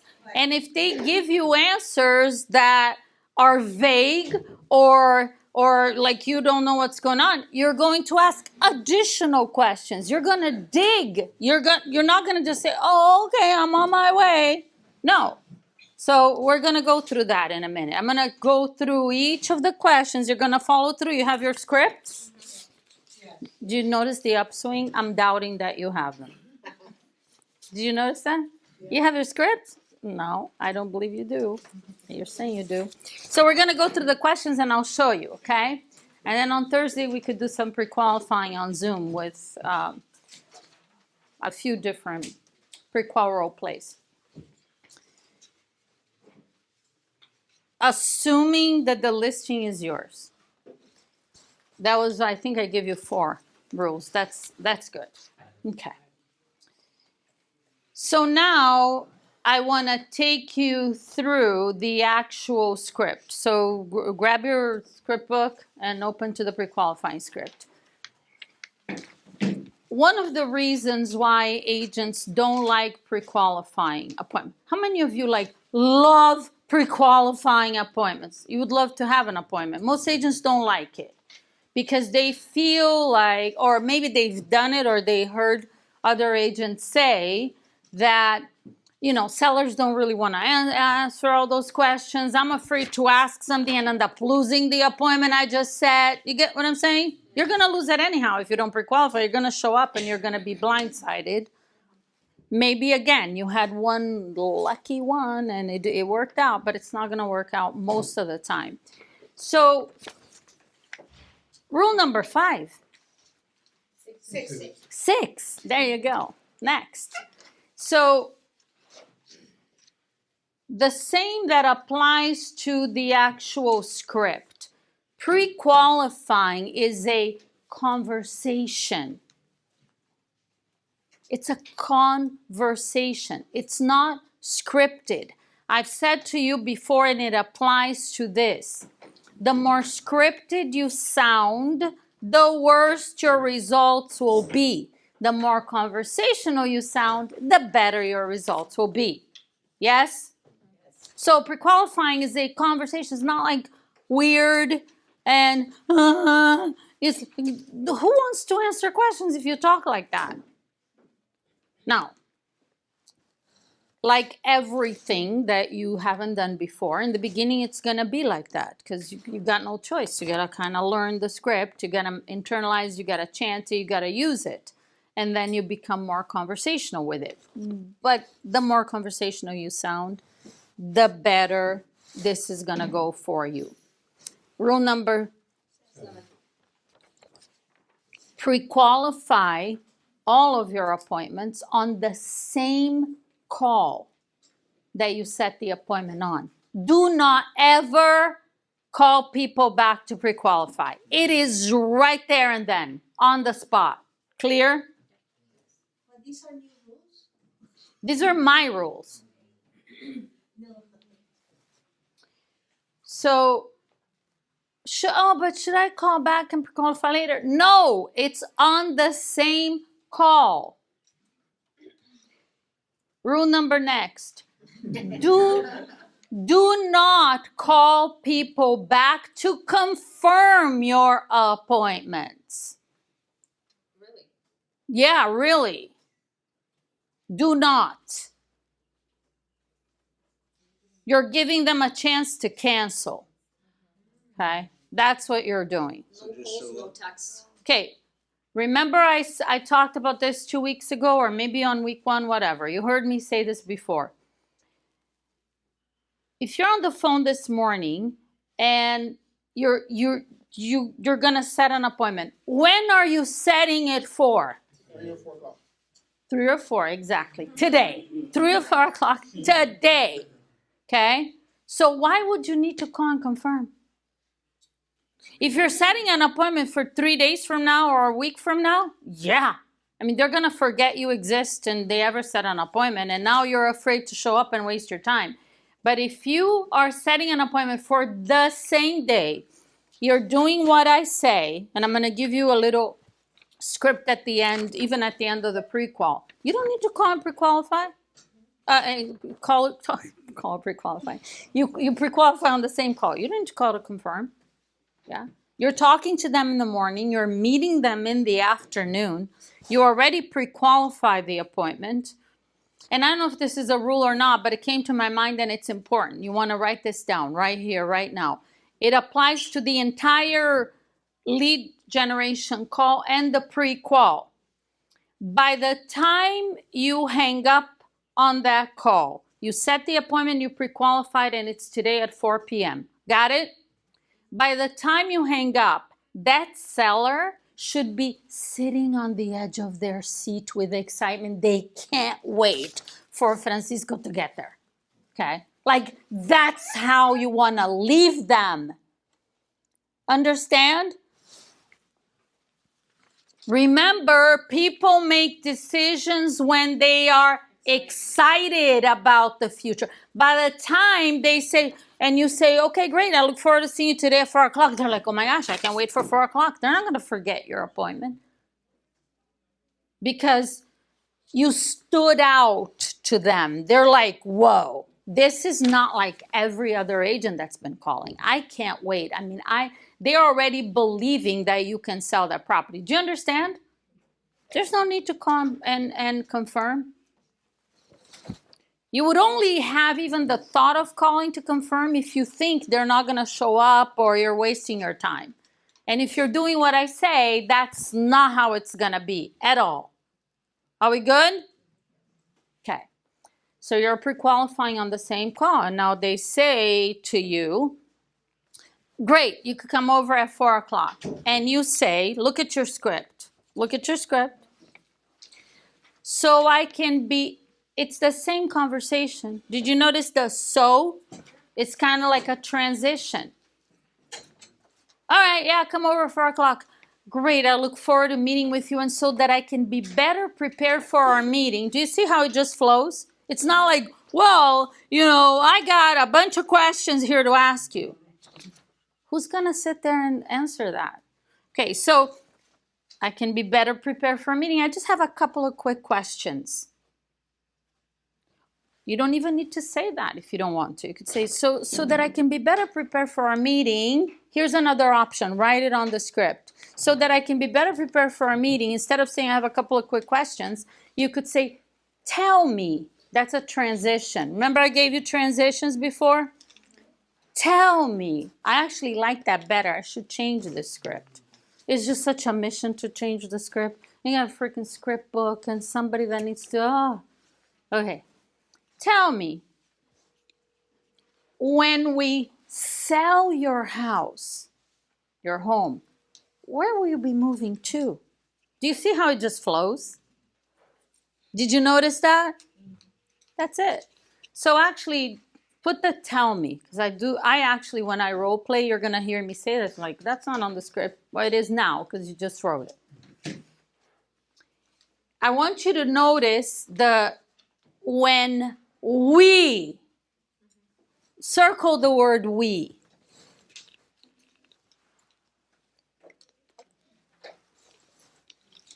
What is that doing? Can you pick it up on what it's doing? It's already giving them the idea that you're going to work together. Assuming that you're listing this property and you're selling this home. Do you understand? It's assumptive language. You should make a note of it so you understand. It's powerful stuff. It's assuming we're going to do this together. So you don't say this in like a hesitant, awkward way. You say it confidently. Tell me, when we sell this home, where will you be moving to? You notice on the script, I don't even think, because the expired script is just that one line. You notice the dots before the word sell and the dots after? It's a slight pause. When you deliver this in a conversational way, it's not like when we sell your house. That's weird. Would you agree that's weird? It's not like that. It's like, so when we sell your house, where will you be moving to? Do you notice how it just flows? And what that does, and sell your house is in capital letters, it's an embedded command. Think in bold, I don't know if they still do, but in bold we used to kind of touched on that. Embedded commands are phrases, short phrases that command their mind to do what you're saying. It's like, yeah, sell your house is a powerful command. And for embedded commands, this is stuff that affects how people hear you, like their subconscious mind, in a very powerful way. And one of the things that makes this command sort of do something to their brain, this is not manipulation, this is effective communication. Okay, for those of you who are thinking, oh, wow, that's weird. No, it's just communicating effectively so they hear what you're intending to say. Remember, communication is not what you say, so people hear. So for that to happen with an embedded command, it requires a small pause before and after the command, because it's almost like you're saying stuff and all of a sudden, boom, and they're like, oh, like that clicked in their head, okay? And also, I don't want to get like deep into this, but I want you to understand, when you say the command, you change whether it's your volume, the emotion, the rate of speech. It just sounds a little different than the rest. So I'm going to start over, and so you can pay attention. So I can be better prepared for our meeting. Tell me, when we sell your house, where will you be moving to? Did you notice it's very subtle? It's not weird, okay? Very subtle. It could be louder, you could get lower, it doesn't matter. This is just an example. Why do you want to know where they're moving to? Write this down. Motivation. Yes? Motivation. Do you remember, you don't ask any oh, that should have been another rule. Okay, I'll say it in a second. Okay, hold on. Later you could reorganize your notes because you write them again, you'll remember. Motivation is where, when, and why. That's what makes up somebody's motivation. Where, when, and why. And their motivation is your leverage when you discuss price. And here's why. So it's critically important. Yes? The rule that I didn't give you, but I'm giving you now. Is it 8 or 9? 10. Really? If this was a rule, if motivation was a rule. Okay, whatever. You can number it whatever you want. Okay. So remember, do not ask any pre-qualifying questions until after you set the appointment. So do you care about their motivation until you set the appointment? No. And if you look at almost every other script out there, one of the first things where are you moving to? You don't even have an appointment. What the heck? These expireds, for those of you who are making the calls, the new expireds that you call at 8 a.m., they're not like thrilled to talk to you. You notice that? They're not. So they don't want to talk to you. They're like super frustrated, if not angry or hostile with real estate agents. And you're gonna ask him where you're moving to? You don't even have an appointment, like, none of your business. Do not ask any pre-qualifying questions until after they agree to meet with you. Clear? Okay. So motivation is where, when, and why, yes? Okay.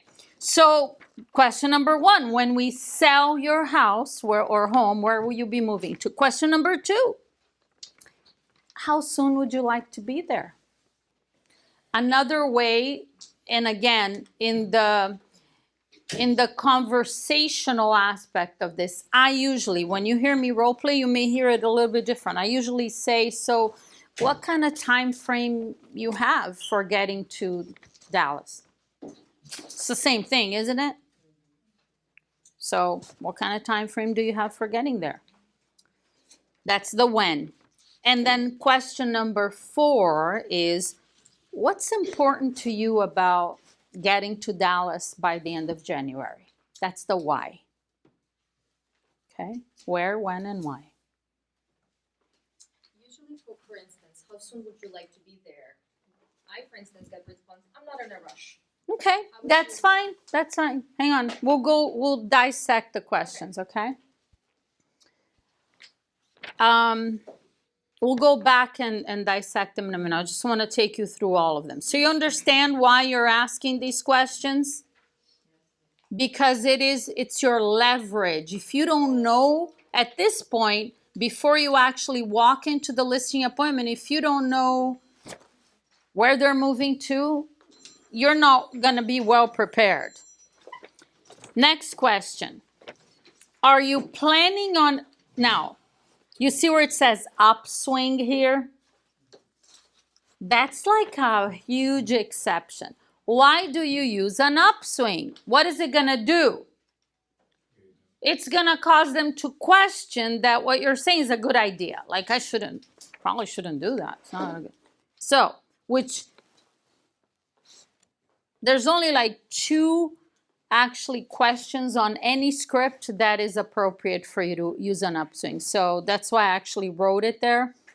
So when in doubt, always a downswing. So are you planning on interviewing any other agents for the job of selling your house? I have trouble using upswings because I'm so conditioned with downswings. But if I say, are you planning on interviewing any other agents for the job of selling your house? And they're like, I don't think so. You know, the upswing creates a question or a doubt. Why do you want to ask that question? Because I want to know. Do you actually, because I've had agents ask me this, well, as I said before, what if they weren't thinking about that? Now you're just putting that thought in their mind. I mean, for real, what planet are you living in that people don't know that they could talk to more than one agent?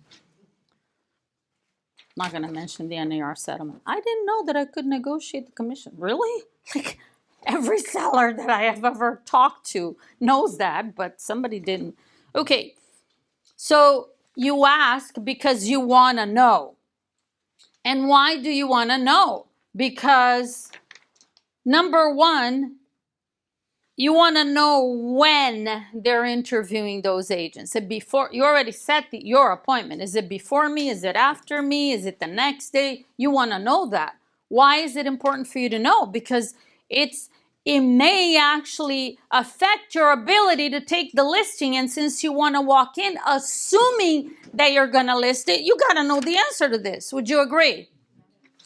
Here's why also you want to ask. You want to know, who are they interviewing? How are you going to know? You're going to ask. So if they say, oh yeah, I'm talking to a few other agents, you're going to say, okay, so I'm just curious, who are the agents that you'll be speaking with? Notice how casual. If you ask in a weird way and they think like you're up to something strange, they're not going to answer. But if you ask casually, bless you, they'll answer you. How do I know? I used to do it all the time. 80% of the time, they'll tell you who the agent is or are. And you also want to ask, so when are you speaking with those agents? Is it after me? Did you already meet? You want to know, okay? because it's gonna, depending on their answer, you're gonna maybe even change your appointment. Here's the next question. It is one of my favorite questions on this script. Listen to the transition. So in this process, that's a transition, write it down. In this process of interviewing agents, if they're not interviewing, no, I'm not talking to anybody else. So you have to think and adjust that a little bit. In this process of interviewing agents, tell me, what specifically are you looking for in the agent that you will hire? I love this question. They will tell you exactly what you need to do to take this listing. They will say, well, I want an agent that, get me the highest possible price. Or that, communicates with me, expired. This is a big one. Their agent listed the house and disappeared.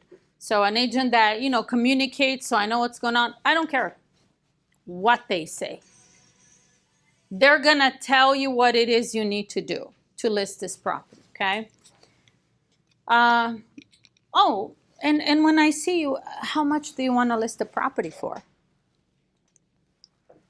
Why do I need to ask this question? Since this is an expired listing, I see that it expired at $499. Why do I need to ask? Because they may actually tell you a lower price. Well, yeah, we're at $499, but I think, I don't know, I'm willing to go down to $475, or they may tell you that. Is that great to hear? Yes, that's great to hear. Or they may say, no, well, I'm asking for an ad, that's a price, whatever. You're gathering information. Next question. This is a big one that people are like, why would I want to ask that question? Now, what would happen if your house doesn't sell? And I like to preface that question with the following, and you should write this down.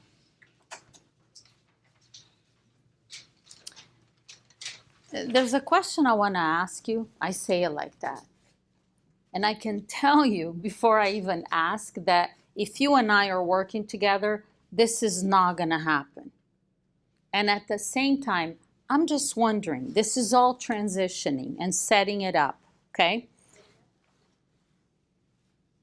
So I got this question I want to ask you, and I can tell you that if you and I are working together, this is not going to happen. And at the same time, I'm just wondering, what would happen if your house doesn't sell?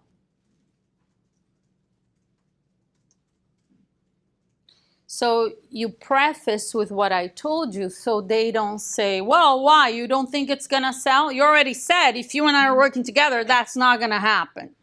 Got it? But why do you want to ask? Because you want to know if what is their plan B? Is there a plan B? And some people might say, well, I don't know, maybe I'll rent it, or I have to sell it, or whatever. It doesn't matter what people say. I'm gathering information so I can be better prepared. And how much do you owe on the property? Why do you want to know? I mean, this day and age here in South Florida, probably not a lot of people that are upside down, but back in 2009, 10, 11, do you remember what was going on if you were in real estate?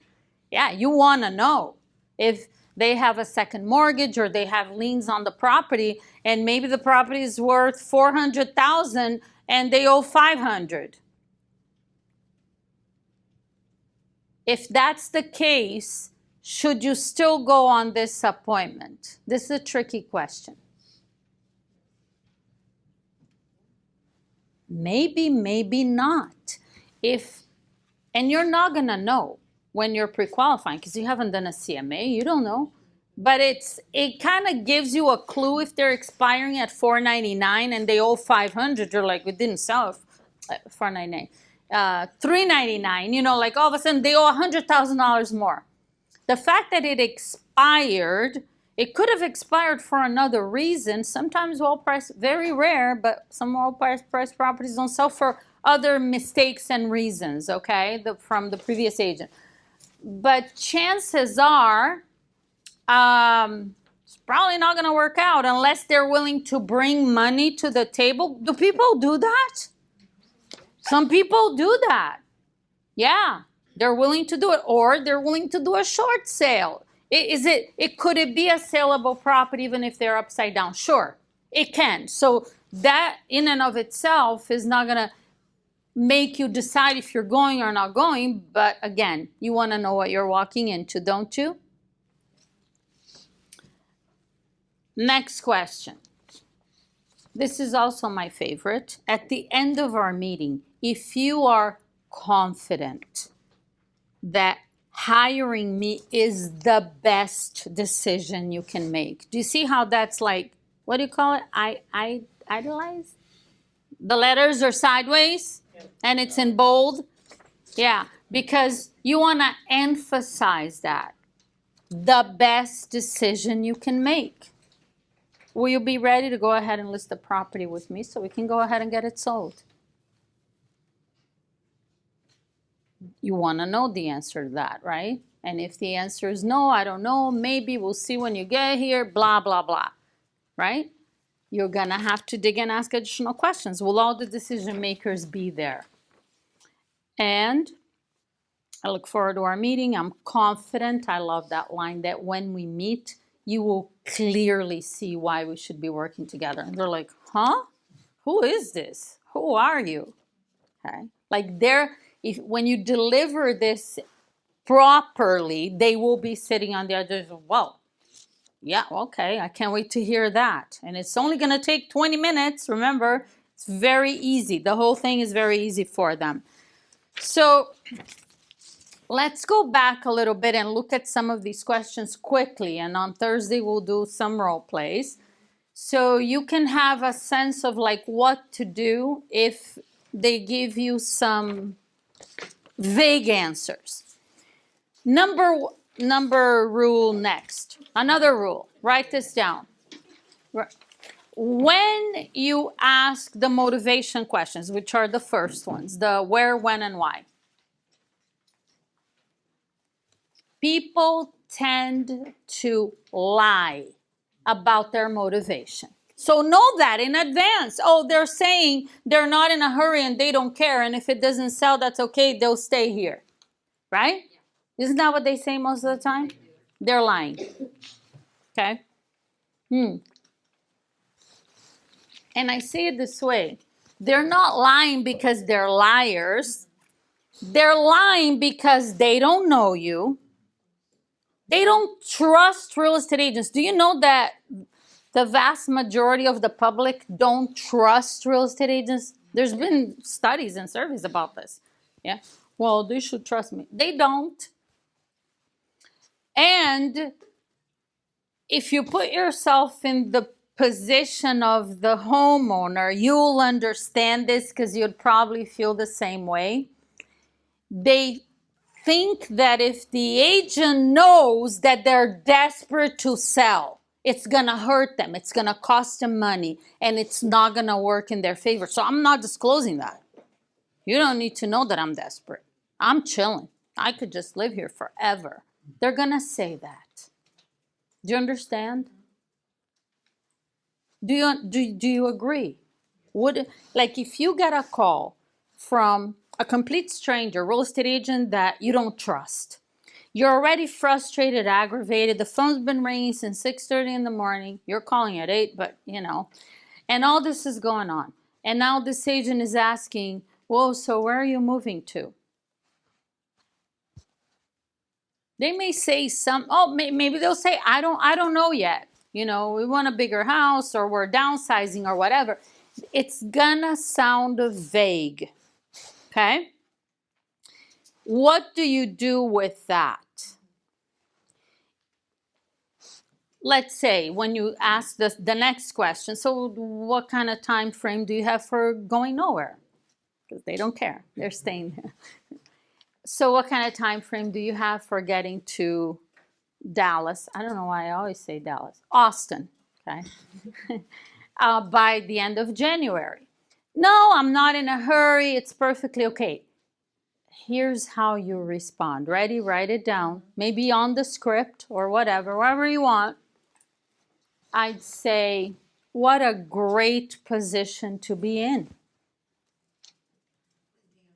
I'm acknowledging, I'm validating, I'm saying that's great. What a perfect position for you to be in, because obviously you're not in a hurry to sell. And sometimes, when sellers are in a really big rush to sell, they may end up selling for a little less than they can. So that's great. And at the same time, transition, I imagine that you would rather sell the home, sell it sooner rather than later, right?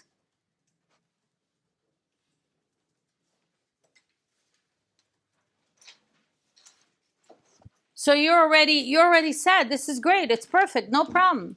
And at the same time, I imagine that you would rather sell it sooner than later. I mean, you wouldn't want to have this property sitting on the market longer than it needs to for no reason. Right? Does that make sense? What do you think they'll say now? Yeah. Who wants to have a house for sale longer than it's necessary? Nobody. Everybody wants to sell their home for the most money possible in the least amount of time with the least amount of hassle. Okay? Understand? That's a universal goal for all homeowners that want to move.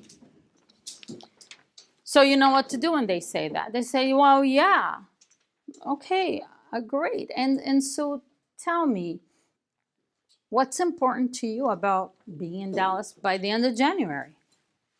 Then you ask the next question. Are you planning on interviewing any other agents? If they say no, you just keep going. Okay, no problem, great. And if they say yes, so I'm just curious, who are the agents you'll be talking to? And have you already scheduled those appointments? When will they be coming in? If you sound conversational, they'll go with the conversation. If you sound awkward, they won't answer. They'll say, well, why are you asking? What? So if that happens, it's not them, it's you. Understand? I know, it's a hard pill to swallow. It's like you got to change the way that you're communicating to change how they respond to you. What specifically are you looking for in the agent that you hire? You must ask this question. Because, and I'll tell you how you're going to use it right now. Let's say it's going to tie into the question number 10. Okay, so you ask what specifically, they tell you A, B, and C, whatever that is, okay? And you just like, okay, so you repeat and approve. Okay, so you're looking for an agent that's going to get this home sold for the most money possible. Let's say one of the things they're looking for is an agent that can sell the house for X amount of money. So you're going to repeat the 1, 2, or 3 things they said, okay? And then you're going to move on. Now, when you get to question number 10 and you say, so at the end of our meeting, if you are confident that listing with me, hiring me, working with me, whatever word you choose there, is the best decision you can make, will you be ready to go ahead and get started today? And they say, well, no. Let's go with they just say no, okay? Because they could also say, we'll see when you get here, whatever. But let's say they say no. I would say, Anastasia, help me understand, because it sounds to me, you had the home on the market for the last 6 months. I'm going to bring in some things from just to, so I can understand.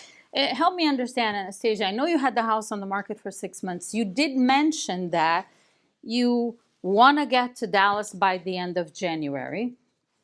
And it really sounds to me like you want to get this property sold. Is that correct? Well, yeah, I want to sell it, but I'm gonna, I'm talking to other agents. I'm not making any decisions today. They start because they might be feeling a little pressured. They don't know who I am. They don't know what I do. They don't know what I can do for them. They're afraid of like committing to it. I would be too. I'm like, you could come over, but I'm not gonna sign anything. Do you understand? It's understandable, right? So then I'd say, so you want to sell this? It sounds to me like you definitely want to get this property sold. Is that correct? And they'll say, well, yeah, I want to get it sold, but I want to hear a couple of opinions. And again, I understand. And I'm asking you a hypothetical question, because I know earlier you told me that you want an agent, the specific things they're looking for. Okay, I'm bringing it back now. A few minutes ago, I know you mentioned that you're looking for an agent that can sell the home for the most money possible. You want an agent that's going to communicate with you on a weekly basis, and whatever else they said.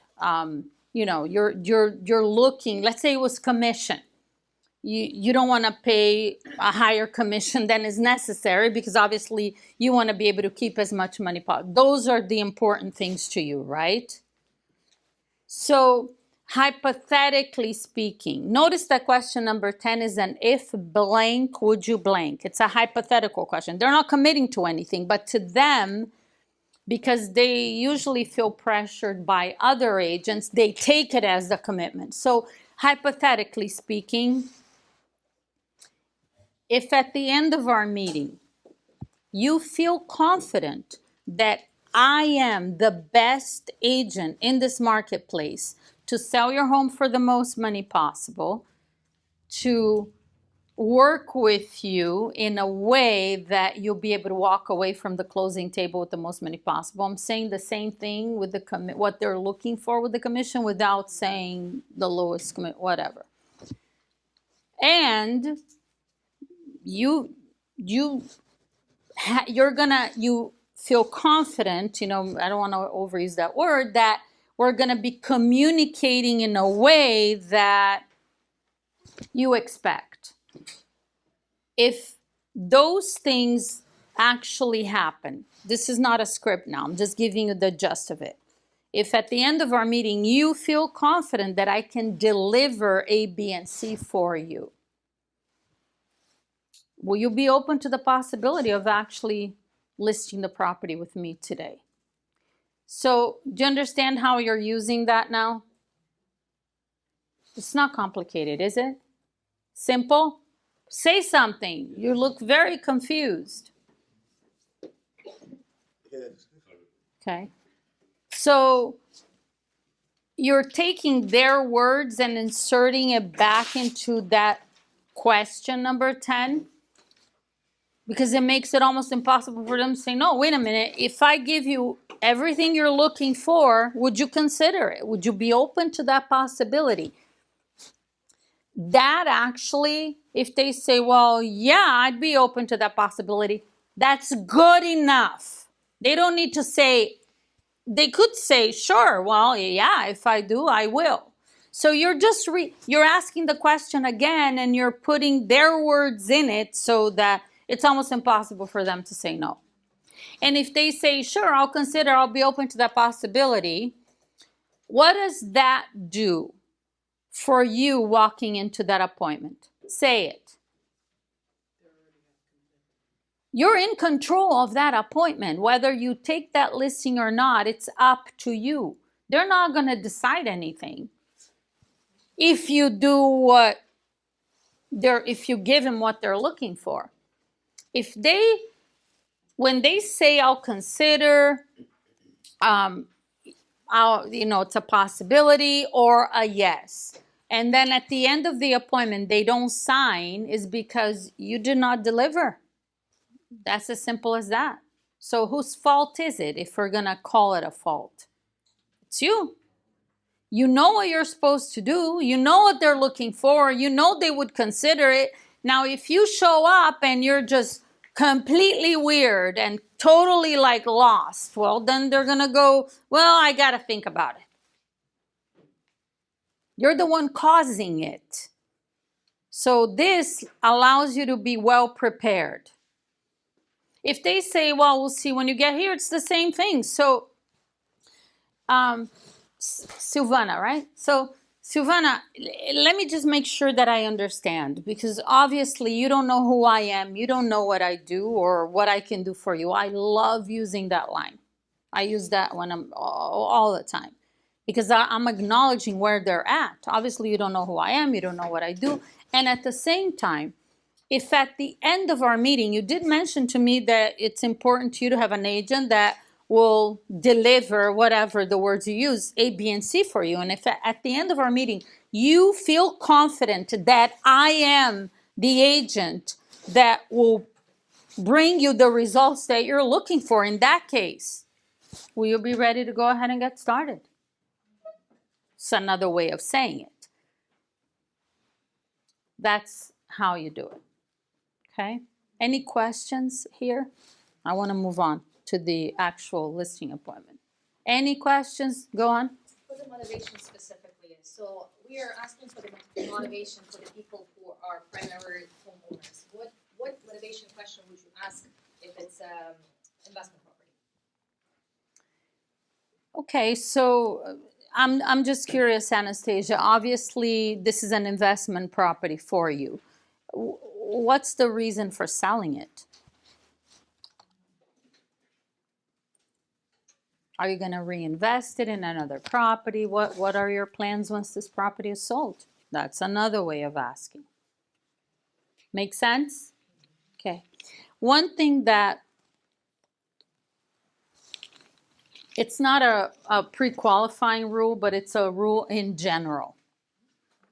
The more you do this, the more you will realize that you have to listen, think, use common sense, because it's just everything that I'm saying to you in terms of additional questions. What if they say this, then you ask that? It's just common sense. Yeah? So you have to think of what is the end result? What's the purpose of asking these questions? Gather information so I can be better prepared and walk in assuming this listing is mine. So if the answers they're giving me is not getting me to that result, well, I got to keep asking. I got to keep going. Okay? Let's go to the listing presentation. Turn to that page on your script. I'm not going to read it to you because you could read it on your own. Yes? Okay. The part that I want to emphasize to you is your marketing plan. This listing presentation is very simple. Okay? What you do differently from other agents, it's what you're not doing right now, which is lead generating. That's what would make you really stand out. Talking to 30, 40, 50 people a day, Monday through Friday, about buying and selling real estate. That's what 99.999% of agents don't do. And you're still not doing it. So you want to learn the listing presentation so you're more confident on what to do when you show up to the appointment, right? But the one thing that really makes you stand out, you're not doing. So what do you do with that? Because if you're not doing it, you can't say you're doing it. I used to lead generate from day one. I got a real estate license and I realized, oh my gosh, are you kidding me? I could make hundreds of thousands of dollars a year just talking to people like this. I'll figure this out. Okay? I figured it out. I'm going to learn this. But if you're not doing it, you're not going to say it. You're not going to say on an appointment. But I know I would go on appointments. I wrote this script, this marketing plan. The whole entire script is very simple. You walk in, part one, you confirm their motivation, you look at the house. It's that simple. And again, don't make it awkward. This, I don't even know what they're teaching in bold these days because I haven't looked at it for 5 years. But in bold, and Diana Kokoska, who wrote bold, used to say that, look at the house by yourself. Remember that? Tell them to sit down over here and you'll be right back and go look at the house. I disagree with that 100%. Let them show you the house. I never said that to somebody on a listing appointment. And it doesn't take long. It may take, I don't know, a few minutes, 5 minutes or whatever. Here's why you want them to show you the house. It's a great opportunity for you to like rebuild like quick rapport because you just got there. Yes? And while they're showing you the house, you could say, oh, so Tyler, I remember over the phone you told me you're moving to Dallas. You want to be there by the... You're already confirming the motivation while they're showing you stuff. Okay? Let them show you the property. You're building rapport. You're engaging. It's not awkward. And that's what people like to do anyhow. Okay? Clear? So that's part one. That's all there is to it. And then you say... you just ask in case there's anything else they want to mention to you. When we spoke, you mentioned you're moving here by this time because of whatever. Is there anything else that is important to you about the move that I should know about? Okay, no, that's fine. Just in case there's something else. Part two, the marketing plan. What are you going to do differently? Lead generating daily, Monday through Friday, talking to 30, 40 people a day is so different. Not even you guys are doing. That's how different it is.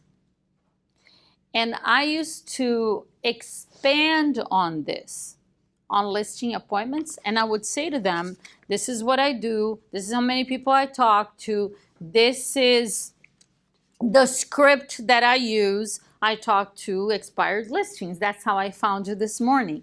I talk to for sale by owners. I call around the neighborhoods of the listings and sales that I had. And, oh, but why do you do that? Well, because some of your neighbors might know somebody that might be interested in moving into the area. Well, but won't they see the sign and call anyway? No, it's not top of mind for them. But when I call and I say, I just listed this property over on Banana Street. It's a 3-bedroom, 2-bath. It's listed for $499. Do you happen to know anyone that might be looking? I used to say this because they're looking at me like, what? You do that? You're gonna... Yeah, I do that.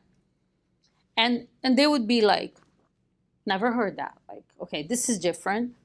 And here's a great line. I don't know if it's on the script or not. Write this down.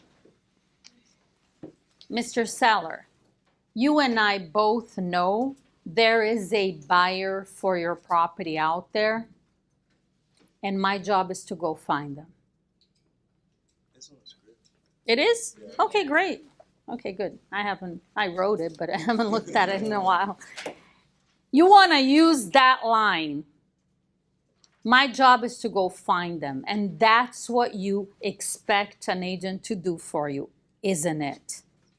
It's powerful. Well, yeah, that's what I expect. Great, that's exactly what I'm going to do for you. So let's go ahead and discuss the price. So we can put this property on the market and I can get it sold for you. I'm like, okay, let's do that. Could be as simple as that, okay? So when you say, I'm talking to 30, 40, 50 people a day about buying and selling real estate, and by the way, as I called you this morning, your property had been on the market with another agent. I look for buyers for the properties that I list, and I look for more sellers as well, because the more listings I have, the better chance I have of finding a buyer for every single one of the sellers that hired me by cross-selling. I don't think this is on the script. Maybe it is. Is cross-selling on the script? Okay, so you want to take some notes here. Because the more listings I have, the more buyer inquiries I get.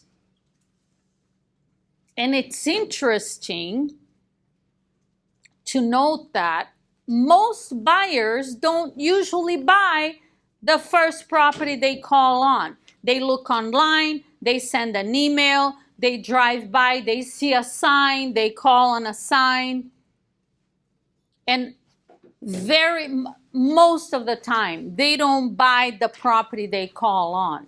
So when we have a buyer on the line, you're not going to work with buyers. You have to refer them. Find somebody that's not in this class that can take your buyers and pay your referral fee, okay? Because if you start working with buyers, you're never going to be a listing agent. Okay? Very rare. Very rare. Okay? So when we get these buyers on the phone or we're communicating with them and all of a sudden they say, well, this is a little bit outside of my price range, or I need an extra bedroom, or I'm looking for this and that, and the home they're inquiring on doesn't fit that criteria, we can cross-sell. When I have 20, 30 listings all over Dade County, I can take that buyer and say, wow, I know exactly the type of property you're looking for. I have one for sale over on a completely different, 30 minutes away, an area they didn't even know it existed. See, because if you're working with an agent that specializes in one specific area, they're limited to that area. They don't know all of Dade County. I do. I have properties for sale everywhere. And the buyer for your home may be someone that's doesn't even know your area. They're looking 30 minutes away on another side of the county, and all of a sudden they realize, wow, what an amazing subdivision this is. This is right in my price range. This works great for me. So cross-selling is a huge way that I'm able to attract more buyers for all of the sellers that hire me. You understand this concept? You could explain it in different ways. Because if in the seller's mind, they're thinking, well, you're not looking for buyers because you called me, I'm a seller.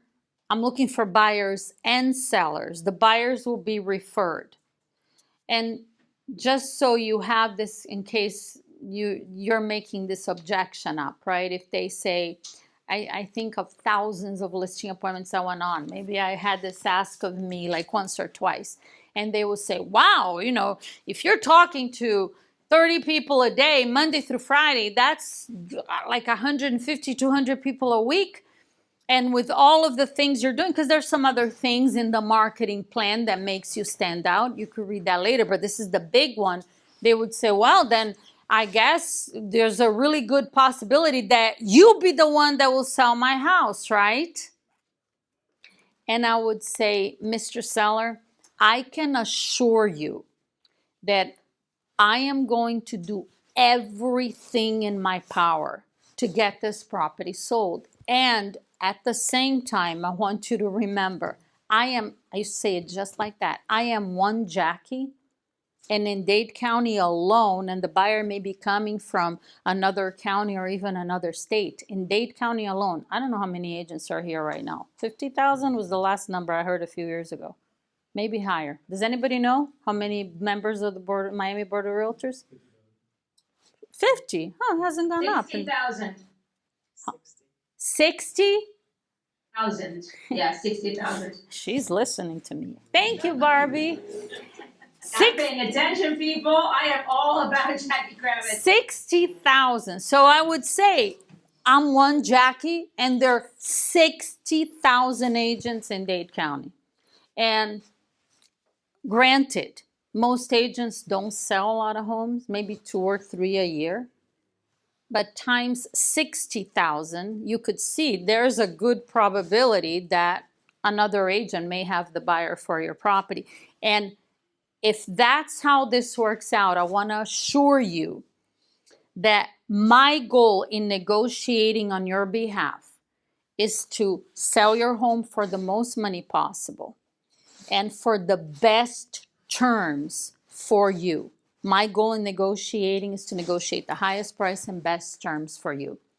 And I am going to make sure that 100% of the buyers and 100% of the agents who are working with these buyers know that your house is for sale. In marketing your property, that is my job. And again, that's what you would expect an agent to do for you, isn't it? Great. Let's talk about the price so we can get the paperwork signed and I can go to work for you. It can be as simple as that. Got it? Did you write down the 100% of the buyers and 100% of the agents? I don't know if that's on the script. My job is to make sure that 100% of the buyers and 100% of the agents who are working with these buyers know that your house is for sale. And that will be done. Because that's what you expect from an agent, isn't it? Yes, absolutely. Great. It's exactly what I'm going to do for you.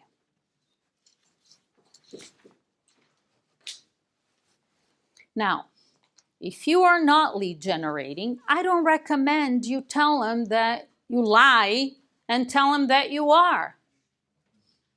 I don't. So if you want to have a powerful listing presentation where you stand out and they see that you do things differently, then you're going to have to do what you're supposed to do every day. Because then you feel empowered to actually say it. And since tomorrow at 8 a.m. you're going to be in the office making calls, for those of you who are, you want the ultimate accountability? You do? That's another excuse. I need accountability. You gotta figure out how to hold yourself accountable. Because, I mean, I spent 10 years coaching agents one-on-one. It was horrible. It was just, oh my gosh. I'm honest. I'm being honest. Because every call is like, oh, let me tell you what happened this week. And my husband and my wife, dude, I'm not a therapist. I've been divorced twice. I cannot help you with that. Oh, I can't make my calls because this. I'm like, I'm a real estate coach. I don't know how to help you with your problems, okay? But that's unfortunately how it was. That's why it was bad, because I'm not qualified to help them with their life problems. But I can tell you that if you don't do what you're supposed to do consistently and you develop the discipline for lead generation, in addition to all the other problems that everybody goes through in life, you're also going to be broke. So you got an added problem, okay? And actually, having money doesn't make you happy, and it's not going to solve your marriage problems, but it does help, you know? Maybe you could go on a vacation, or you could hire a therapist and you could pay for it. Who knows? I don't know. You know, it helps. Yeah, it doesn't make you happy, but it makes life easier. Yeah? Okay, we just got off track a little bit. So, if you're going to tell them that you lead generate, it's a good idea for you to do it. And for those of you who will be in the office tomorrow at 8 a.m., because you still got calls to make today, yes? What you say, you go on an appointment. Does anybody have an appointment today? Yeah, girl. Oh, yeah, right there. Okay. So when you go on the appointment today, you say, I don't say lead generate. People don't know what that is, okay? That's a Keller Williams term. So you say, I spend 4 hours a day, I think was the schedule I gave you. From 8 a.m. till 10 a.m., is it 1 to 2 and 6 to 7, whatever the schedule I gave you, right? I spend 4 hours a day on the phone talking to people about buying and selling real estate. I start at 8 a.m. From 8 to 10 a.m. I'm in the office. Here's my office address. You could come in any Monday through Friday between the hours of 8 a.m. and 10 a.m. and you're going to find me in action. You're going to see exactly anybody has the courage to say that? Both of you that are going on an appointment today? Imagine if they show up here, you give them it's like, oh, where is, Jolene, haven't seen Jolene in like a month. I don't know. Jolene's not here. What? Yeah, like that's the ultimate accountability. I want somebody to hold me accountable. Let your sellers hold you accountable. I'm serious. It's not a joke. Nobody is going to hold you accountable. I started talking about being a one-on-one coach, right? Number one reason why people sign up for one-on-one or mastery, you know, because I was a master coach for KW for 5 years. It's accountability. They want accountability. Yeah. So I'm not saying anything negative about, sounds negative, but it's not, about one-on-one coaching, okay? But the agent is speaking to the coach for 30 minutes a week, paying a fortune, 30 minutes a week, yeah? What exactly could that agent do to get that agent every morning to wake up on time, to work on their minds, to practice their scripts, to do their pre-prospecting routine? 8 o'clock, dial the phone, dial talk. There's absolutely nothing the coach can do. When the alarm clock goes off, on or off in the morning, I don't know if it's on or off.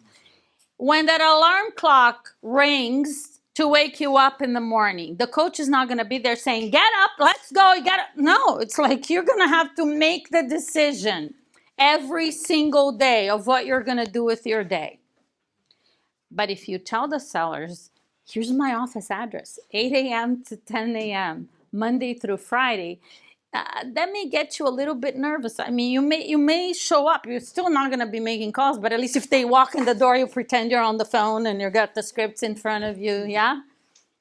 Yeah, but if you're not doing it, then you got to use some old listing presentation that is going to make you sound like everybody else.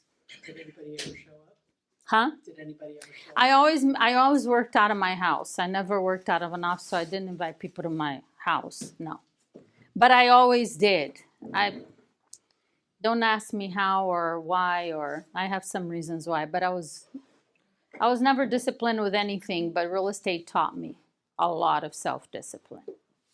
Thank goodness, because I don't know where I would be without it. So, okay, understand the listing presentation? After the marketing plan, you're going to go through the CMA. Next week, we'll talk about the price. How to actually have that conversation, because that's a very, like, in and of itself, very important conversation. Overpriced listings don't sell. And in a perfect real estate world, all of your listings, when you take the listing, it will be well priced. But that's realistically not what happens. So we're going to talk about how to get them to understand the price. If it's well priced, amazing. If it's not, you're going to know very quickly. You're going to set them up for price reductions. I'm going to give you the best scripts you've ever seen. You have some there. There'll be more, and I'll explain all that to you. That's the third part of the listing presentation. And then part 4, last thing, ask them to sign the listing agreement. Okay? So with that last part, I want to talk to you about that. Like, we're putting off the pricing conversation till next week. The closing for the signature. Yes? So I'm going to tell you exactly what to do, and it's not written on the script, so you're going to have to write it down. When you walk into the appointment, the first thing you do, they show you around the house, you confirm motivation, blah, blah, blah. And then you get settled at, let me see if I do. Hang on. I should have a pen in here. I always have a pen in my bag. Not today. Okay, thank you. So let's say you're going to settle down at the kitchen table, okay? They sit down. I recommend that you stand up. Do not sit down on your appointments. Do not sit down. Why? Can anybody tell me why? Like authority. Authority. You're in control. You're in charge. You're the expert. That's what you do. That's what you do, okay?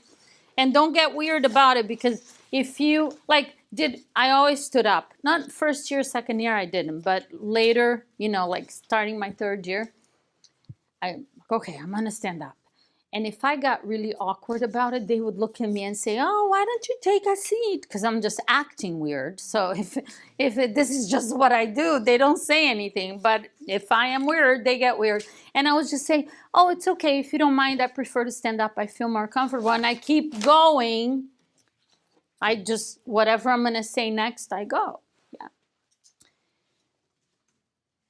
99% of the appointments I went on, no, more than that, probably 99.9, they never asked. I never said, "You sit down, I stand up." No, they would naturally get to the table and they would sit down. I stay standing and they don't even know what's going on. And I just start I know one of the things we talked about over the phone, I mentioned to you that I do things very differently. It's like I already started. They don't, there's no pause or weird. You get what I'm saying? It's just the way it is. And they don't say anything. Before I started my presentation, I open my briefcase, I take out, pretend this is my listing agreement, okay? I take out the listing agreement, paper. I know some of you now, they could sign electronically on your iPad. I would not do that. I want paper and pen, okay? Take out the listing agreement from your briefcase, completely filled out, except for the price. Property address, seller's name, commission, expiration date, everything that needs to be filled out is filled out. Price is blank. I take it out. I don't say anything. I just put it right here. So let's say Francisco is my seller, right? I take the listing agreement, I put it right here with the pen on top of it, and that's it. I don't say anything. They could see what this is, but I'm not calling attention to it. It's a subliminal close. You don't go over the agreement with them? No. Especially not now. What I'm saying is you're taking this listing agreement completely filled out of your briefcase before you start your presentation. You just got there to that kitchen table. And you take it out and you put it there. And for those of you in the back, the pen is on top of it and that's it. So, Francisco, I know when we spoke over the phone, I mentioned to you that and this is just sitting there. Okay? The whole entire time that I'm talking, whatever we're doing, it's there. Now, we go through the marketing plan. We discuss the price. Let's assume we agree to list this property at $849,000. Okay? So I'm gonna, can I write on your notepad? Okay. So how do I say this? Everything is just flowing. You know, like when things just flow, it's not like you pause and you get all weird. So, great. We are gonna price. I'm writing on the listing agreement where the price is. Remember, it was blank. So I'm looking at him and I'm saying, okay, great. So we're gonna price it at $849,000. Yeah. I just need your signature right here. That's it. That's it. And I'm just, did you notice how I'm just like, okay. You get weird, they get weird. You hesitate, they hesitate. You lead, they follow. That's how it is. And people are looking for leaders. They're not looking for, oh, this agent is really weird. Should I do this or not? You're causing that, okay? So where does the commission negotiation? There's no negotiation. You already wrote whatever your commission is. But for now, we have to disclose the buyer's commission is negotiable. Okay, so you do, yeah, so do that. You already asked them to sign the first page, right? Okay. And then you flip the contract to every other page showing them where to sign? For other things you have to disclose commission, buyer, whatever, yes, after that is signed. Because that they already committed to you. Okay. Now, and in addition to the buyer commission or whatever else, I mean, there's going to be other things they need to sign. Yeah. Yeah? Other disclosures, seller's disclosure, whatever. It's all going to get done. But once that paper is signed, the listing agreement is signed, they committed, great. Now it's easy. So when you tell him, okay, putting the price, sign right here, you're showing only on the first page, or you're just flipping all the pages? The listing agreement I use, I believe, if I remember correctly, I haven't looked at a listing agreement in Dade County in a few years. It hasn't been as long as I've been coaching, but it's been a while. My listing agreement, I don't think it had initials on it, but it was 4 pages, and the signature was on the last page. Okay, so the price was on page 1. Okay, so I write, okay, $849. Okay, great. Francisco, turn the page. I'm not gonna ruin your whole, I just need your signature right here. I'm not saying, well, let me tell you what this says and that says. If they stop and say, because commission is there, if they say, oh, what is your commission? My commission, I'm not even gonna say it, okay? After this NAR settlement, commission is whatever you want, right? And it is, it always is. It's whatever you believe you're worth, because you choose. But I'd say my commission is blank. Yeah, just need your signature right here. That's it. Turn the page, ask him to sign. Oh, I'll tell you, because I know some of you are thinking, yeah, but don't people want to know every word on this agreement? 99.9% of them don't. But if you're hesitant and weird, they will. And if they say, wow, you know, there are 4 pages, what's here? Once in a while, they'll just say that because they're like, you know, I do that. How often you go, whether it's buy something online or in person or whatever, and there's like terms and conditions and it's like this long. And you just click agree and you go, yes or no? Yes. That's what people do. I do it too. And I know better. I should know what I'm signing. Yeah, but I don't. Like, I'm going to sit and read all that. Are you crazy? But sometimes people would say, oh, what is all of this? My response was, and I don't know if this is the one you use, so adapt. I would say this is a standard Florida Association of Realtors listing agreement. So everything here is just, you know, just a lot of legalities and a lot of things that are going to protect you in the sale. What's important here, you see the name, your price, the price of the property, the commission, and that's it. Just need your signature right there. You go, oh, okay. I never use the net sheet. That's another one contra. My clients are like, you don't bring a net sheet? No. If they ask me for one, if they ask, how often did someone ask? 1 in 1,000, honestly. People know, like, the commission, what the commission is gonna be.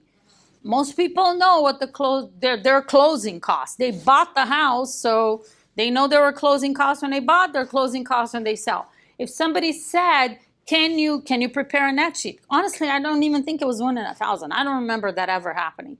But if they do, then you take out a blank net sheet, fill it out, give it to them. Do you need to bring one ahead of time? No, you're not gonna be discussing price or have something ready with, no. There's no reason for that. You're just complicating things. You're just, I don't know. I don't understand the reason to do that unless they ask.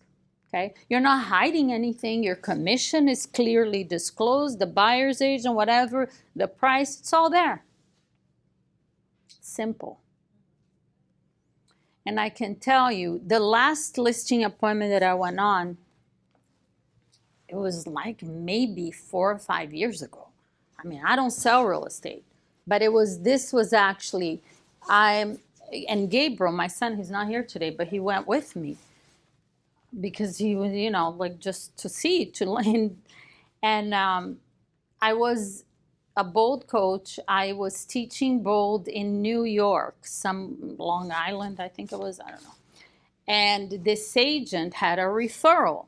And in Miami, like somebody wanted to sell in Miami, and he calls me and he's like, would you take this listing? I said, I don't really sell real estate, but you know, my son can kind of help them.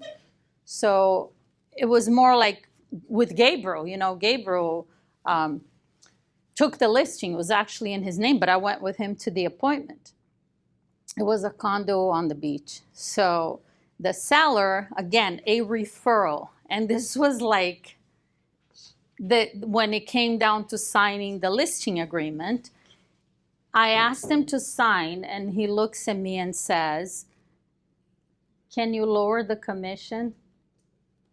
And because he said, and I know the agent, because he said, and he said, oh, I met with so-and-so. He was a referral from this bold agent in New York, but he was also an expired listing.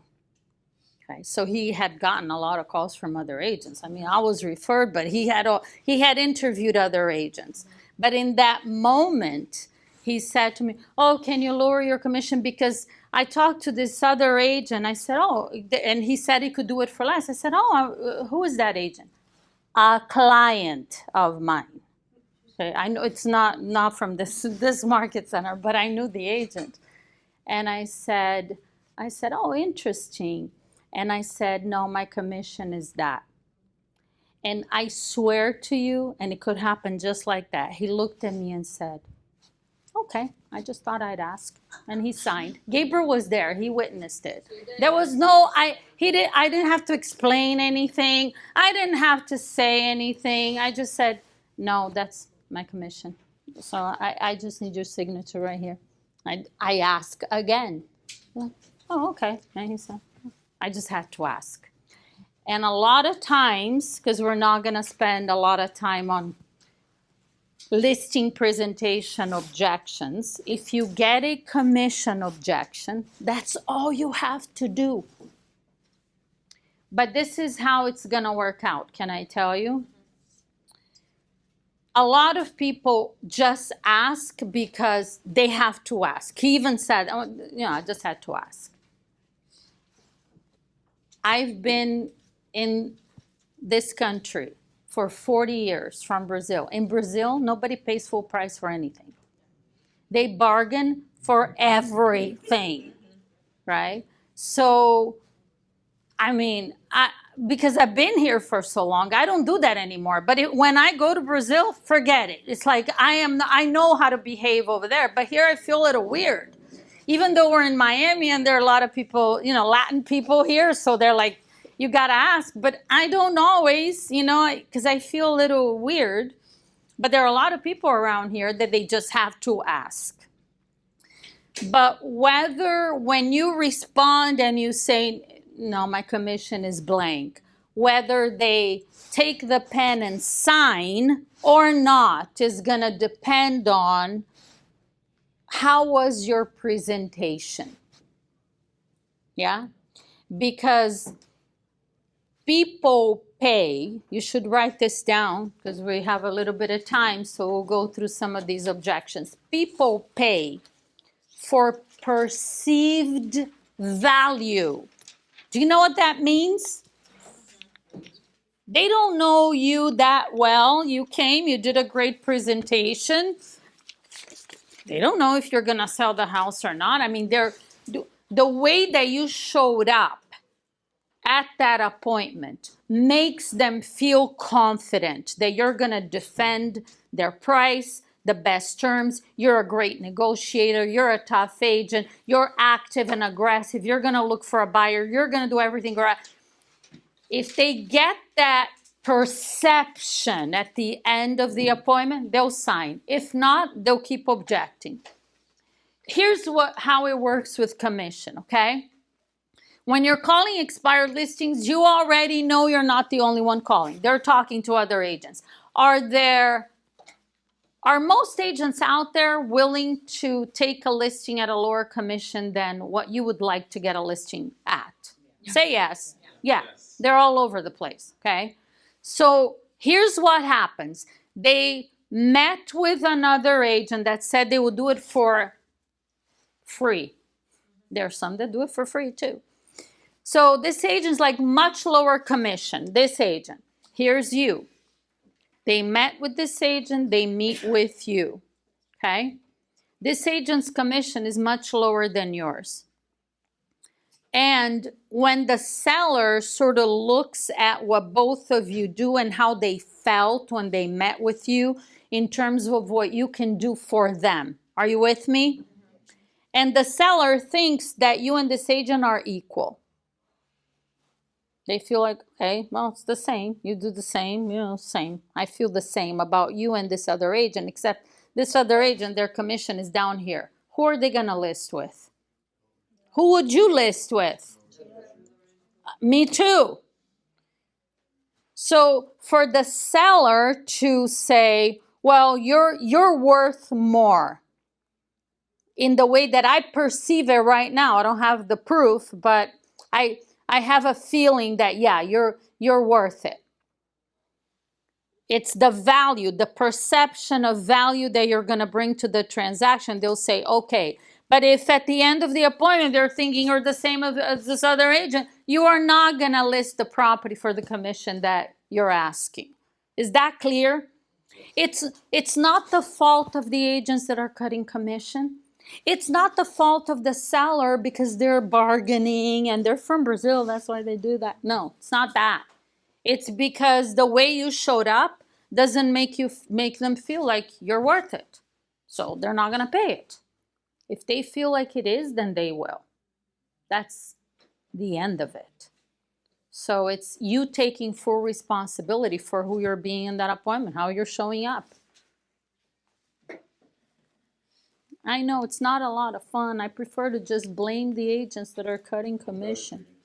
Huh? Oh, it's an expired. Calling him back. That was my last call as well. What? Yeah, I had an expired call me back. I saw you walk out for real? Yes. Did you set an appointment? He asked me to call his wife back in an hour. Yay, amazing. Good job. There you go. That's what happens when you actually make calls. It's more fun to blame somebody else for your lack of results because then you don't have to do anything. You're just a victim. It's not my fault. There's too many discounted. 60,000 agents in Dade County. I mean, most of them are not doing anything. So it's just irrelevant. There's a quote that I love. I always share this with the clients. I think it's in the, oh, you have commission objections too. Yes, you do. It's on your scripts. If you think hiring a professional is expensive, wait until you hire an amateur. But see, for you to like embody that, you have to be the professional. Because if you are the wishy-washy, I don't know what I'm doing, then it's not going to work for you. Questions? The texting, the people that don't answer the phone. Yeah. I have not gotten any response at all from any of those texts. Is that? What are you texting them? Pretty much the same thing that the script is. What I would say to them on the phone. What is it? Do you remember? My name is Gina, a local real estate agent. That whole. I'm confident that I can sell your house. That's what you're writing? Yeah, no. Don't text them that. If you want to text, so I'll say this, okay? I'm going to give you a script. This is Jackie. I'm a local real estate agent. I'm sure you noticed that your house came off the market today, and I have a couple of quick questions about your house.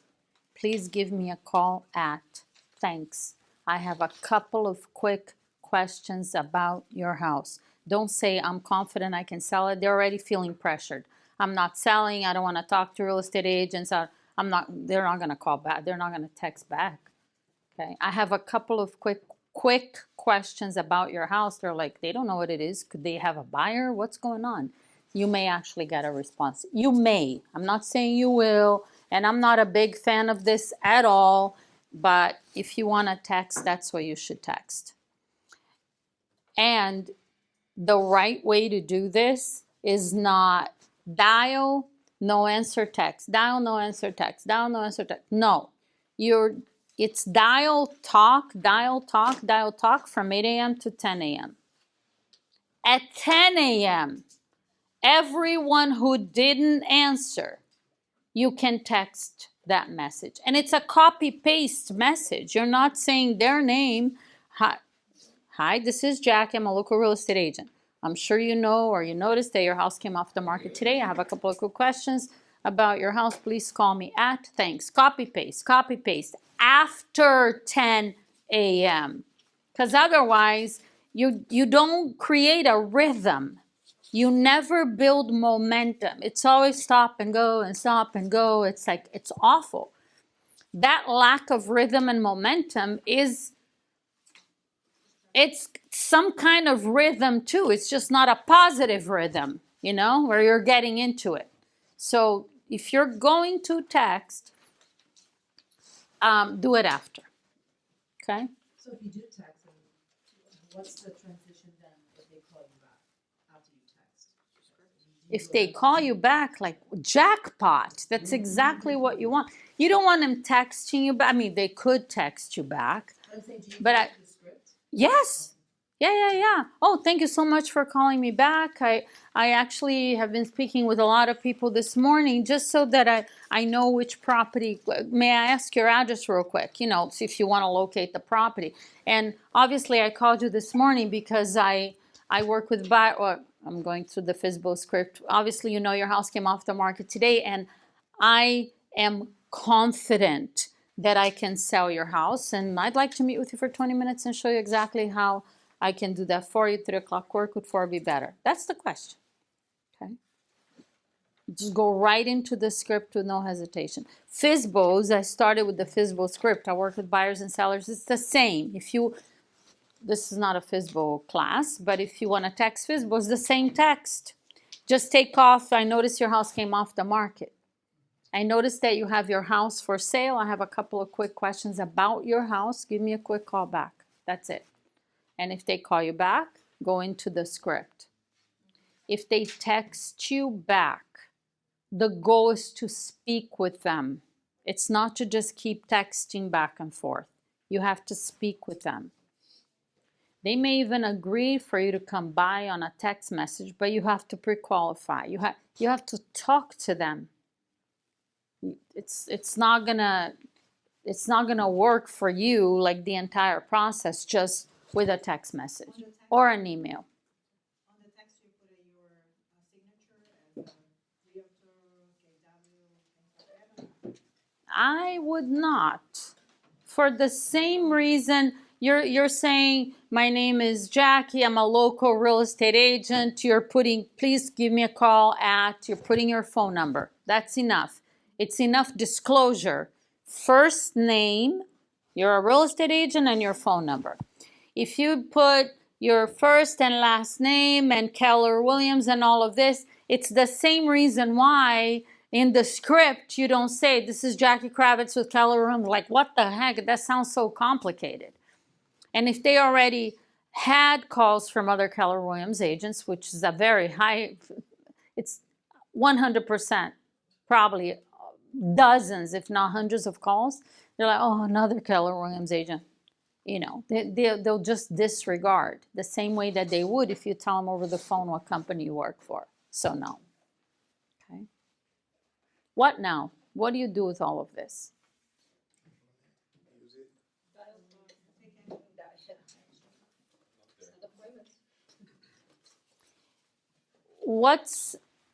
I really don't want to know the answer, so I don't know why I'm asking the question. Why aren't you guys showing up here at 8 a.m. and calling expireds? Because most of you are not. I really don't want to know the answer. This is weird. I ask a question, but don't answer it. Well, so maybe I remember Io mentioning to me that somebody wanted to sign up for the class, but they couldn't be here at 8 a.m. for whatever reason. Maybe it was you. you can still make your calls from home. It's just harder to focus. You know, this, I always worked from home. I mean, when I started, I had little kids and whatever the story, nights and weekends. So, and then I didn't have an issue with being distracted. So, you know, I'm going to do this. So I did it, and I always worked from home, and it worked out for me. But the truth is, for most people, when they're home trying to lead generate, it's very distracting. You have way more distractions than you would if you show up to the office and you do it here. We understand that, right? And like I said, because many of you were late today, so you weren't here when we started. I know if you're actually making calls or not, whether you're doing it from the office or home. Do you know how I know? If you were here early, I told you how I know. You're not setting appointments. It's not that complicated. 3 weeks after we started this, if you're actually making the calls and you're using the script and you're not getting interrupted and you're not getting distracted and you dial talk, you're going to set appointments. And when you do, you're going to put it on the chat because you're so proud and excited. So everybody would know and I would see it. So if it's not happening, it's because you're not doing anything. Remember I told you this is a doing class. This is not a learning class, because how useless is this whole thing you learned today if you're not going to apply it? It's useless. I don't like wasting my time with useless stuff, okay? So next week, we're going to talk about pricing. Who's going to show up here tomorrow at 8 a.m. and actually make the calls? Anastasia? Yeah, what? I will hear and make. What's his name? He's just looking down. What's your name? Johnny? Yeah. Did you know what I just asked? Who's gonna be here tomorrow at 8 a.m.? Oh, yeah, because you didn't put your hand up. I'm gonna be here. Oh. Late bloomer. We'll see. I'll be looking for that sign-in sheet tomorrow. But again, I look at the sign-in sheet and I wonder what they're doing. Okay, great. They got there. But now what? What are they doing while they're there? That's, again, if you are dialing starting at 8 a.m., you will set appointments. If your mental focus is on accomplishing the result of setting an appointment, you will make it happen. You understand that, right? Remember, if you're lead generating to get leads, you get leads. If you're doing it to get contacts, if you're doing so you could put in the 2 hours, yeah, you get what you expect. You don't get what you want. No, because you may want a listing appointment. You get what you expect. Like the real expectation in your mind. That's what you get. So you got to check it. Before you start dialing, say some affirmations, pump yourself up. I'm setting an appointment. Yes, you're my next appointment. You got to talk yourself into the results that you want to achieve. The mind, listen carefully, because I am obsessed with understanding how my mind works. I'm obsessed. Okay? Every book I read, everything I listen to has to do with mindset. That's the only thing I'm interested in, because mindset, which is how my mind operates, what I think, my beliefs, that is everything. Do you understand? It's not 90% of success, it's 100%.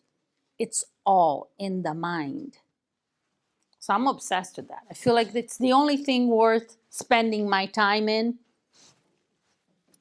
And lately I've been a loner because there are very few people that I can have these conversations with, and they're interested, like, you're a weirdo. Okay, I'm not interested.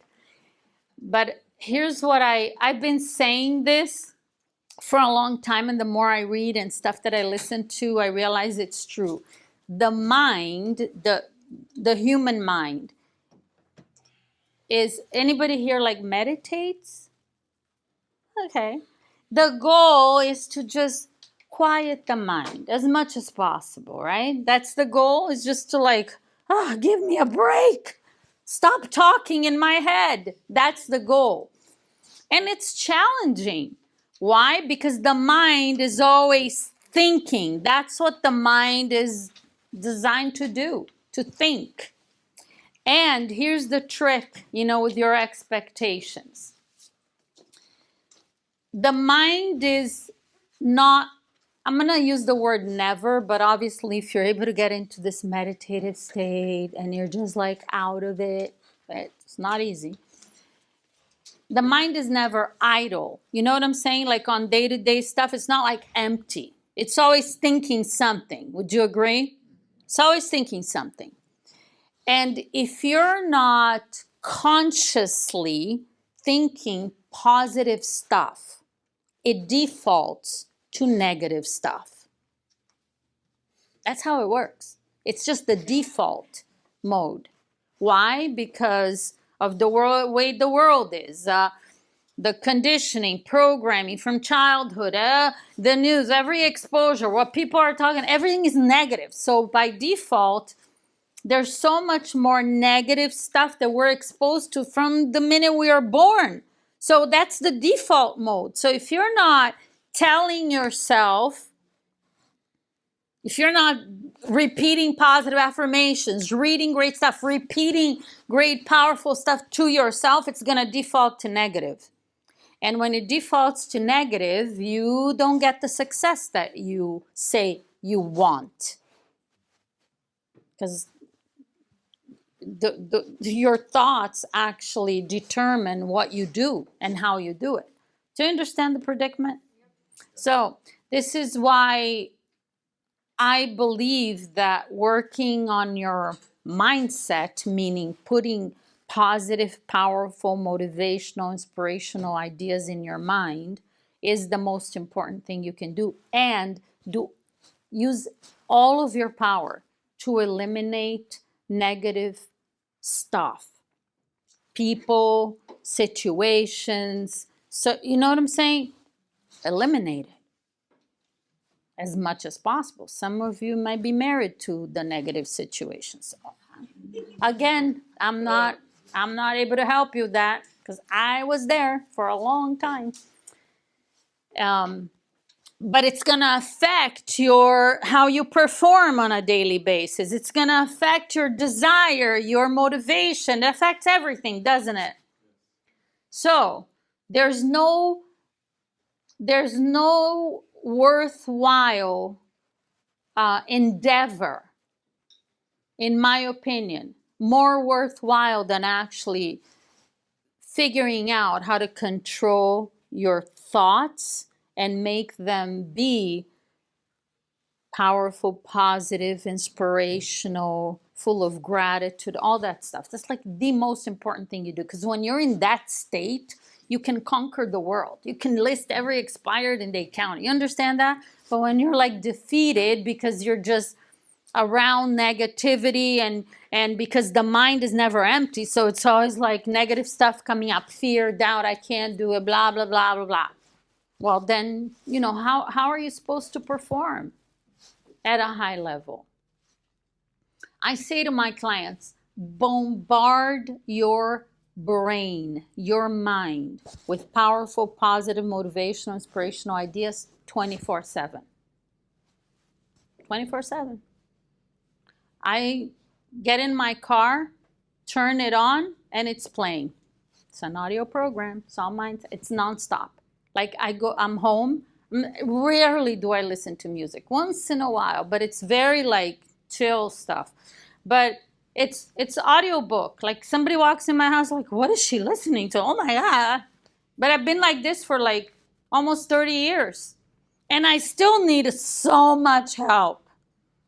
Yeah, because if I leave it idle, I start going negative. And when you go negative, it's game over. You understand? You go negative, it's downhill.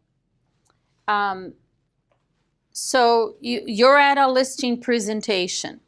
The seller wants more money for the house than the house is worth, yes?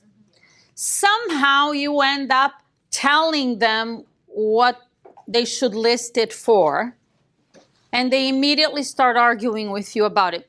They want to convince you that it's worth more money, and you're trying to convince them that it's worth less money.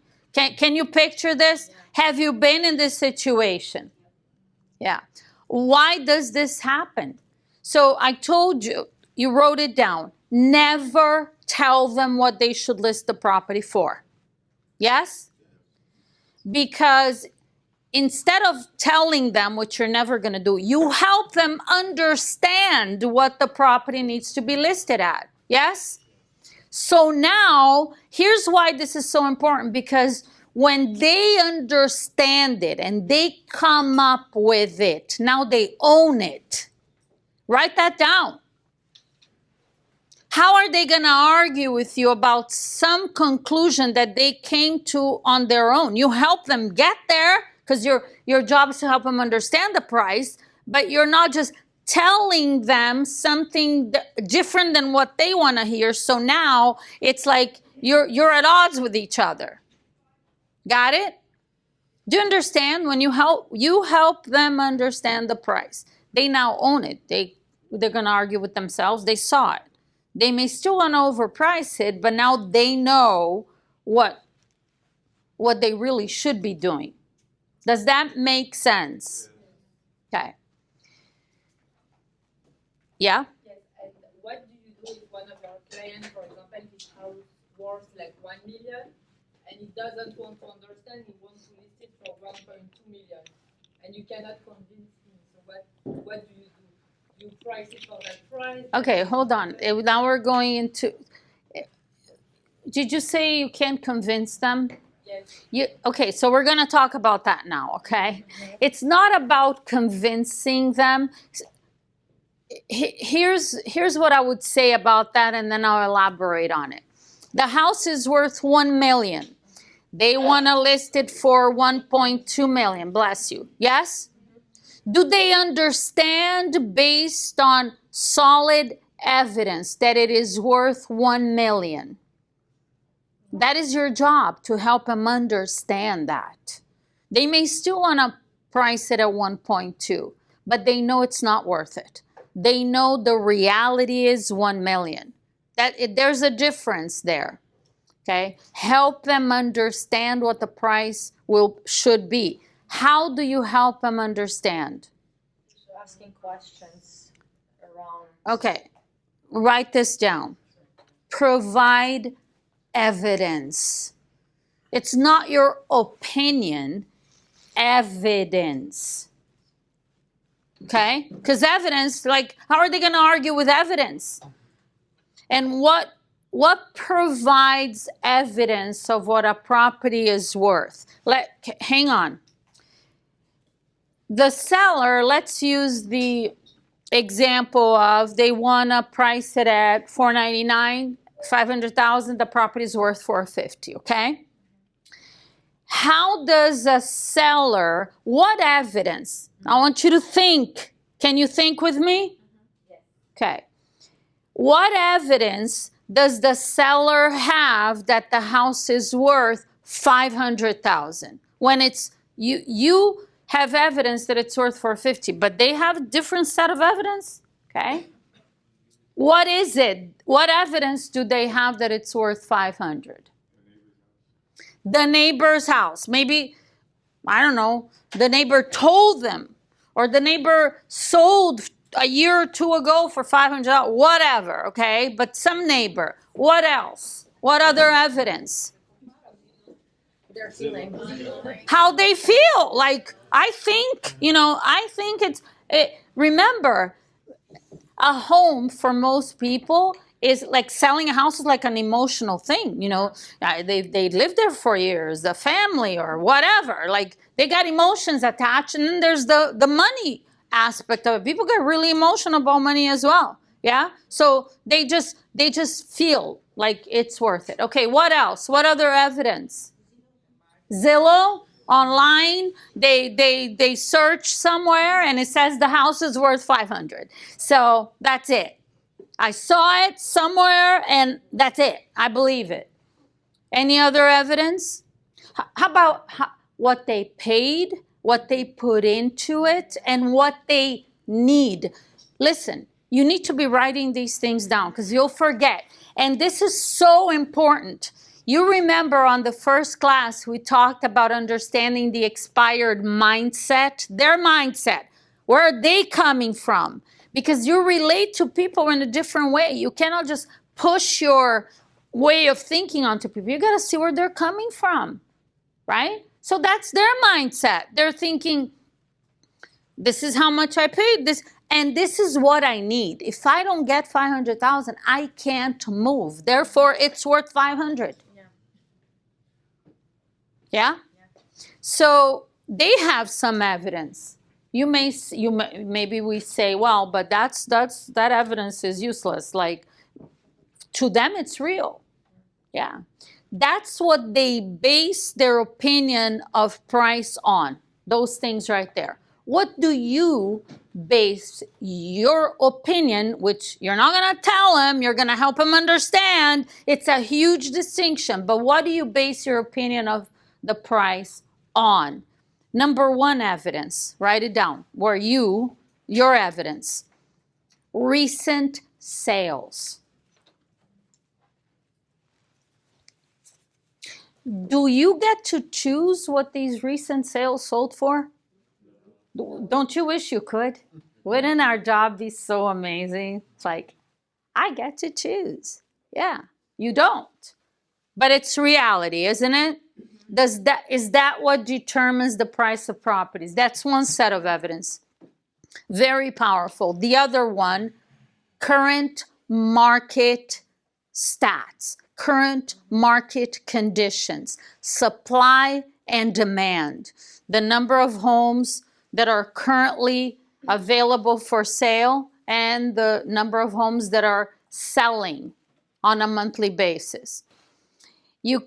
When you're in a seller's market, a hot market, and prices are going up. I mean, we had that, right? The prices are still going up in Miami, but let's just talk about Miami, right? A couple of years ago, prices were going up at a higher rate than they are now, right? So you looked at recent sales, but because there was a very low supply of homes, low inventory, and high demand, properties were selling, the next sale was higher than the last sale. You get what I'm saying? That's a function of the market conditions. That affects the price. Those are the two pieces of evidence you have. Market conditions and recent sales. Do you understand that? And now, here, I said to you, never tell them what to list it for, help them understand. Yes? You're going to use your set of evidence to help them understand the price. Correct? And when you're doing that, as you are discussing price, you're going to start with the market analysis. You prepare a market analysis. I recommend that your CMA has 4 active listings and 4 recent sales. That's it. No, pendings are like an illusion of who knows what. A made up, you don't know what they close for, so it's useless. Don't put pendings. I believe that the simpler it is, the better off you are, the more focused they stay. The only time that I would actually, and occasionally I would do that, I would select 4 active listings. But let's say I'm in this community. I took a lot of listings in Pembroke Pines, and some of those subdivisions in Pembroke Pines, there were so many homes and there were so many active listings. So if all of a sudden I'm selecting 4 that are most comparable, but the reality is in this subdivision, there's like 45 active listings. Like, it's a lot of choices and a lot of competition. So I would print those 40 or 45 like in a list, kind of like one-liners. And I wouldn't go over all of them, but I would just say, I just want you to be aware that there are X number of properties, and that supply and demand, yes?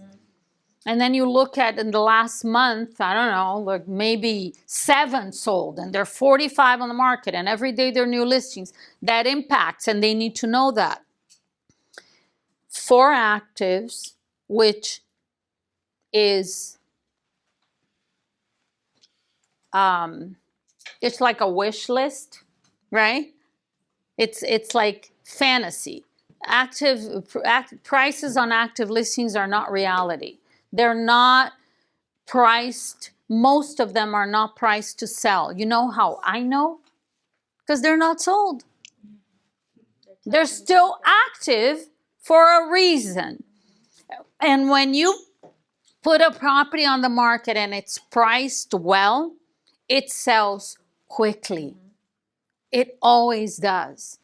This is one of the hardest conversations I have with my clients, because they always want to say, like, I swear, I get this question asked by my clients probably, I don't know, at least once a week, somebody will say, especially when we're discussing price, you know, on calls, or they say, my listing is not sold. It's been on the market for 6 weeks, sometimes longer, but it's priced right. What is it that I need to do? It's priced right. No, it's not.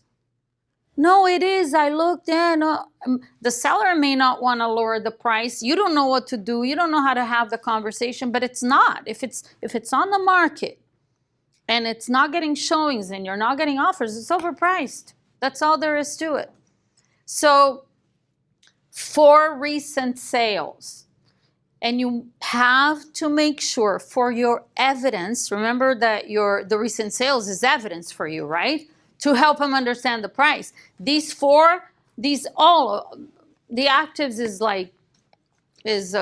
it's not reality, but the recent sales, they need to make sense. You know what I'm saying? You need to carefully select these recent sales, because I've been on appointments where I pick recent sales and I'm showing them to them and they start arguing about it. But my home is not like that. My home is better than that. My home is this and that. Like, all homes are not exactly the same.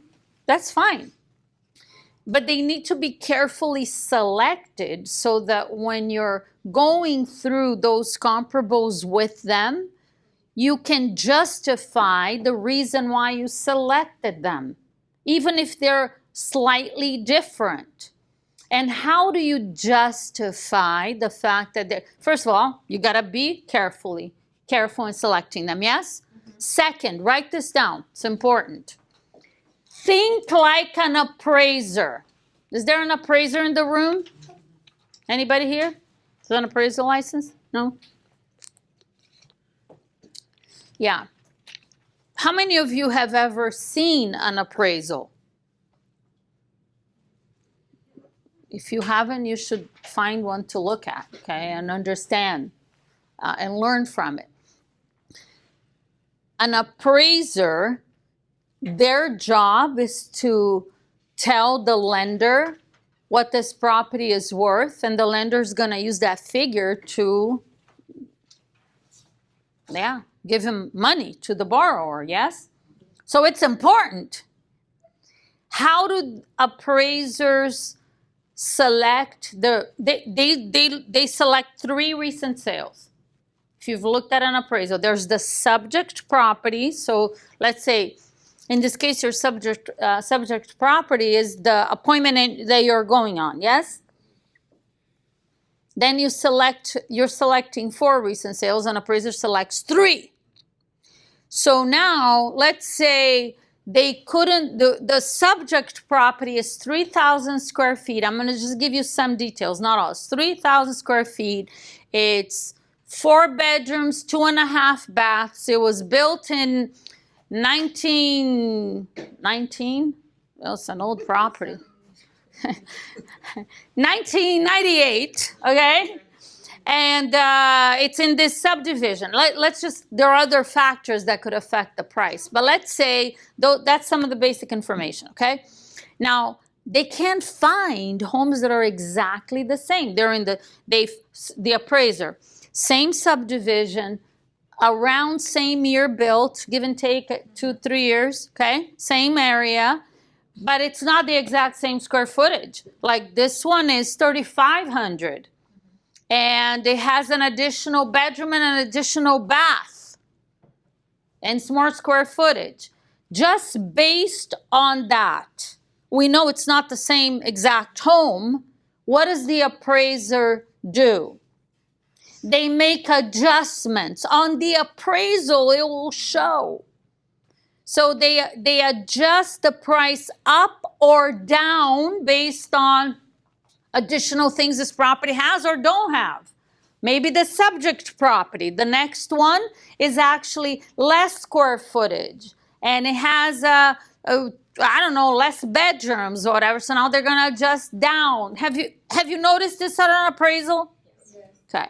You need to understand this. Actually, appraisers, I used to have this on my briefcase when I'd go on listing appointments.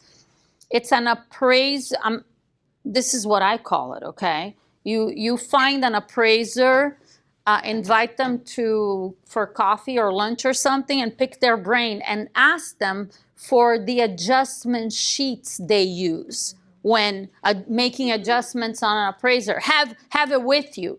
Like something official that says blah, blah, blah, appraisal company. And this is the adjustment sheet they use. As an example, a property, how much would they adjust in a comparable property that they select for the fact that your subject property has a pool and the comparable does not? What is a pool worth?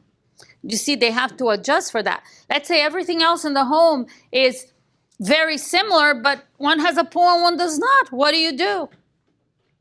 So appraisers have a certain amount that they would adjust for a pool, period. And that amount that they adjust for a pool is also based on the price range of the property. Let's say if it's under $500,000, I'm making this up, okay? I'm making it up right now because I used to have it, but we're talking a little while ago. So if the property is under $500,000, a pool is worth $40,000. If the property is worth between 500 and 3 million, the pool is worth 60,000. Do you understand what I'm saying?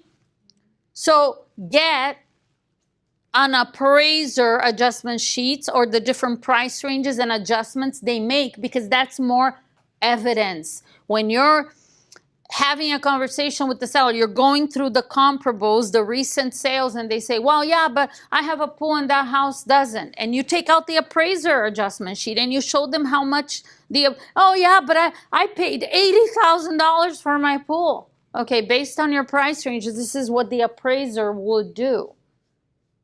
You have to do that. Go like this. I know you're listening. You're awake? Yes? Yes. Yay! You just walked in, so you don't know what I was saying. That's okay.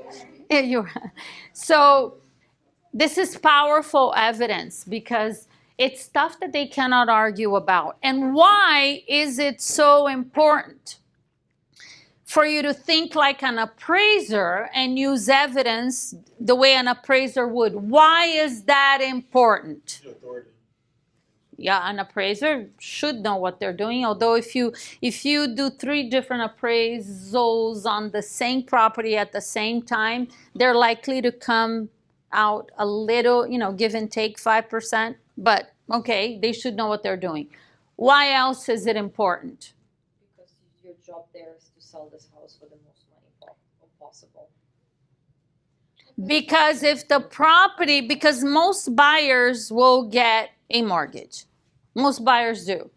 And when they get a mortgage, it will require an appraisal. And if the property doesn't appraise, the lender doesn't lend the money, so there's no closing. And if they're going to pay cash, if some buyers pay cash, Generally, I mean, we may have some people in Miami that overpay and they don't care. But most cash buyers don't accumulate hundreds of thousands or millions of dollars in cash because they overpay for stuff. Do you understand what I'm saying? Most.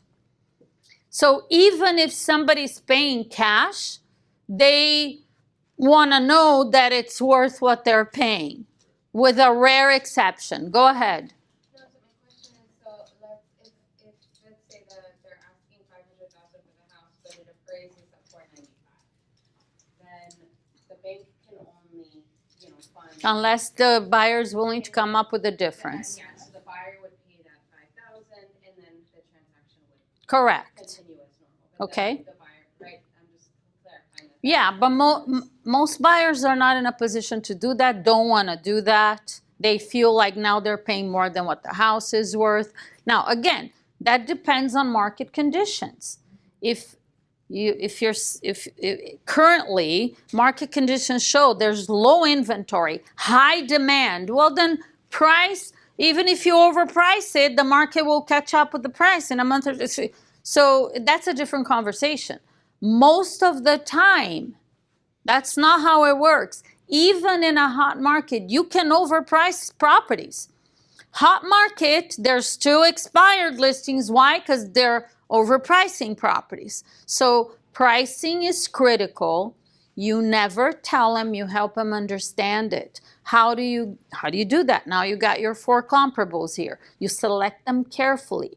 You have your appraiser adjustment sheet. You know how to explain every detail of these recent sales, yes?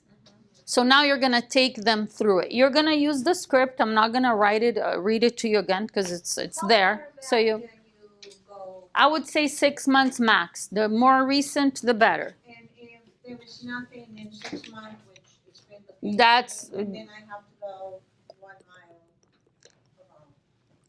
Yeah, you have to start expanding it a little bit. Yeah. But again, an appraiser would never say, go to the lender and say, I can't appraise this property. There are no comparables. I have no idea what to do. They're going to figure it out. You have to do the same, okay? So you take them through each comparable, each of the recent sales, one by one, and you ask them if they're familiar with this property. This is the, I don't know, 2-story yellow house on the corner of Banana Street and Main Street. Have you seen that property? Are you familiar with the home? They live in the neighborhood. Maybe they have a friend that lives in that house. And if they've been, or there was an open house a few months ago and they walked in. If the seller knows the property, do you want to know that they know and they've been inside before you start talking about it? Before you start showing them stuff? Do you want to know? Yeah. Because you want to know what you're dealing with here, right? I forgot to say this, so I want you to write it down. This is very important. And maybe you should write this down in the very beginning of in the script book where it says listing presentation. You want to write it on there in the script book so it's not lost in your notes and you forget. Show up to every listing appointment 15 minutes before your appointment. Always be 15 minutes early. So like knock on the door? No, you're not going to knock on the door. You're just going to get there 15 minutes early. And you're going to use those 15 minutes to go around the neighborhood with your CMA in hand. And you're going to drive by and make eye contact with every comparable that you selected. 4 actives, 4 recent sales. I'm going to drive in front of it. I'm going to look at it. Okay, this is a 1-story, 2-story. It's on this street, that corner, backs up to a preserve, has a canal, whatever. Just from the outside, I'm going to look at it. Every one of the comparables. This is gonna build your confidence when you're, even the way you show up. I used to go, because I sold real estate all over Broward, the entire county. And very often I would go, there were certain areas that I would go a lot. But then sometimes I would go on an appointment. I remember clearly one time calling in the morning. I used to live in Coral Springs, and I said I call an expired, and it's in Hallandale. And it's in a subdivision I've never been. I have no idea where it is. I mean, I know where Hallandale is. I had no clue. So I go do my CMA, same day appointment. I go do the CMA. What do I don't even know where I'm going, okay? I'm using a map. I'll get there, but I don't know the area. I show up 15 minutes early, and I do exactly what I just told you. I drive in front of the comparables. When I remember taking that listing, by the way. There's a very few transactions that I clearly remember. Because I remember when I started showing them the comparables, I said, this is the corner house, 2-story, gray house. And they look at, like I sound like I know what I'm talking about. I've never been here, but I sound like I do. Yes, it builds my confidence because I really do know. I looked at it, I saw it. And it's going to help you come across more confidently. We said that in the beginning. You can't show up and be wishy-washy and lack confidence. They're not going to list with that person. So you show up 15 minutes early, you make eye contact with each property, and when you're going through each of the recent sales and the actives as well, but the actives, you don't want to spend too much time on that, okay? These are other properties similar to yours that are on the market right now, and they may know of some of them. If there are signs outside, they might have seen it. And now, each of the recent sales, have they been on the property? Mr. Seller, this one, if you see right here, it tells us what the square footage of the property is. You see that number? Have them look at it and tell you. Like, engage them. Don't be like lecturing, just telling them. Because when they participate, remember the goal is for them to see it. Now, I realize this property doesn't have the pool that you have. And based on how appraisers make adjustments, let me show you this. You're educating them. Remember I said help them understand the price? How do you do? By educating them. Remember we talked earlier about how did they come to the conclusion that the house is worth $50,000 more than what it's actually worth? The neighbor, Zillow, what they need, whatever. Your evidence is those comparables and the market conditions, yes? So now when they're looking at that, they need to see what you see. When you walk into this appointment, they want $500, the property is worth $450. That's the highest price it's gonna sell for in today's market. Understand? So you have a $50,000 difference in price. How you're gonna help them. So think about it. How did you come to the conclusion that it's worth $450? This is an easy question. You should be able to answer right now.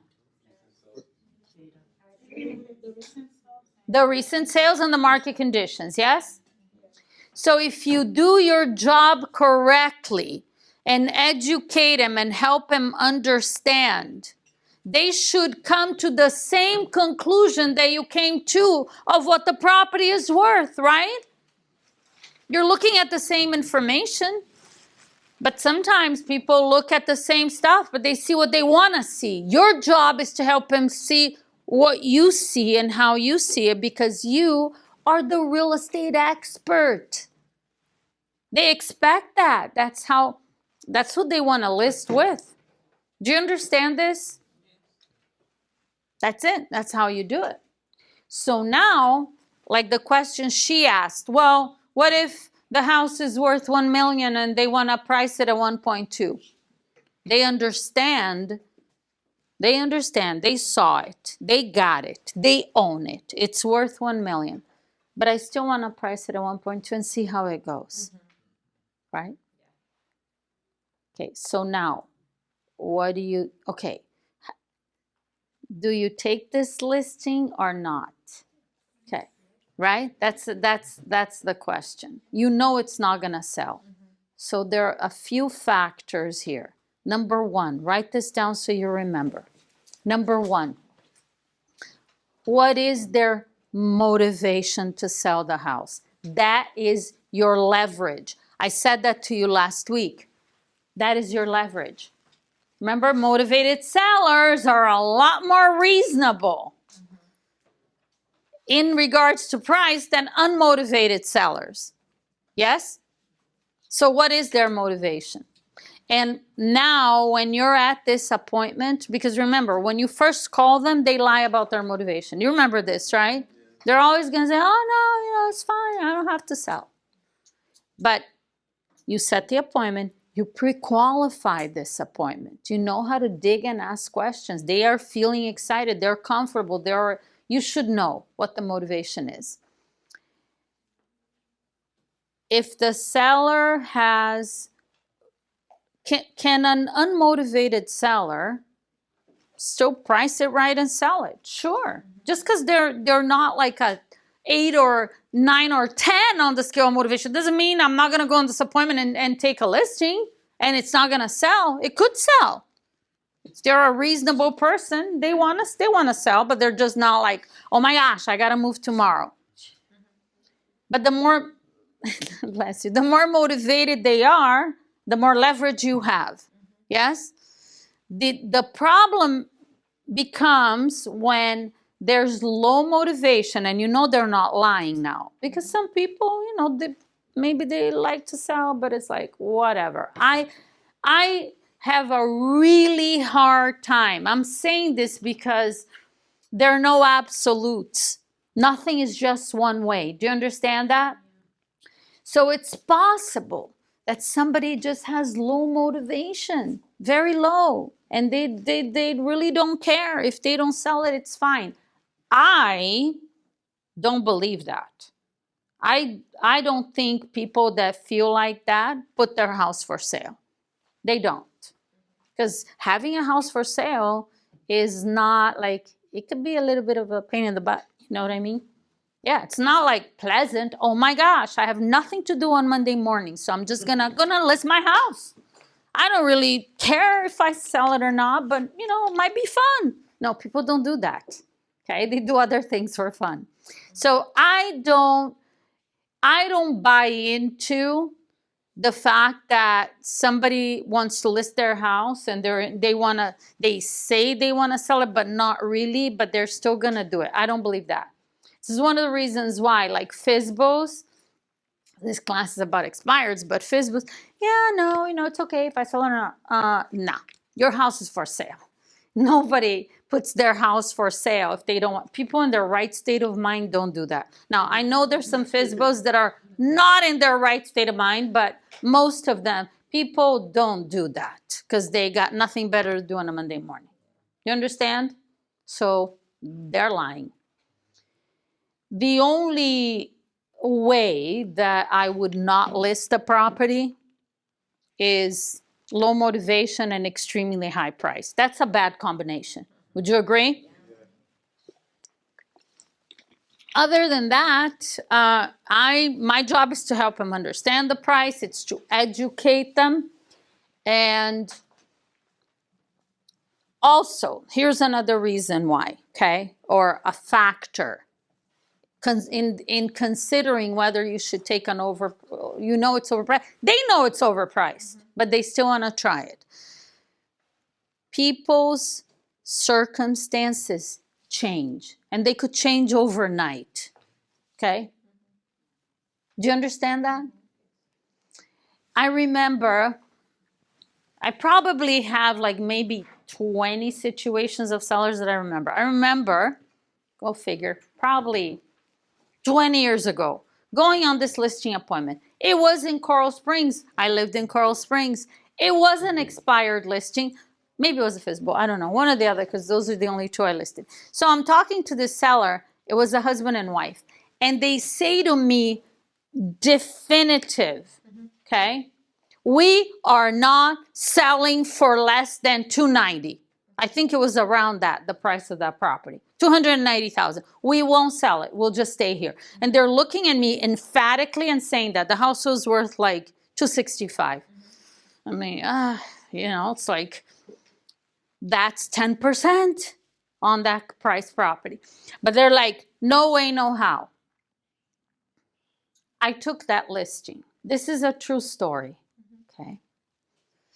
About 10 days after I took the listing, they get an offer for, I don't know, I'm making it up. I don't know the exact numbers, but let's say 270, 20,000 below what they said. If we don't get to 90, we're staying here. And they took it. They took it 10 days later.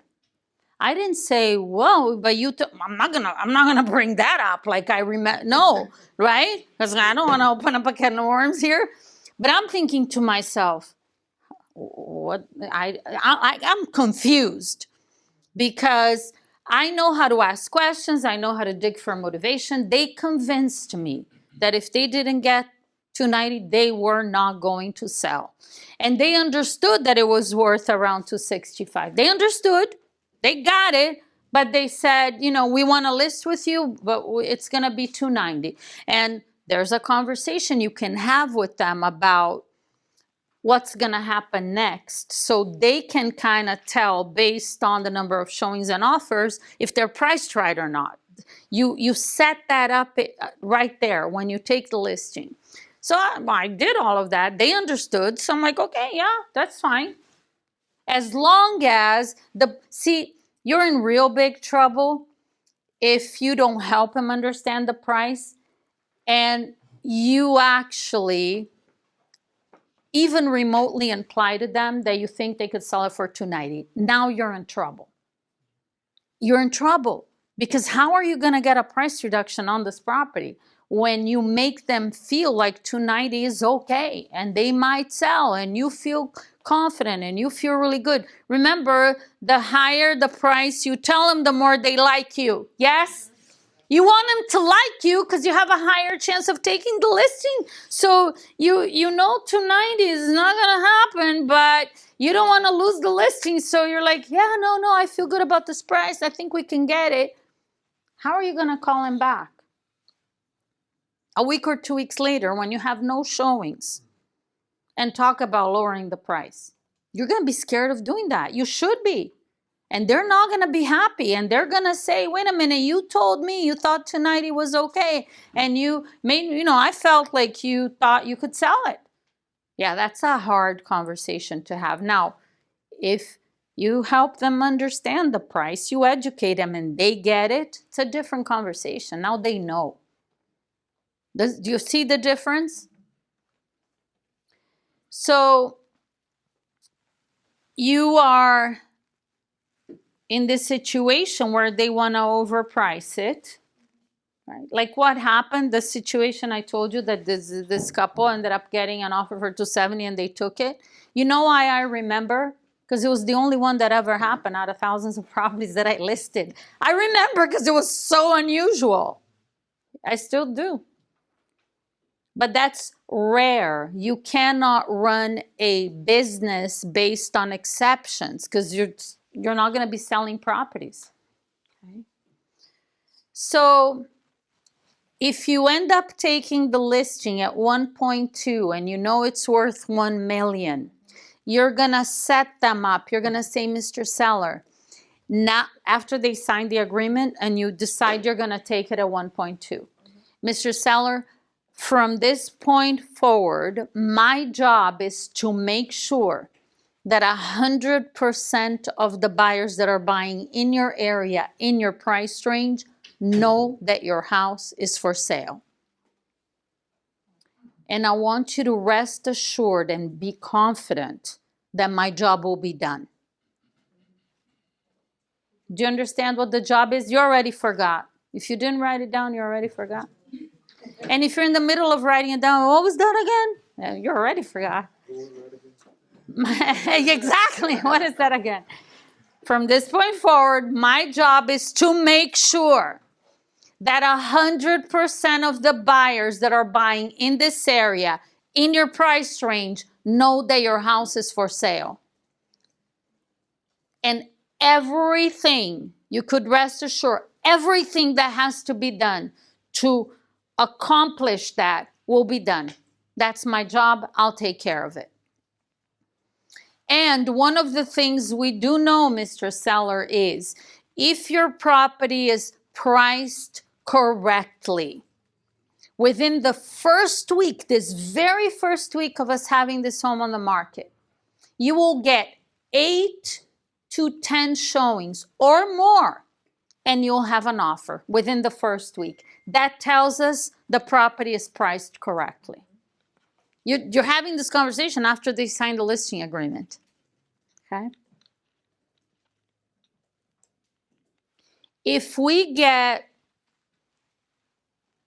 3 to 4 showings within this first week and we don't have any offers, the market is telling us that we're slightly overpriced. Don't put a percentage, don't put a number on. We're slightly overpriced. At least you got some showings. And if we get no showings within this first week, Mr. Seller, we might be 10% or more overpriced. So my job, bless you. Why is everybody sneezing today? So my job, in addition to marketing your home aggressively and making sure that all the buyers know your house is for sale, my job is to also keep track of all of the activity on your property and get feedback from all of the agents that bring buyers to your property and communicate that activity and feedback to you on a weekly basis. So we'll be speaking very soon. And in the meantime, Mr. Seller, obviously, you're going to see how many showings we're getting. You're going to see how the market is responding to the price. Do you understand? When you do this correctly, I mean, you could even have sellers calling you after a week and saying, oh, Jackie, I think, I don't know, we've only got like 1 showing. I remember you said this or that. They're calling you because they're worried because you set them up. You're not saying anything else about it, okay? Got it? Okay. A few things. So now, do you realize how you're setting yourself up if and when you have to call them for a price reduction? It's no surprise. Hello? Yeah? You wanted to price it at 1.2. You knew that you saw it. You came up with it yourself. You own it. You saw it. You told me.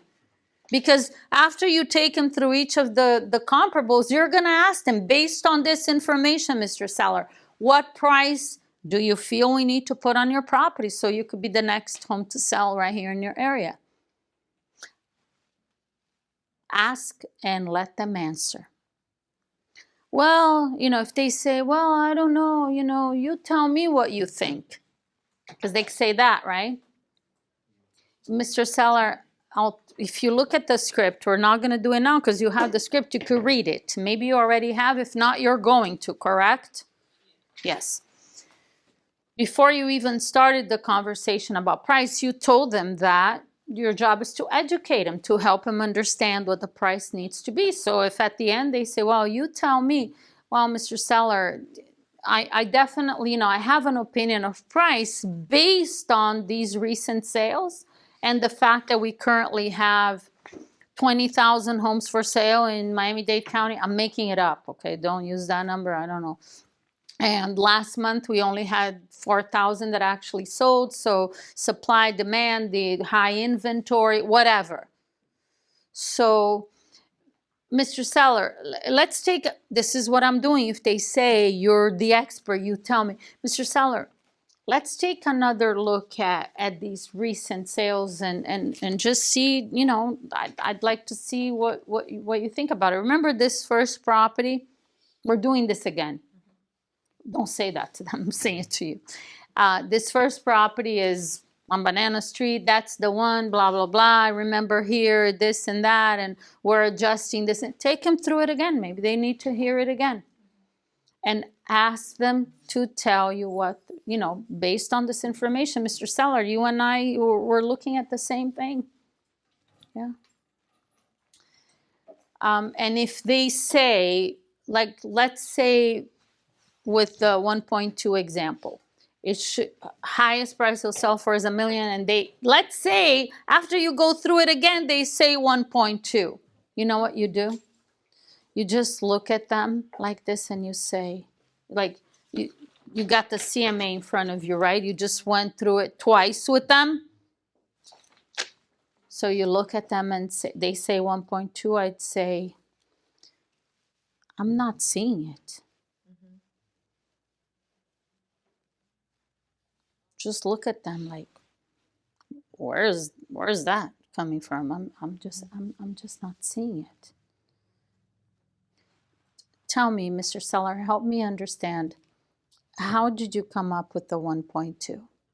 Have a conversation. Like, it's not logical. If you carefully selected the comparables, if you carefully took them through each one, you did a good job with the adjustments, you explained all of it, you explained supply, demand, low inventory, high inventory, whatever's going on. How did you come up with 1.2? And listen. And then there are a lot of different price reduction scripts that you can use that are here in your script book. I want you to write one thing down. Critically, there are a couple of really important thoughts when it comes to pricing property. Never own the price. Remember I told you you're going to be in big trouble if you make them feel confident at all that it's going to sell for 1.2, because you want them to like you, and the higher the price, the more they like you. If they want 1.2 and I say 1.2, that's it. I'll take the listing. That's owning it's making them feel confident about something that is not going to happen. I call that owning the price. Okay? Never own the price. You know why? You know why?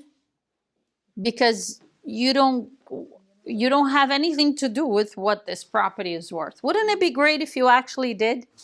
You get to choose, but you don't. Does what you think affect the price of a property?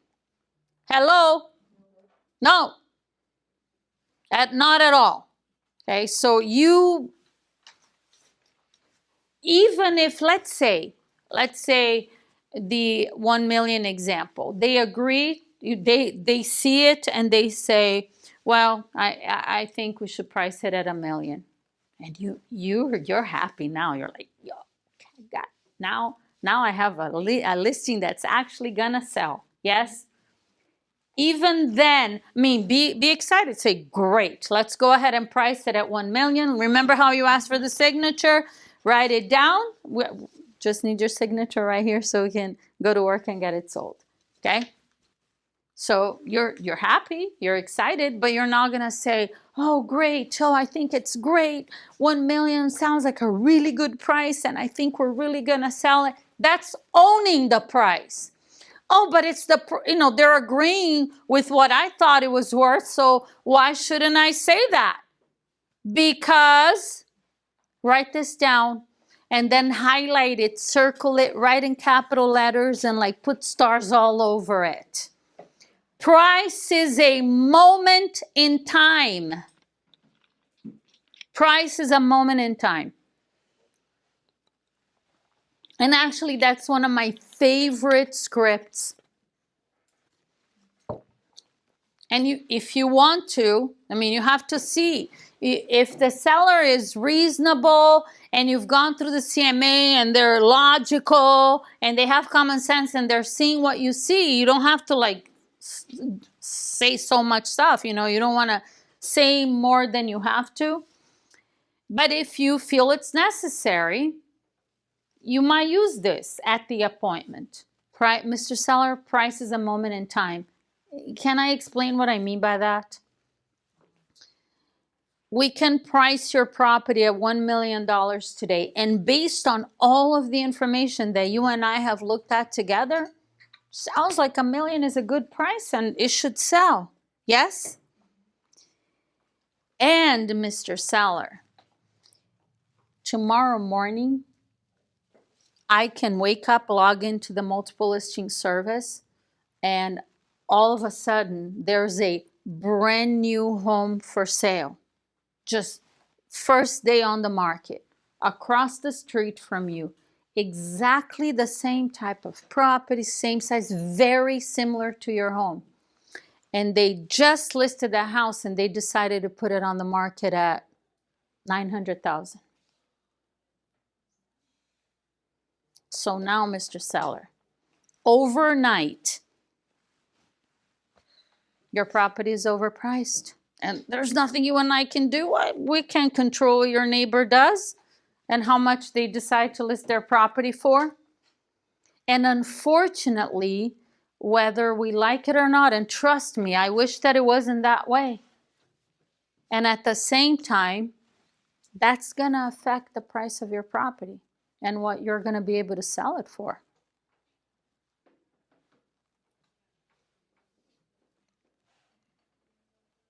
What if I log in the multiple listing service 3 days from now and a pending sale? We don't even look at pending sales because we don't know what they closed for. But let's say there's a property under contract, and 3 days from now, they went under contract at an asking price of $980,000. And 3 days from now, I log in, and that under contract is now a closed sale, and they sold for $920,000. Because now we could see the sale price, whereas under contract, we're not able to see it. So now your property is overpriced because now that is the most recent sale that an appraiser is going to be looking at. Do you understand what I'm saying? Mm-hmm. Do you see how this takes the pressure off of you? You don't get to choose the price. And you don't dictate what other people choose to do with the price of their property. People list for what they want and they sell it for what they want based on their situation, their motivation, and their life. It's like you have nothing to do with it. And now the seller understands that price is a moment in time, and that's real. And you know it's real.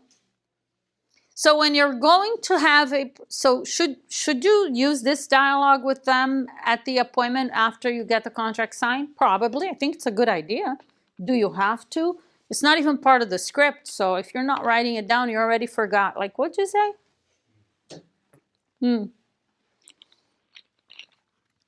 So now, when you're going to, if you need to call the seller for a price reduction, you should do an updated CMA. Before you call anyone for a price reduction, you should go in the MLS and pull up actives, closed sales, pending sales to see. Even if it's a week after you took the listing or 2 a month, I don't care. You need to know if something has changed, don't you? Are there new listings? What are they priced at? Are there recent sales, closed sales, pending? You gotta know. And before you even call them to have the conversation, you should email them that information. If everything is the same, then you don't have to. But if something has changed, they need to know. It is your job. You cannot just call them for a price reduction and not know if something has changed. Experts don't do that. That sounds completely unprofessional. Are we clear? You also, you may see, or you should seek, if it's not just popping up on your email, you should seek to find articles related to real estate, local or nationally, Are you all, I always get stuff on email, you know, this from Florida Association of Realtors, Miami Board of Realtors, whatever, realtor.com. There's plenty of stuff about real estate, right? Local or nationally. So when you see a good, interesting article, save it. And if it's something that would help you get a price reduction, like I got a lot of stuff, it's not like what's happening in Miami and inventory growing, going down, whatever, stuff like that. So it may be a piece of evidence that will help you have a price reduction conversation. Remember, you promised them that you're going to keep track of the activity, the number of showings, and the feedback, yes? So that's something else. These are openings for your price reduction conversations. In an ideal real estate world, you would always take a listing and it's priced right and it just sells. Yes? Yeah, ideally. Yeah, but it doesn't always happen that way. Most of the time, you're going to have a system in place to get price reductions. And that's how you're going to do it. Okay? Any questions about pricing?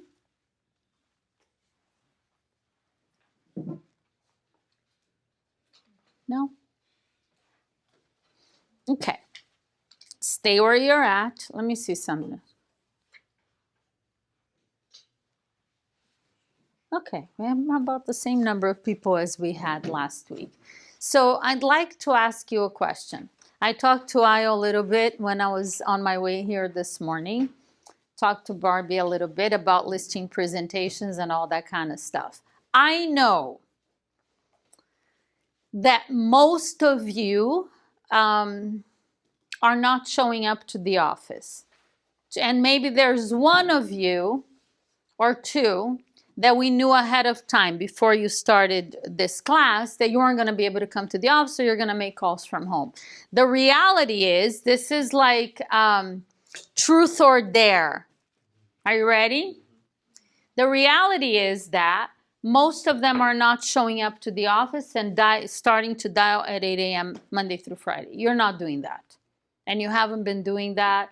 Ayo and I were this morning, she's like, oh, do you think it's because they had the week off during Thanksgiving? No, I don't. Could that have maybe kind of thrown a little wrench, like you got distracted because you had a week off? Maybe. But I don't think that's the reason why. December, here's what I think, okay? So you're not showing up to the office at 8 a.m. to make calls, and you're not doing it from home either. You're just like, you're doing whatever you were doing before this class started. You're just not doing what I asked you to do on day one. And that's the truth, isn't it? For most of you. There are a few of you that are still focused. Some of you that are coming in and signing the sign-in sheet, but you're not making calls. So stay with me here, okay? Here's what I know from being in real estate for 28 years. This is how December is. Every real estate agent's checked out completely. Maybe most real estate agents are distracted all year. Maybe you are a little more focused on getting business throughout the year, but now come December, like whatever. You know, it's like, oh, we got 3 weeks left, 2.5 weeks left this year. I'm gonna start now. Like, I'll just make a New Year's resolution on January 2nd, because I'm gonna be making calls on the 1st. I mean, we may have thousands of expireds, and I'm talking seriously. You could have over 1,000 expireds on January 1st. Yeah, that is the Super Bowl of expired listings on January 1st. So if I were you, I wouldn't be like partying till late on the 31st. I'd be determined to get on the phone at 9 a.m. 9 a.m. is good, on January 1st, and go take a listing that day, because there will be probably over 1,000 expireds on that day. So you're like, I'm just waiting till January 1st. Like, what is the point? Today's December 10th. So I know for a fact, this is not an opinion, okay? This is like, I know that I know. I don't believe, I don't think, I don't feel, nothing. I know that what I said to you, like, agents are checked out. If you actually decided to immediately just make a decision and just take the next 20 days this year and do everything I said to you from day one, you would be one of very few agents in Dade County that would actually be working and taking listings. December is the best month. I said this to you, I think when we started, but I'll repeat to you. It's the best month of the year for you to get out there and start taking expired listings. Very few agents are calling in comparison to other times of the year. They're obviously, you're not likely to be the only one, but they're way, way, way fewer. Most agents are not doing anything anymore. And so why would you fall into that category? Why wouldn't you take advantage of the huge opportunity you have? You have a huge opportunity any day, any month, any time. The moment you make a decision, it's done. That's a real decision. You know, people use the word very loosely. Well, you know, I decided I'm going to do this and that, and you don't do anything. But a real decision is when you cut off your options. There's no going back. It's like, this is where I'm going, and that's it. It's like a definite goal, purpose. That's it. That moment when you make a decision with like a really solid, definite purpose, it's done. It really is. It's whatever it is that you decided you're going to do, it's as good as done. And you could actually do that today. You don't have to wait till January 1st or 2nd or 3rd or 3rd, 4th, 5th, or 6th, which is the first Monday in January. Imagínate. It's like 6 days go by and you haven't even started working yet. First Monday in January is January 6th. You're right. You know, and here's the how many of you have a goal for number of closed transactions and income for 2025? Raise your hands. How many of you, hold on, keep your hand up for a minute. So if you have your hand up, how many of you have this goal in writing? That's more power to you. It's not just in your head. Okay. Do you realize that unless you make this decision right now to start doing what I've been talking to you about for 4 weeks here, on January 1st, you will be behind. I don't even care what your goal is. If you're not working between now and December 31st, you're starting the year behind on that goal you said you have for closed transactions and income. When you decide to take a vacation and you just are going somewhere and that's it, or even if you're not, okay, like I'm taking a week or 2 weeks vacation, that's one thing. But to actually be here and not be working, like what kind of a job is that? I want that one. I don't want that job because I'd be broke. I remember I told you I'd rather be tired than broke. Yeah. Okay, so go ahead.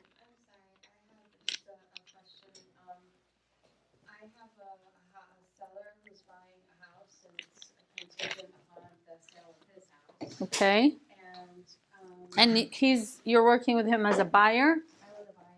I'm helping him buy his next house. You're asking the wrong coach. If it's a buying question, like, I have no clue, but go ahead. I was wondering about like how soon can you get how soon should the person buying his house get the inspection to make sure it closes? Yeah, talk to Barbie, please. Because, you know, on the buying side, I really am the wrong coach. I have no clue. Because I have no experience. I didn't work with them. I don't. So ask her, okay? Okay, thank you. Yeah. Did you put your hand up back there? No. So back to, if you don't start working now, you're going to be behind, yes? Yes. So what are you going to do? Pick up the phone, dial talk. Remember to build a habit. Do you remember I started today talking to you about that? There are 3 components. Without looking, can you tell me? 3 components to build a habit. Time, rhythm. Focus. Are you reading? Focus, rhythm, and time. Oh my gosh! Yes! You're smarter than me. I need to hear the same thing 100 times before I can remember. Focus, rhythm, and time. And under rhythms, like, what does she mean by rhythm? Dial talk, dial talk, dial talk, dial talk. There's nothing in between. It's dial talk, dial talk, dial talk. And you know what else? Time. It's going to take some time. But the beauty of this, and you know this, if you check it out, like in your life, you're going to say, oh yeah, I work like that. Time. Anything you do, and you keep repeating and repeating, you know, the rhythm, it could be negative. It could be negative thinking, oh, fear and doubt, and I can't do it. It could be that. Anything, positive or negative. If you keep repeating and repeating, and there's rhythm to it, rhythm, you know the broken record in your head? Yeah? You have a roommate talking to you all the time. Okay, that broken record, right? Okay. There's a rhythm going on. And you stay focused on that negative thought. There's a rhythm, and over time, you end up believing it. It's not real. You made up in your head some story or whatever, and now you believe it because you focused on it. There was rhythm, repetition, and over time, it's a habit of thinking negatively. Yeah? So it's the same process to create a good habit, to create the habit of thinking positively. Remember I talked about that? But for some reason, the mind just defaults to the negative. Have you noticed that? Don't you wish it was as easy to think positively as it is to think negatively? You're like, oh, yes. Can we do that instead? No, it's always defaulting to negative. You know why? Because 98% of all the people on the planet and everything you hear is negative. So you're like surrounded by negative stuff from the minute you're born. So yeah, of course, that's the default mode. So for you to create a good habit, a positive habit of prospecting every day, talking to people, thinking positively, you can do it, but it's going to require a lot of awareness and initiative and a choice. Because the mind is never like going to be empty. Okay? It's always thinking something. And it's always going to default to the negative unless you make a choice to think positive things, listen to positive things. Do you understand? So it's hard work.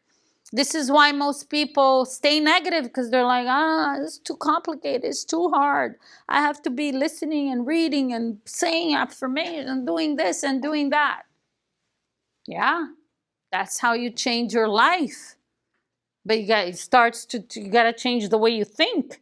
Nothing is going to change. You're not going to do things differently. You're not going to make more money. You're not going to sell more houses if you keep thinking the same way. Does that make sense? It starts with how you think, because how you think makes you feel a certain way, and based on how you think and feel, you act. When you feel good, you do stuff, positive, whatever, you're feeling great. When you feel negative, you don't want to do anything, and even if you do something, it's not going to produce great results because you're doing it with a negative attitude. Do you understand? So choosing, everything is a choice. What you think is a choice doesn't seem like it because you don't choose to think negatively. It's just by default. Because if you're not purposefully choosing to put, I say to my clients, maybe I said this to you before, bombard your brain. Have I said that to you? Bombard your brain with powerful, positive, motivational, inspirational ideas 24/7. You know what happens when you do that? There's no space in your mind. Like it's never going to be empty. So If I'm not putting positive stuff, it's going to default to negative. So I'm just going to bombard it 24/7 with positive, powerful motivation. Like it has no, there's no space for negative stuff in my head. And then when you commit to doing that, that becomes a habit. That's 2% of people on this planet that choose to do that. You're going to be part of the 2% or the 98%. You get to choose. It doesn't seem like it. It seems like it's just your mind is controlling you, but it's not. This is how you take control of it. We have 15 minutes left, so what would you like to talk about? Energy. That's gonna be required for you to set appointments and take listings. What did we talk about on day one? Let me give you a little recap of day one, shall we? The single best source of immediate listings for you is expireds. There is no easier, fastest, better one than that. Period. End of story. I don't care what anybody tells you. This is one of the reasons why we chose to do this class on expired listings. Because we're like, how do we get them to take listings like now? You walk into this office in the morning, you have no leads. Remember, leads is a lie. Oh, I got a bunch of leads. You're wasting your time. Okay, 70%, but people, coaches say 70% of business comes from lead follow-up. It's a lie. Somebody's going out there and taking that expired listing today. They expired this morning, they called, they're out there listing the house, and you got a lead in your filing thing there. Waste of time. Expireds are the best one. I am obsessed with FSBOs and expireds. But expireds are easier. They're just easier to do. Because FSBOs, I love FSBOs too. They're different. But FSBOs require more of a direct presentation related to money. Okay? FSBOs will list their house with the first agent. I don't care if they just put the house as FSBO today.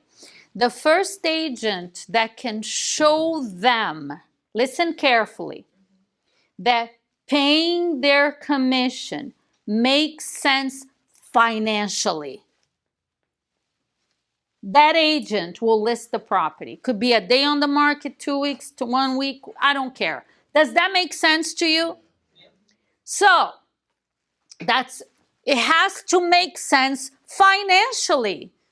Because the finance part of it, the money, is the reason why they're selling FSBO. They wouldn't be selling FSBO if they didn't think that they could sell it for the same price that an agent could sell it for. And if they can really sell it for the same price that an agent can sell it for, they should not be listing with an agent. But the truth is they never do. They don't. FSBOs don't. And never is an absolute. There may be some rare exceptions. FSBOs do not sell for the same price that agents sell it for. They sell for less. Considerably less. Whatever your commission is, way less than that. In 2024, like the stats just came out for 2024, 13% less than the agent-assisted sales nationwide. And that's down by 10% from the previous year. 13% less. So if you're able to show them at the appointment, not over the phone. Over the phone, you're just setting the appointment. If you're able to show them the financial benefit, show them how listing with you is an investment. What's an investment? It'll make them. Investment is when you put in money and you make more than what you put in. Return, right? There's a return on the investment. You show them that, the listing is yours. So it's an investment, not an expense. Listing with you is not going to cost me money. It's going to make me money. That's the FSBO presentation. So you could see very different than an expired. Yeah, expired, you don't have to do that. They were willing to pay a commission. They're fine. Okay? It's more of a what you do differently. Yes, that's what it is. What you do differently and pricing this home correctly. But a FSBO, so FSBOs, they both have their like best things about them and then, you know, pros and cons. You know what the pro of a FSBO is? 100% of them want to sell. What other prospect? Now I'm challenging you, okay? Wake up. What other prospect can you call where 100% of them want to sell? Go ahead. Not even expireds. Expireds, about 40-50% relist within 2 to 3 days. What about the rest? Maybe 2 or 3 weeks. Some of them will not sell anymore. FSBOs, 100% want to sell. So it's easier to set appointments with FSBOs. The presentation is where you have to learn that. How do I show them that listing with me is an investment? I teach a whole presentation around that. But expireds? No. Expireds, you just call them. Do everything that I've taught you for the last 4 weeks. You could set an appointment on the same day. You walked in the morning. You have no business whatsoever. You have no clue where your next transaction is going to come from. Call an expired, set an appointment, go out and list a house.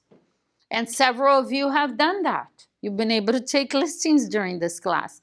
And those that have not, you know why you haven't? Because you haven't done anything. And you know that. Or you just did it one day, but it was hard. So I don't want to do it again. Yeah. Resilience. You got to have commitment. Everything is hard before it's easy. Have you noticed that? And then once you pick up that rhythm and you're focused over time, it becomes easy. That's how everything is. But the reason why we chose to do an expired class is that there's no better. Like agents are not making calls anyhow right now. There are plenty of expireds, new every day. If you go back, today's the 10th. How many of you even looked at how many expireds were on December 1st? There were like, what, 400 maybe? There were 4 pages. Every page has about 100. So yeah, there were a lot of them. Some of them may not be listed yet. A lot of them are. If you want to check to see if what I'm saying is true, just go back and take some of these expired listings from last week, 2 weeks, 3 weeks ago. They are relisted. They listed with somebody. But they're not calling you, so you're going to have to actually reach out. If you're not getting results, this is not, I don't know what you learned. I guess if you were awake during the last 4 weeks, maybe you learned some stuff. But it's also like weird to see how many people would relist with the same agent. Because you're not calling them. Like I do, but they might not pick up, and then I see next day. Okay. I had relisted with the same. Yeah, you gotta call. You gotta call 3 different times. Yeah, you know what? If you're able to speak with them and actually have a logical, powerful conversation, they won't relist with the same agent. That doesn't matter. Of course, if you can't speak with them, well, yeah, obviously, call them at 8 a.m. Call them at 1 p.m., call them at 6 p.m. on day 1.